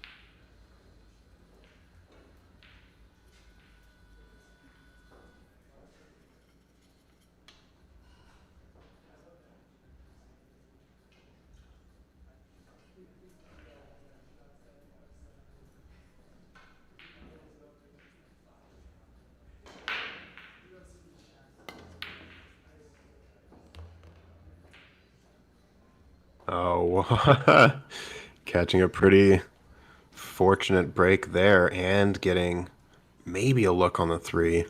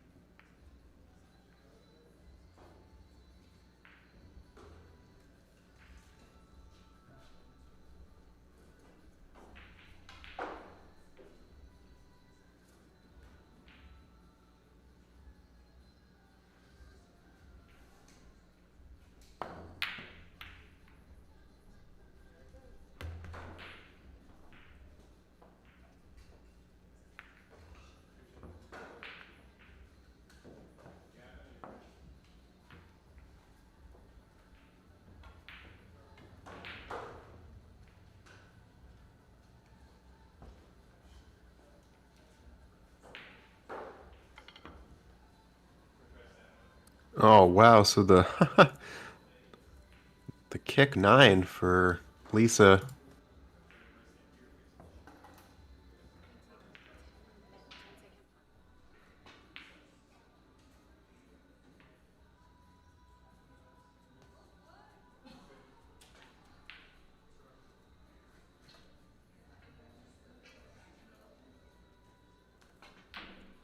Okay, so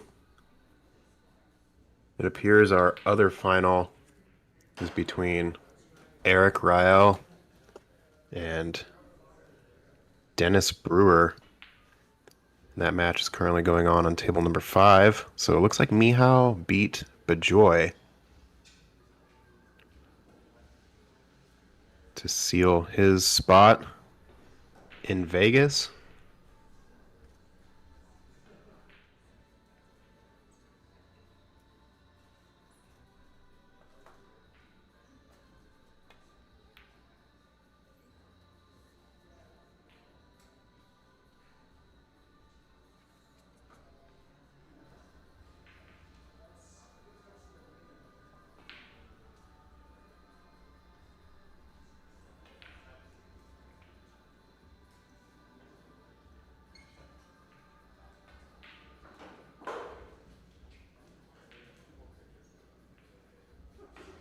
Nice safety there from Eric.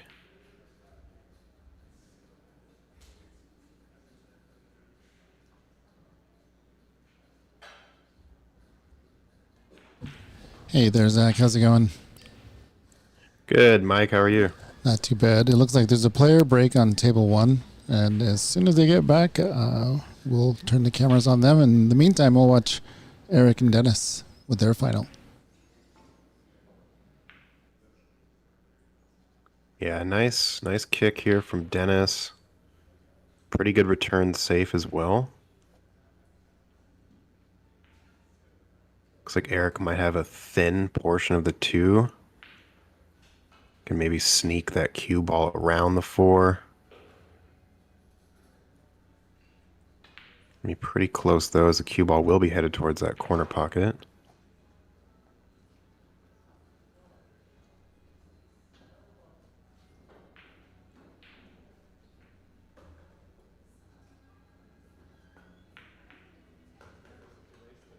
Oh, manages to carom into the 4. Nice shot. Has enough of an angle. Yeah, but as he's indicating, kind of needs to joust this 2, which makes things a little weird. Cue ball does have a tendency to kind of slip since you're hitting down into the table with the shot.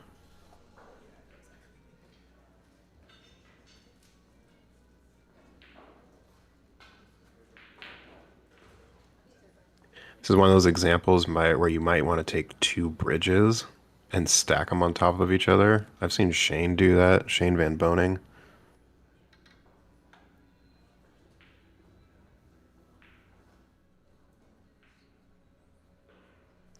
But back to our women's final here.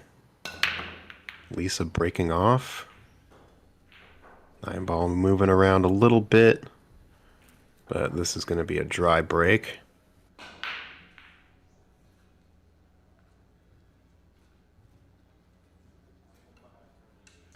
Good safe opportunity, bringing the cue ball just onto the other side of the 2, while you also bank the 1 below this 9-7-8 cluster. So I think as long as she hits it, I'll say medium, soft medium hit.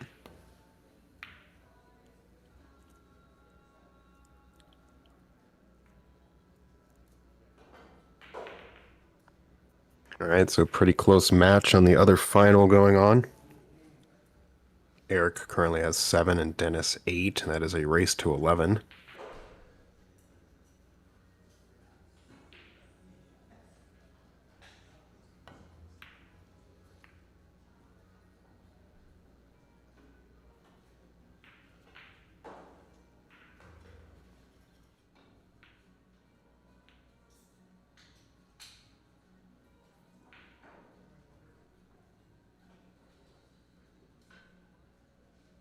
I think drawing out here is the best path. If you try to run this, follow 3 rails, you might run into some traffic. So I think hitting this with bottom left might be the right shot, but cue ball's also kind of tracking towards that side pocket, so a couple things to consider here.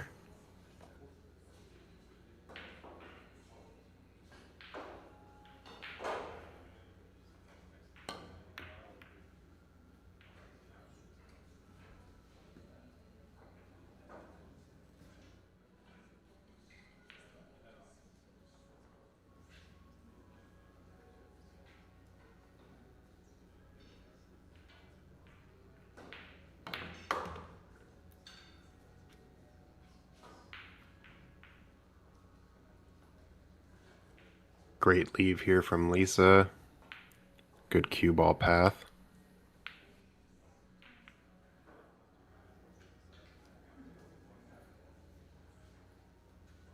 Opted to go for the bank. I thought the cut was on, but maybe she didn't like the cue ball sort of swinging it around for the 3. Or maybe played a little bit of a 2-way here, hoping that the 2 would be a bit more obscured.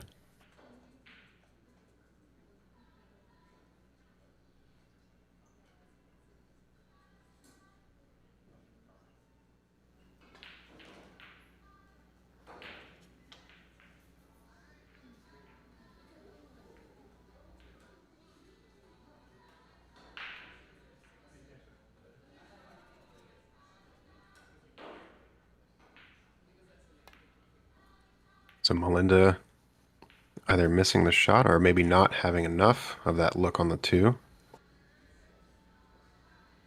Dennis going for a kick here, makes contact. And, all right, giving Eric a chance to square this matchup, 8-8.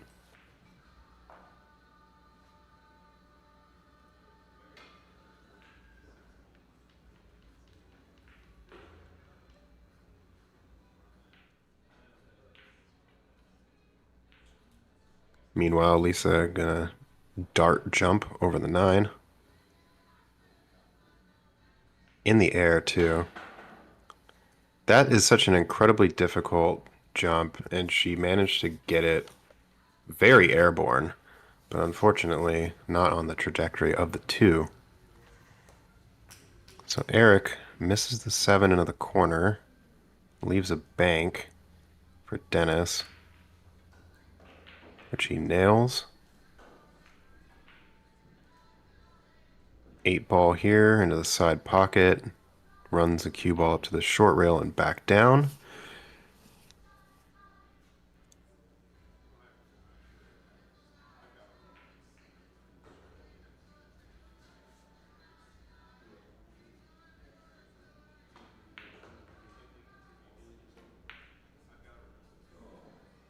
But he catches the point.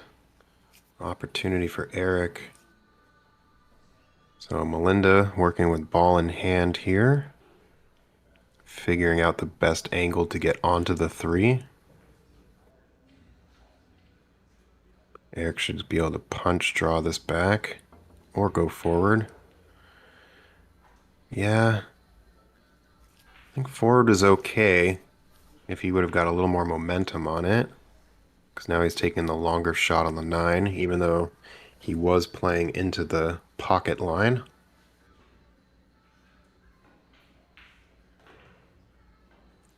But gets the work done, ties it up 8-8. Meanwhile, Melinda's still taking a look. The best option here. I think she might be trying to go into the side pocket and run the cue ball between the 5-9 to take the 3 in that upper pocket.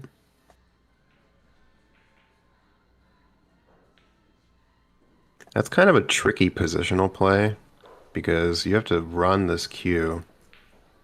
Oh, she's just going to go safe.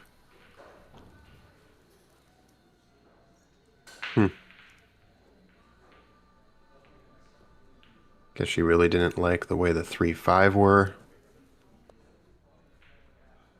But Lisa has an open shot on the 2.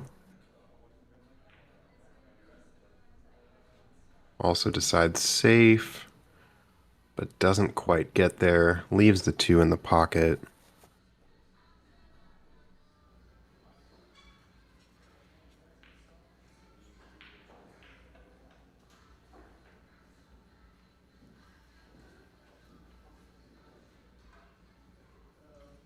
I think if you hit this with just a little bit of inside left, you can go top rail, back out. Yeah, the left took a little bit more, but this is fine. Longer shot on the 3, but she can stun out and land above that side pocket to take the 4 down table.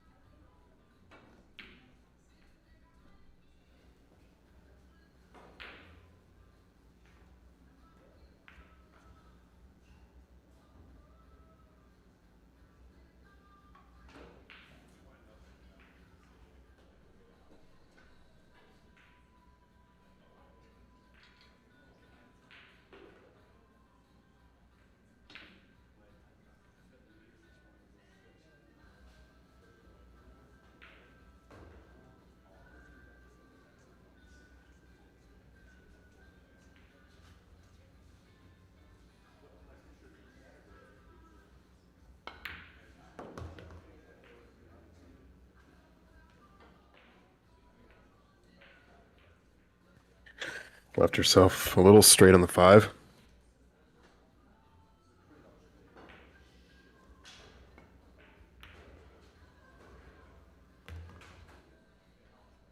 And he decides to roll it up because be taking on a safe opportunity here, I believe. Send the cue ball into the line of the 8-7-9 down below. She did not quite get there.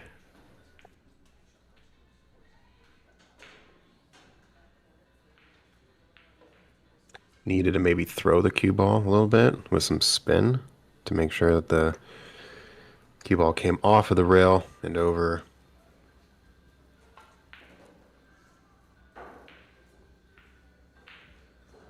So Dennis will draw this back, take the 4 in the lower left corner.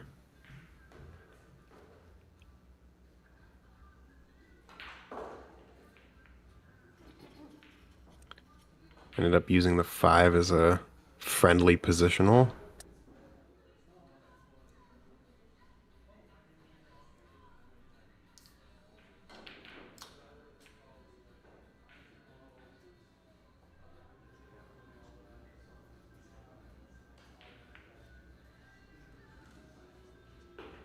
So Melinda getting a little lucky here, not completely selling the 6 out.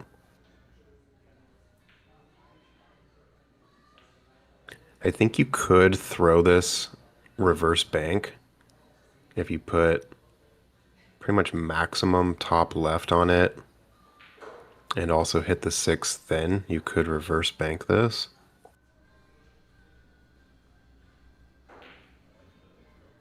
But you have to hit it smooth and not hard. Yeah, really nice. Nice job.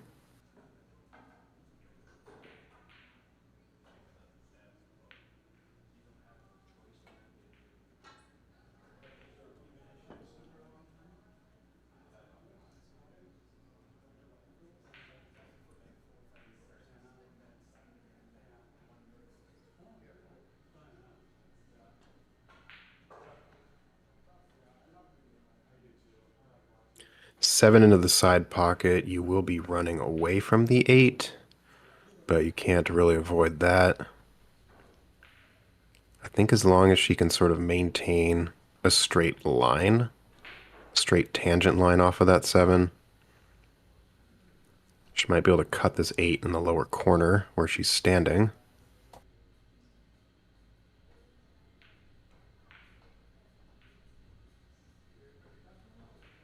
Yeah, so she maintained the line really well, but unfortunately didn't cut the 7 enough.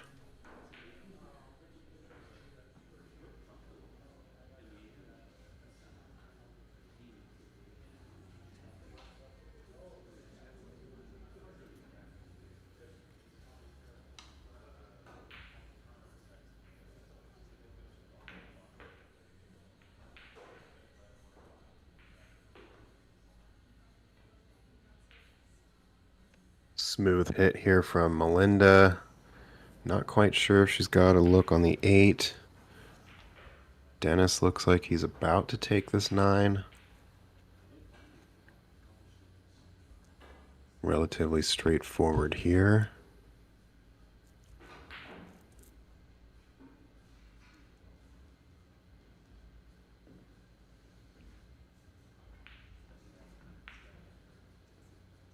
Nope, but he threw his body.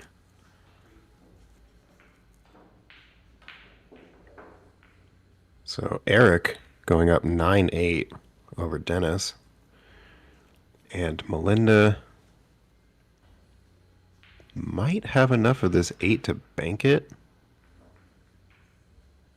Otherwise, she would have to swerve a little bit to get this 8 in the lower left. But I think a little bit of a draw off of this 8 could be good, especially if she makes it on the bank, because then she can take the 9 on the side. But decides to go the other way. Needs some help here. Didn't quite get it. This looks like a good out opportunity for Lisa. I would hit this with some left spin. Come 2 rails around. And fall below the 9 to take the 9 in the side pocket. But she's going to go straight up. And back down. Kind of, yeah, overhit it just a bit. You know, she definitely wanted to make sure that the 8 went, so I feel that.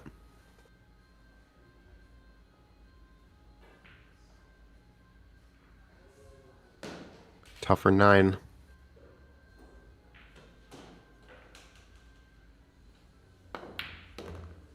And she lasers it. Nice shot.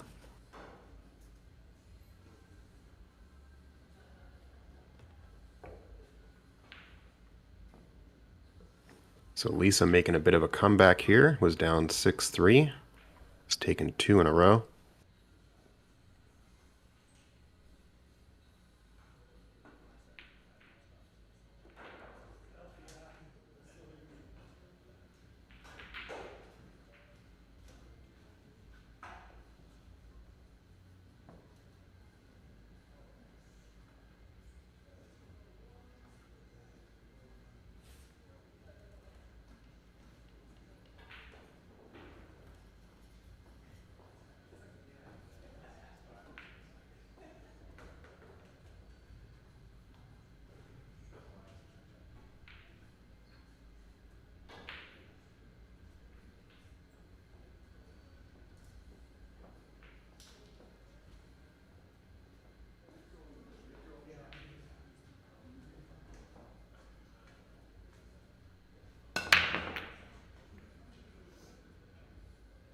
Nine ball really got moving on that break. Very powerfully struck break here from Lisa. Manages. Oh no, it came up dry.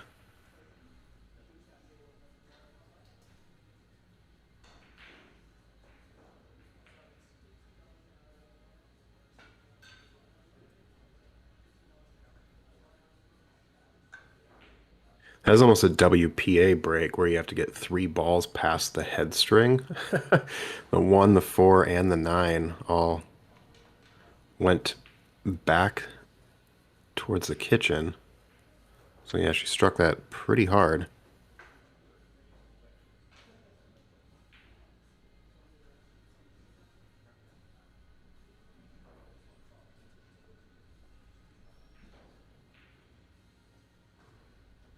So question in the chat, how many brackets were there? What's the result of the other brackets? So in the open bracket, there was 35 players.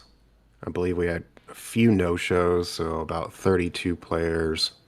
So 3 from the open bracket. The first 2 winners of those 3 have been Shucheng Chow and Mihao Ryback.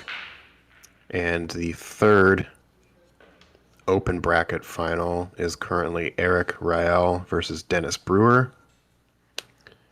And then for the women's bracket, there were 5 players. And this is the 1 final for the women's. So it's a race to 9. Melinda currently up 6-5.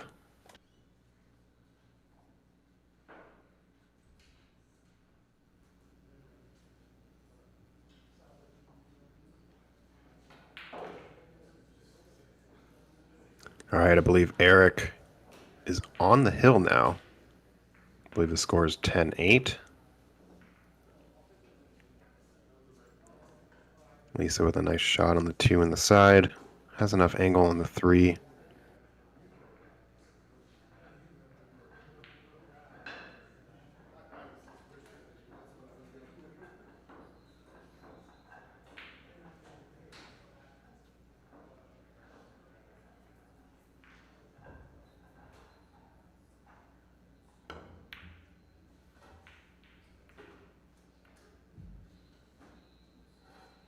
Caught the 3 a little too thick there.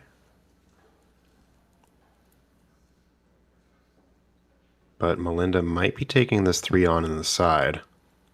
Unless she feels like taking on the combo. The 3 goes by. But yeah, it looks like she's going to go for the combo. Or maybe squeeze the 3 by.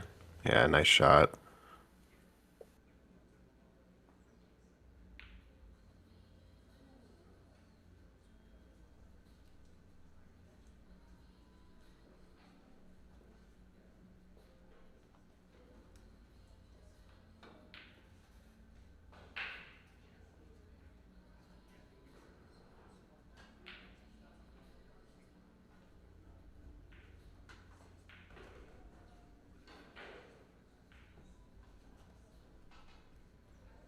A little precarious with that bump on the 7, but manages to find the line on the 5.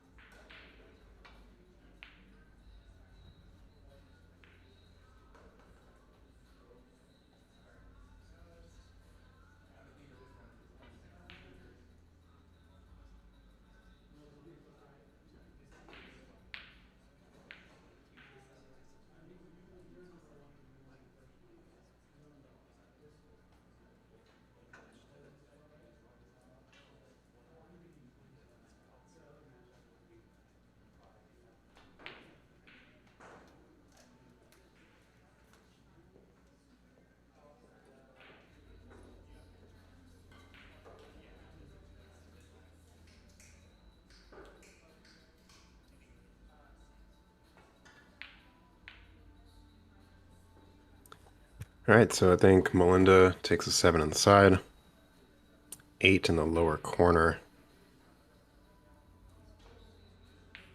But we will see, kind of dependent on the angle she has here.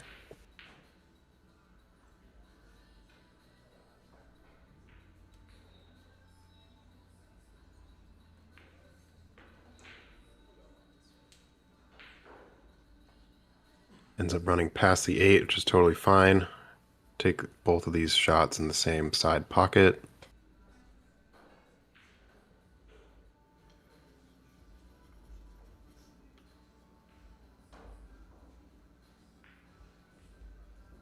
No reason to float this. Might as well just go up to the short rail and back.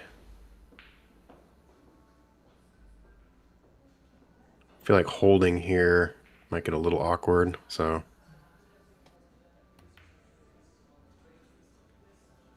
Oh, unless you overcut it. But luckily for Melinda, does not sell this shot out.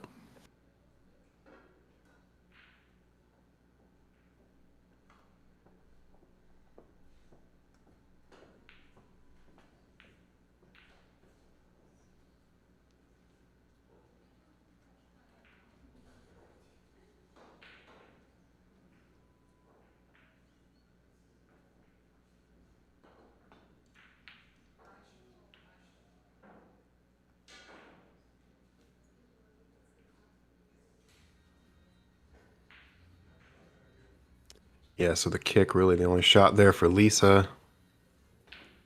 Had to take it on. A little bit of back cut here for Melinda. But if she hits this with good pace, should land sort of upper center on the table. Take the 9 in the side pocket. Yeah, because of the speed here, going past the 9. Okay. Opportunity for Lisa here to tie this up. Just needs to come off this side rail and back out. And the angle definitely lends itself to do that.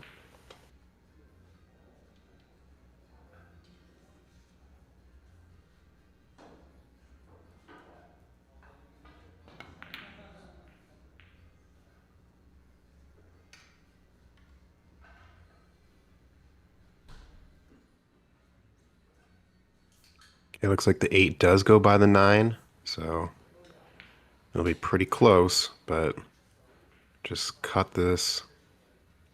Maybe consider running the cue ball around 3 rails just to get back in line for the 9.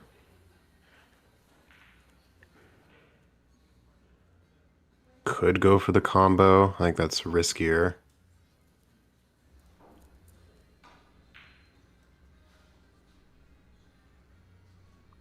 She doesn't have a ton of angle to work with in terms of English on the cue ball. So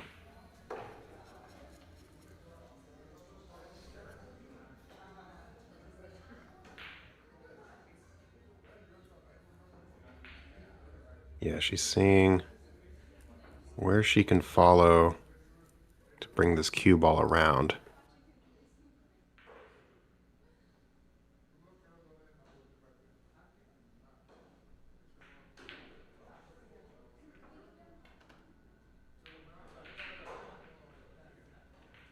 But now she's also kind of considering the combo.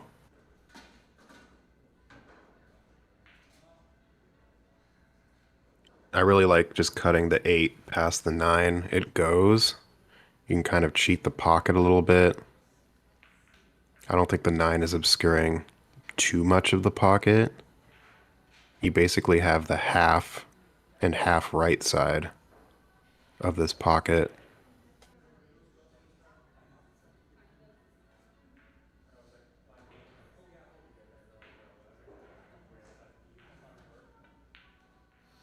But going for the combo here.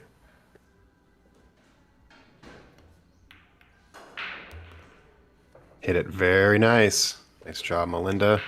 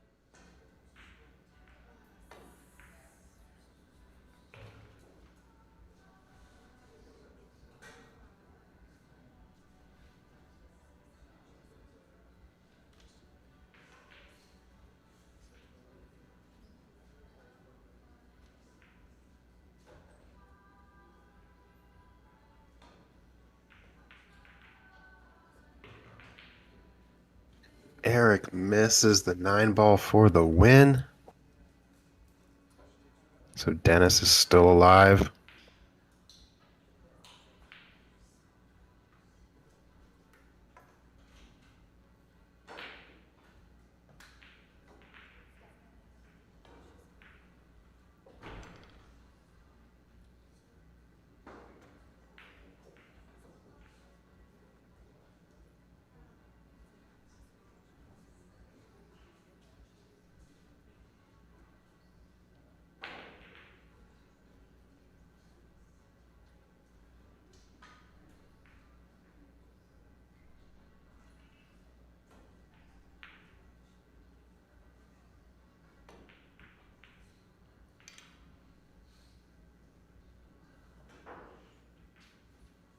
Dennis threw a little bit there too. And leaving Eric primo 9 ball. All right, Eric Rael, your third Open winner, will be representing Washington State at the U.S. Amateur Championship in Las Vegas this November. So yeah, 3 strong Washington players going down to Vegas to represent.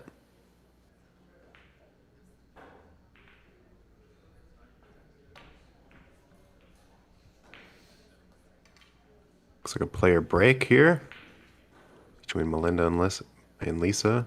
Current score, Melinda 7, Lisa 5. So we'll be back in just a moment. Stay tuned.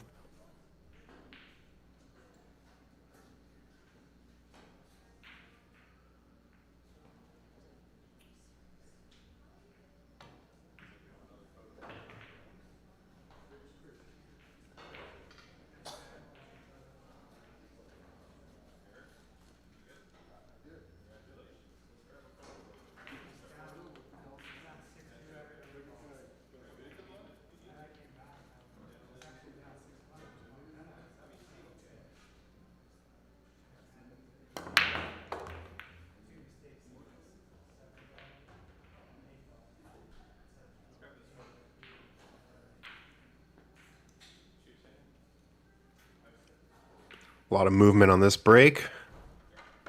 Melinda with the open 1 into the upper right corner. This is actually a pretty good rack.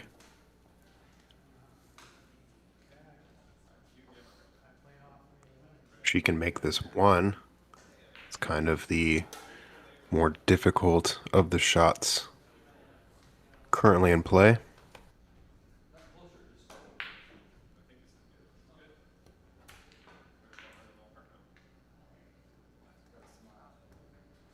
Yeah, just barely caught the 2.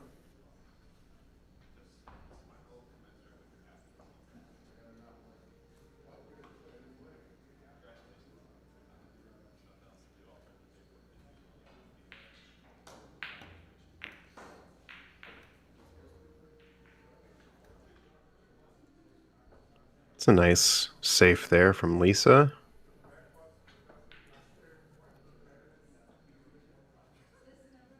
Melinda with an opportunity to return safe.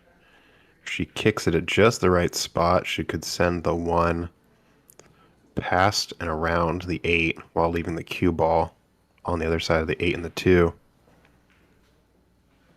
So pretty important speed control safe here.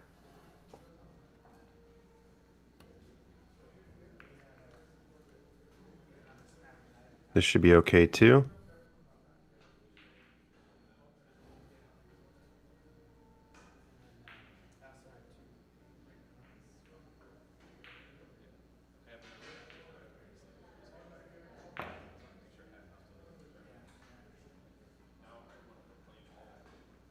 Nice job.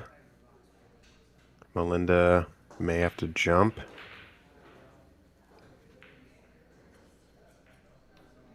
Kick is a little more difficult.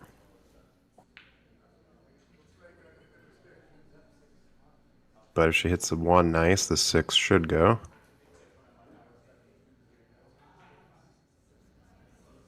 Unfortunately, just a little too short on the angle. So ball in hand here for Lisa.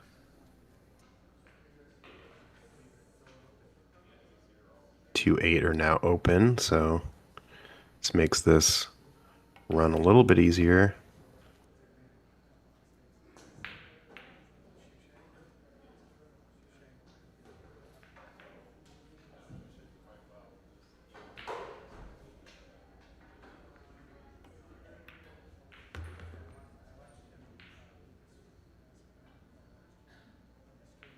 Good angle here on the 3.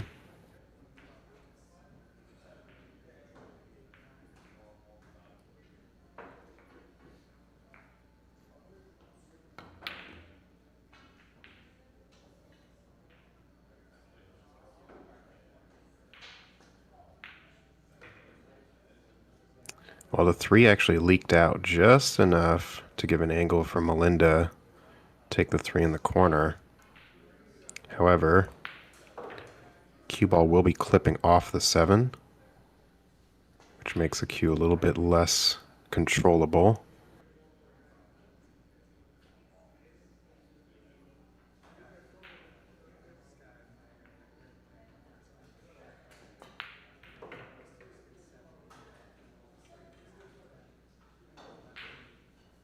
Something she may consider is just a little bit of a stop shot bank, where you kind of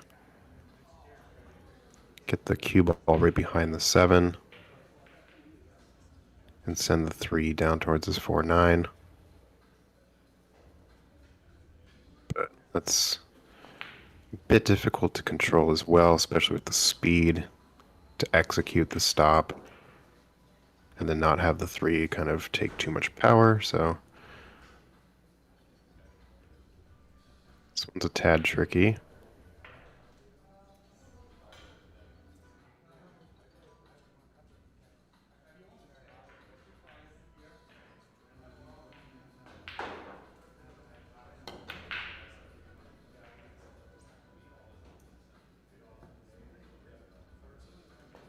So yeah, that speed control, because you're hitting the 3 so hard.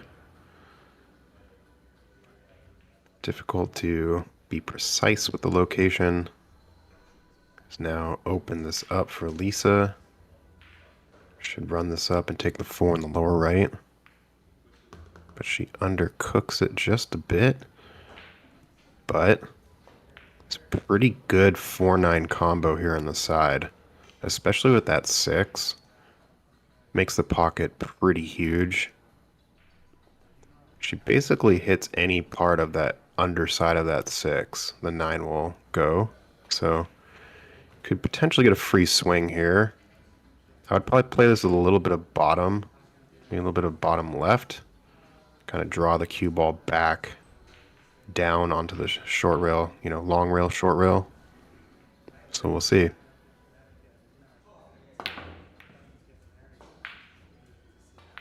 Yeah, just caught the 4 a little too thin there. Needed to hit that 9 a bit thicker. Now, potentially, Melinda has almost the same opportunity. This being a bit wider of a gap makes this a little more difficult.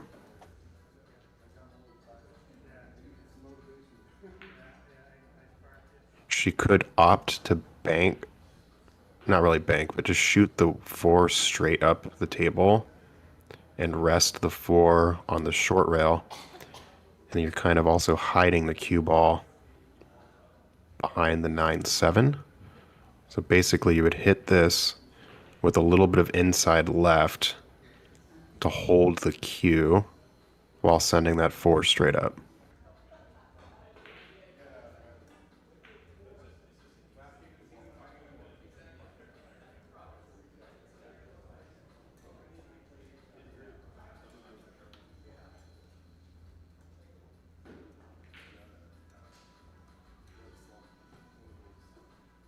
She may also just be going for the 4 on the side. Oh, goes for the combo, okay.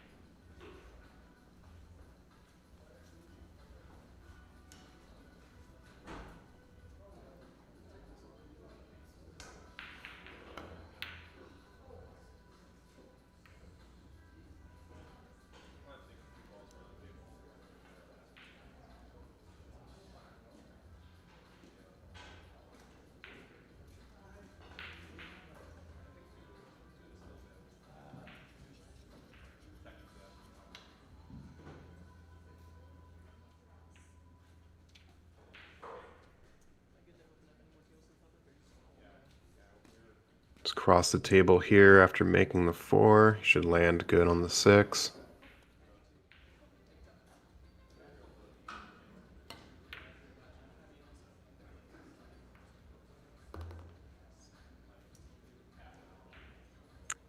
Got pretty fortunate there.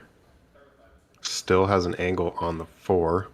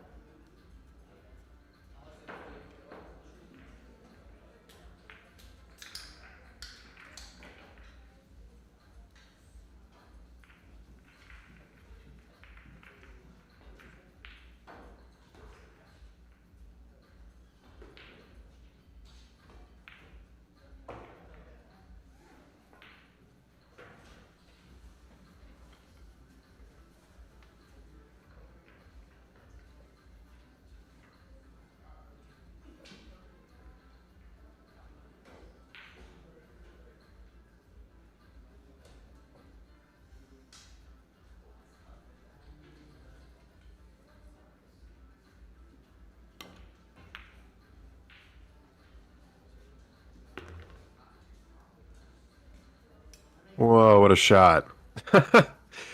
I think was definitely just wanting a hit there, but getting a really lucky outcome.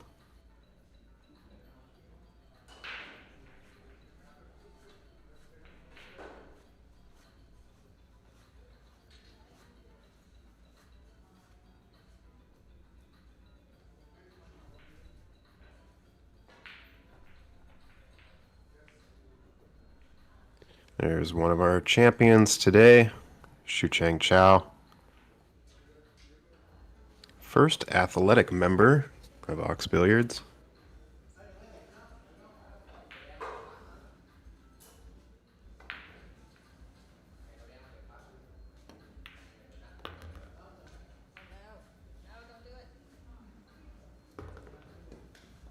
Unfortunately, Melinda catches the scratch in the upper corner.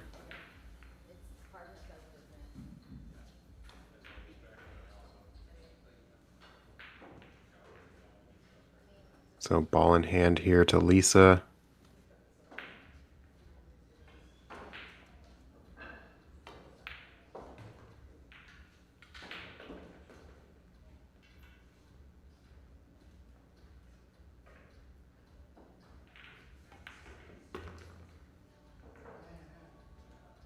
leaving herself a little bit of a back cut. I think I would have played a little bit of top left off of that 8, just to make sure that I'm shooting into the pocket line as opposed to across it now.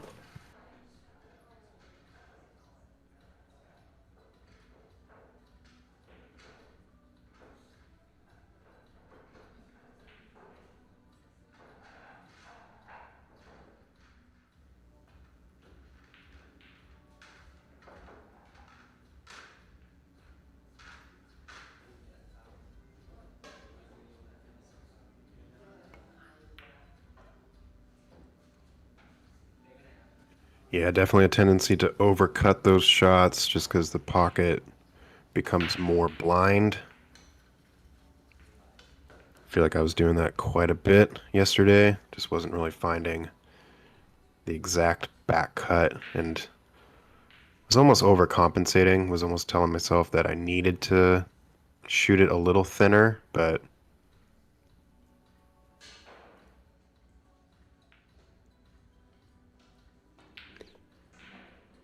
so it is. Melinda on the 9, shooting this switch-handed.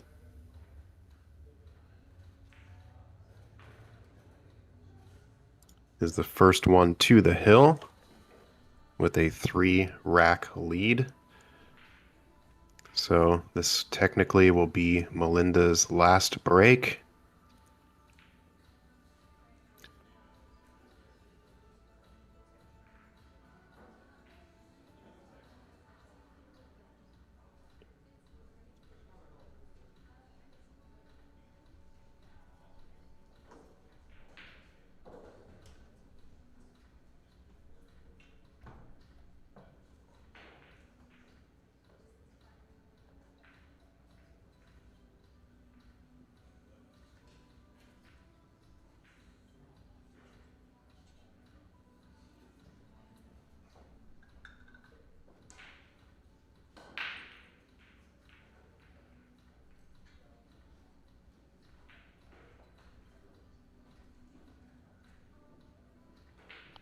Dry break here from Melinda. Not the best opener here. Lisa could try to hide the cue ball behind the 6.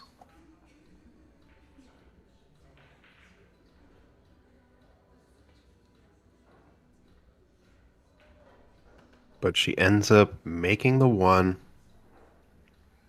Now, gonna be forced to jump the 6.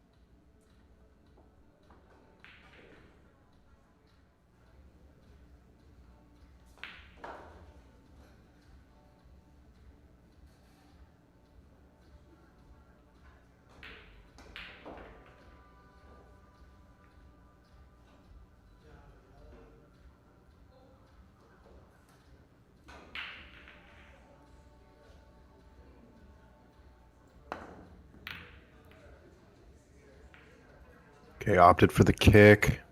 Got the 9 ball moving. Yeah, really opened up those trio of balls now.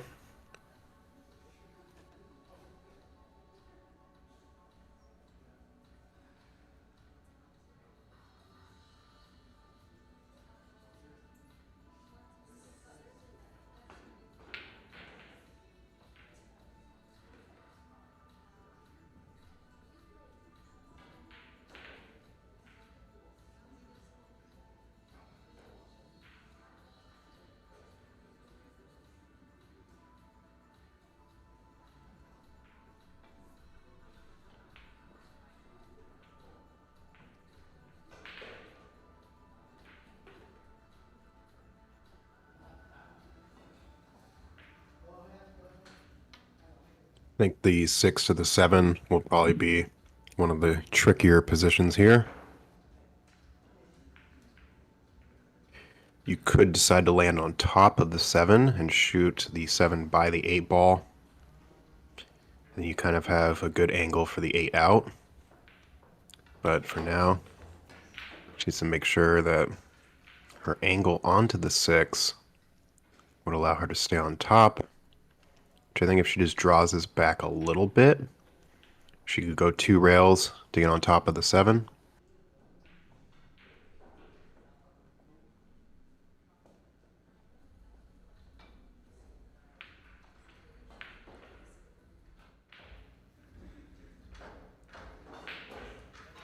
Really nice spin follow. And got really close to the 6. But I think she can kind of do something similar with that last shot. Spin into the position. But using the bridge makes this tougher.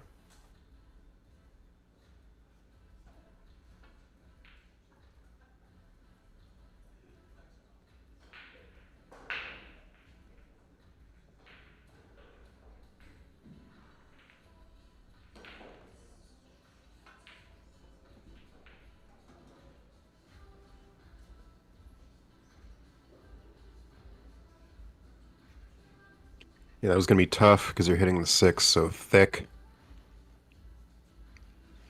So sharper angle here for the 7 than she would have liked. But because I think you have to hit this with pace anyway, as long as you make the 7, your angle for the 8 should be pretty good to get you back onto the 9.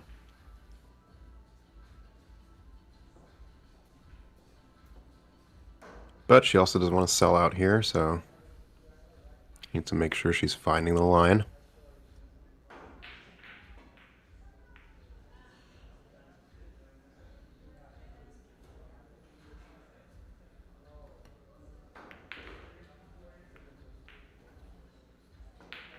It opts for a safety. I think this is okay. I think Lisa can make this in the top right corner with a little bit of follow to avoid that side pocket scratch.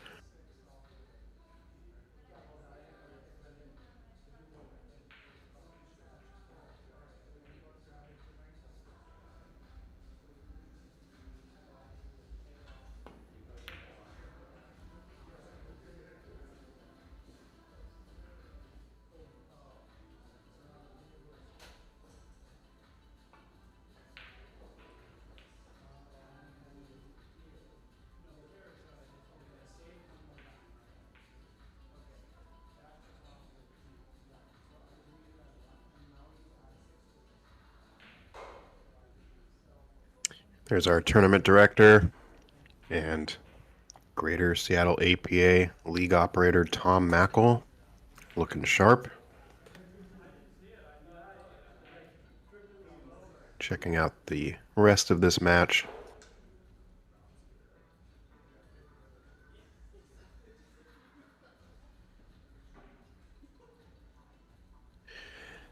So I would say that this 5 is almost a little more difficult. Sorry, this 7. 7's a little more difficult than the previous version because the cross on the side pocket scratch looms pretty big here. So she's actually going to be forced to play this a little bit of left just to ensure she doesn't catch the pocket. So she actually caught the 7 pretty thick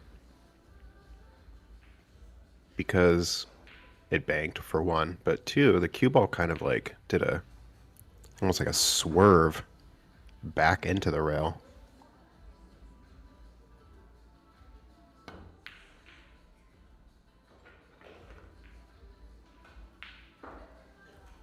So Lisa making the bank.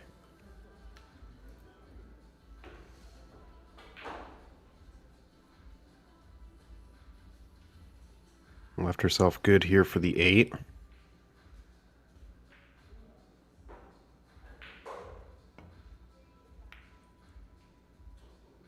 Just barely overcut the 8.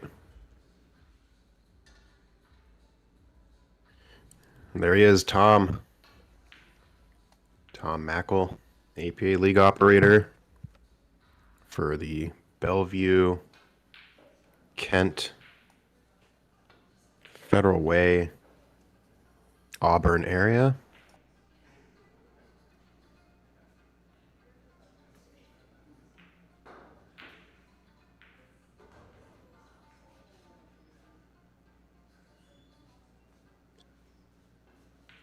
If this cue ball was off the rail just a little bit more, I would maybe consider trying to bank and separate. So try to send the cue ball behind the 9 and the 8 sort of up to that third diamond on the left. But because of the distance,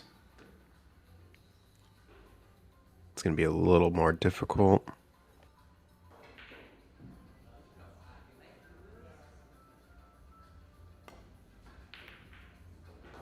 So Melinda goes for the shot, drills it, is going to get a friendly bump here. Maybe? Ooh, no. It was kind of tracking like it was going to hit more full, but no, no, no. So here we go. That side pocket looks pretty good. Side pocket's decorated with gold. Yeah, this bank, she goes for it. She should put a little bit of right, like top right, on this cue to avoid, 1, the scratch in the corner pocket, but 2, you open up that angle and you allow the 9 to open a little bit wider. Yep. Yeah, I think this is a shot, especially you're up 3 racks. I know you don't want to sort of sell out to your opponent, but at the same time, you also don't want to be too careful when you have a lead like this. So I think going for the bank is definitely worth it. Because either way, you go for the bank. If you miss, you could be leaving the cue ball down on the short rail.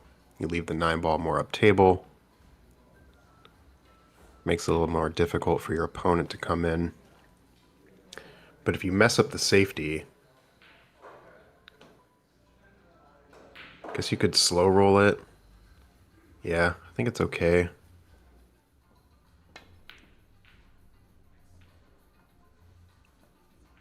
Lisa might just try to return safe here in the same fashion. But I think I kind of like hitting this thin and just bringing this cue ball down to the lower left side.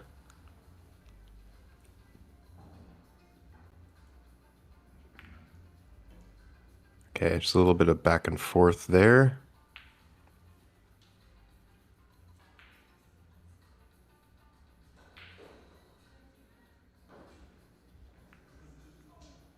Okay, Melinda gonna return the same safe.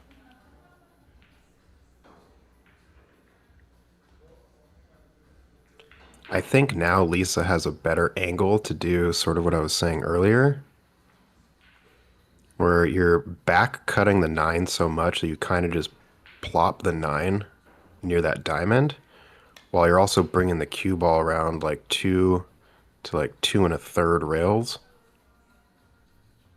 without really selling out. Because I feel the more you try to do this like ticky safe, more likelihood that it's gonna mess up. Well, she decided to go for it. I don't blame her.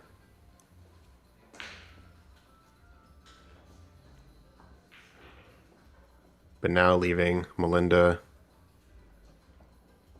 a nice cut here into the lower right corner.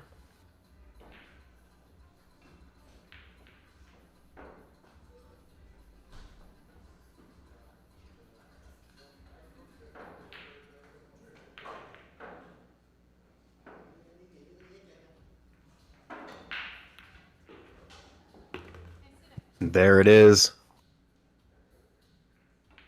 9-5. Melinda Huang, your women's bracket winner from California, punching her ticket to the Westgate Resort in Las Vegas this November, along with our 3 men's champions, Eric Rael, Mihal Ryback, and Shucheng Chow. Thank you all for watching. Please hit that like, hit that subscribe, ring the bell as well to be notified when we go live. We do have a match this coming Wednesday between Christian Iberger, who was one of the finalists here, but he lost to Shucheng Chow. This will be Christian Iberger versus Dominic Orejudos. Race to 13 and 9 ball. Should be a pretty scrappy match. Dominic is coming off of a 599 and under win. Come check out Ox Billiards if you haven't been. Club has 8 magnificent Resson tables fitted with Brunswick Centennial cloth, as well as 4 snooker tables and a Hey Joy Chinese 8-ball table. They're the snooker tables in the club.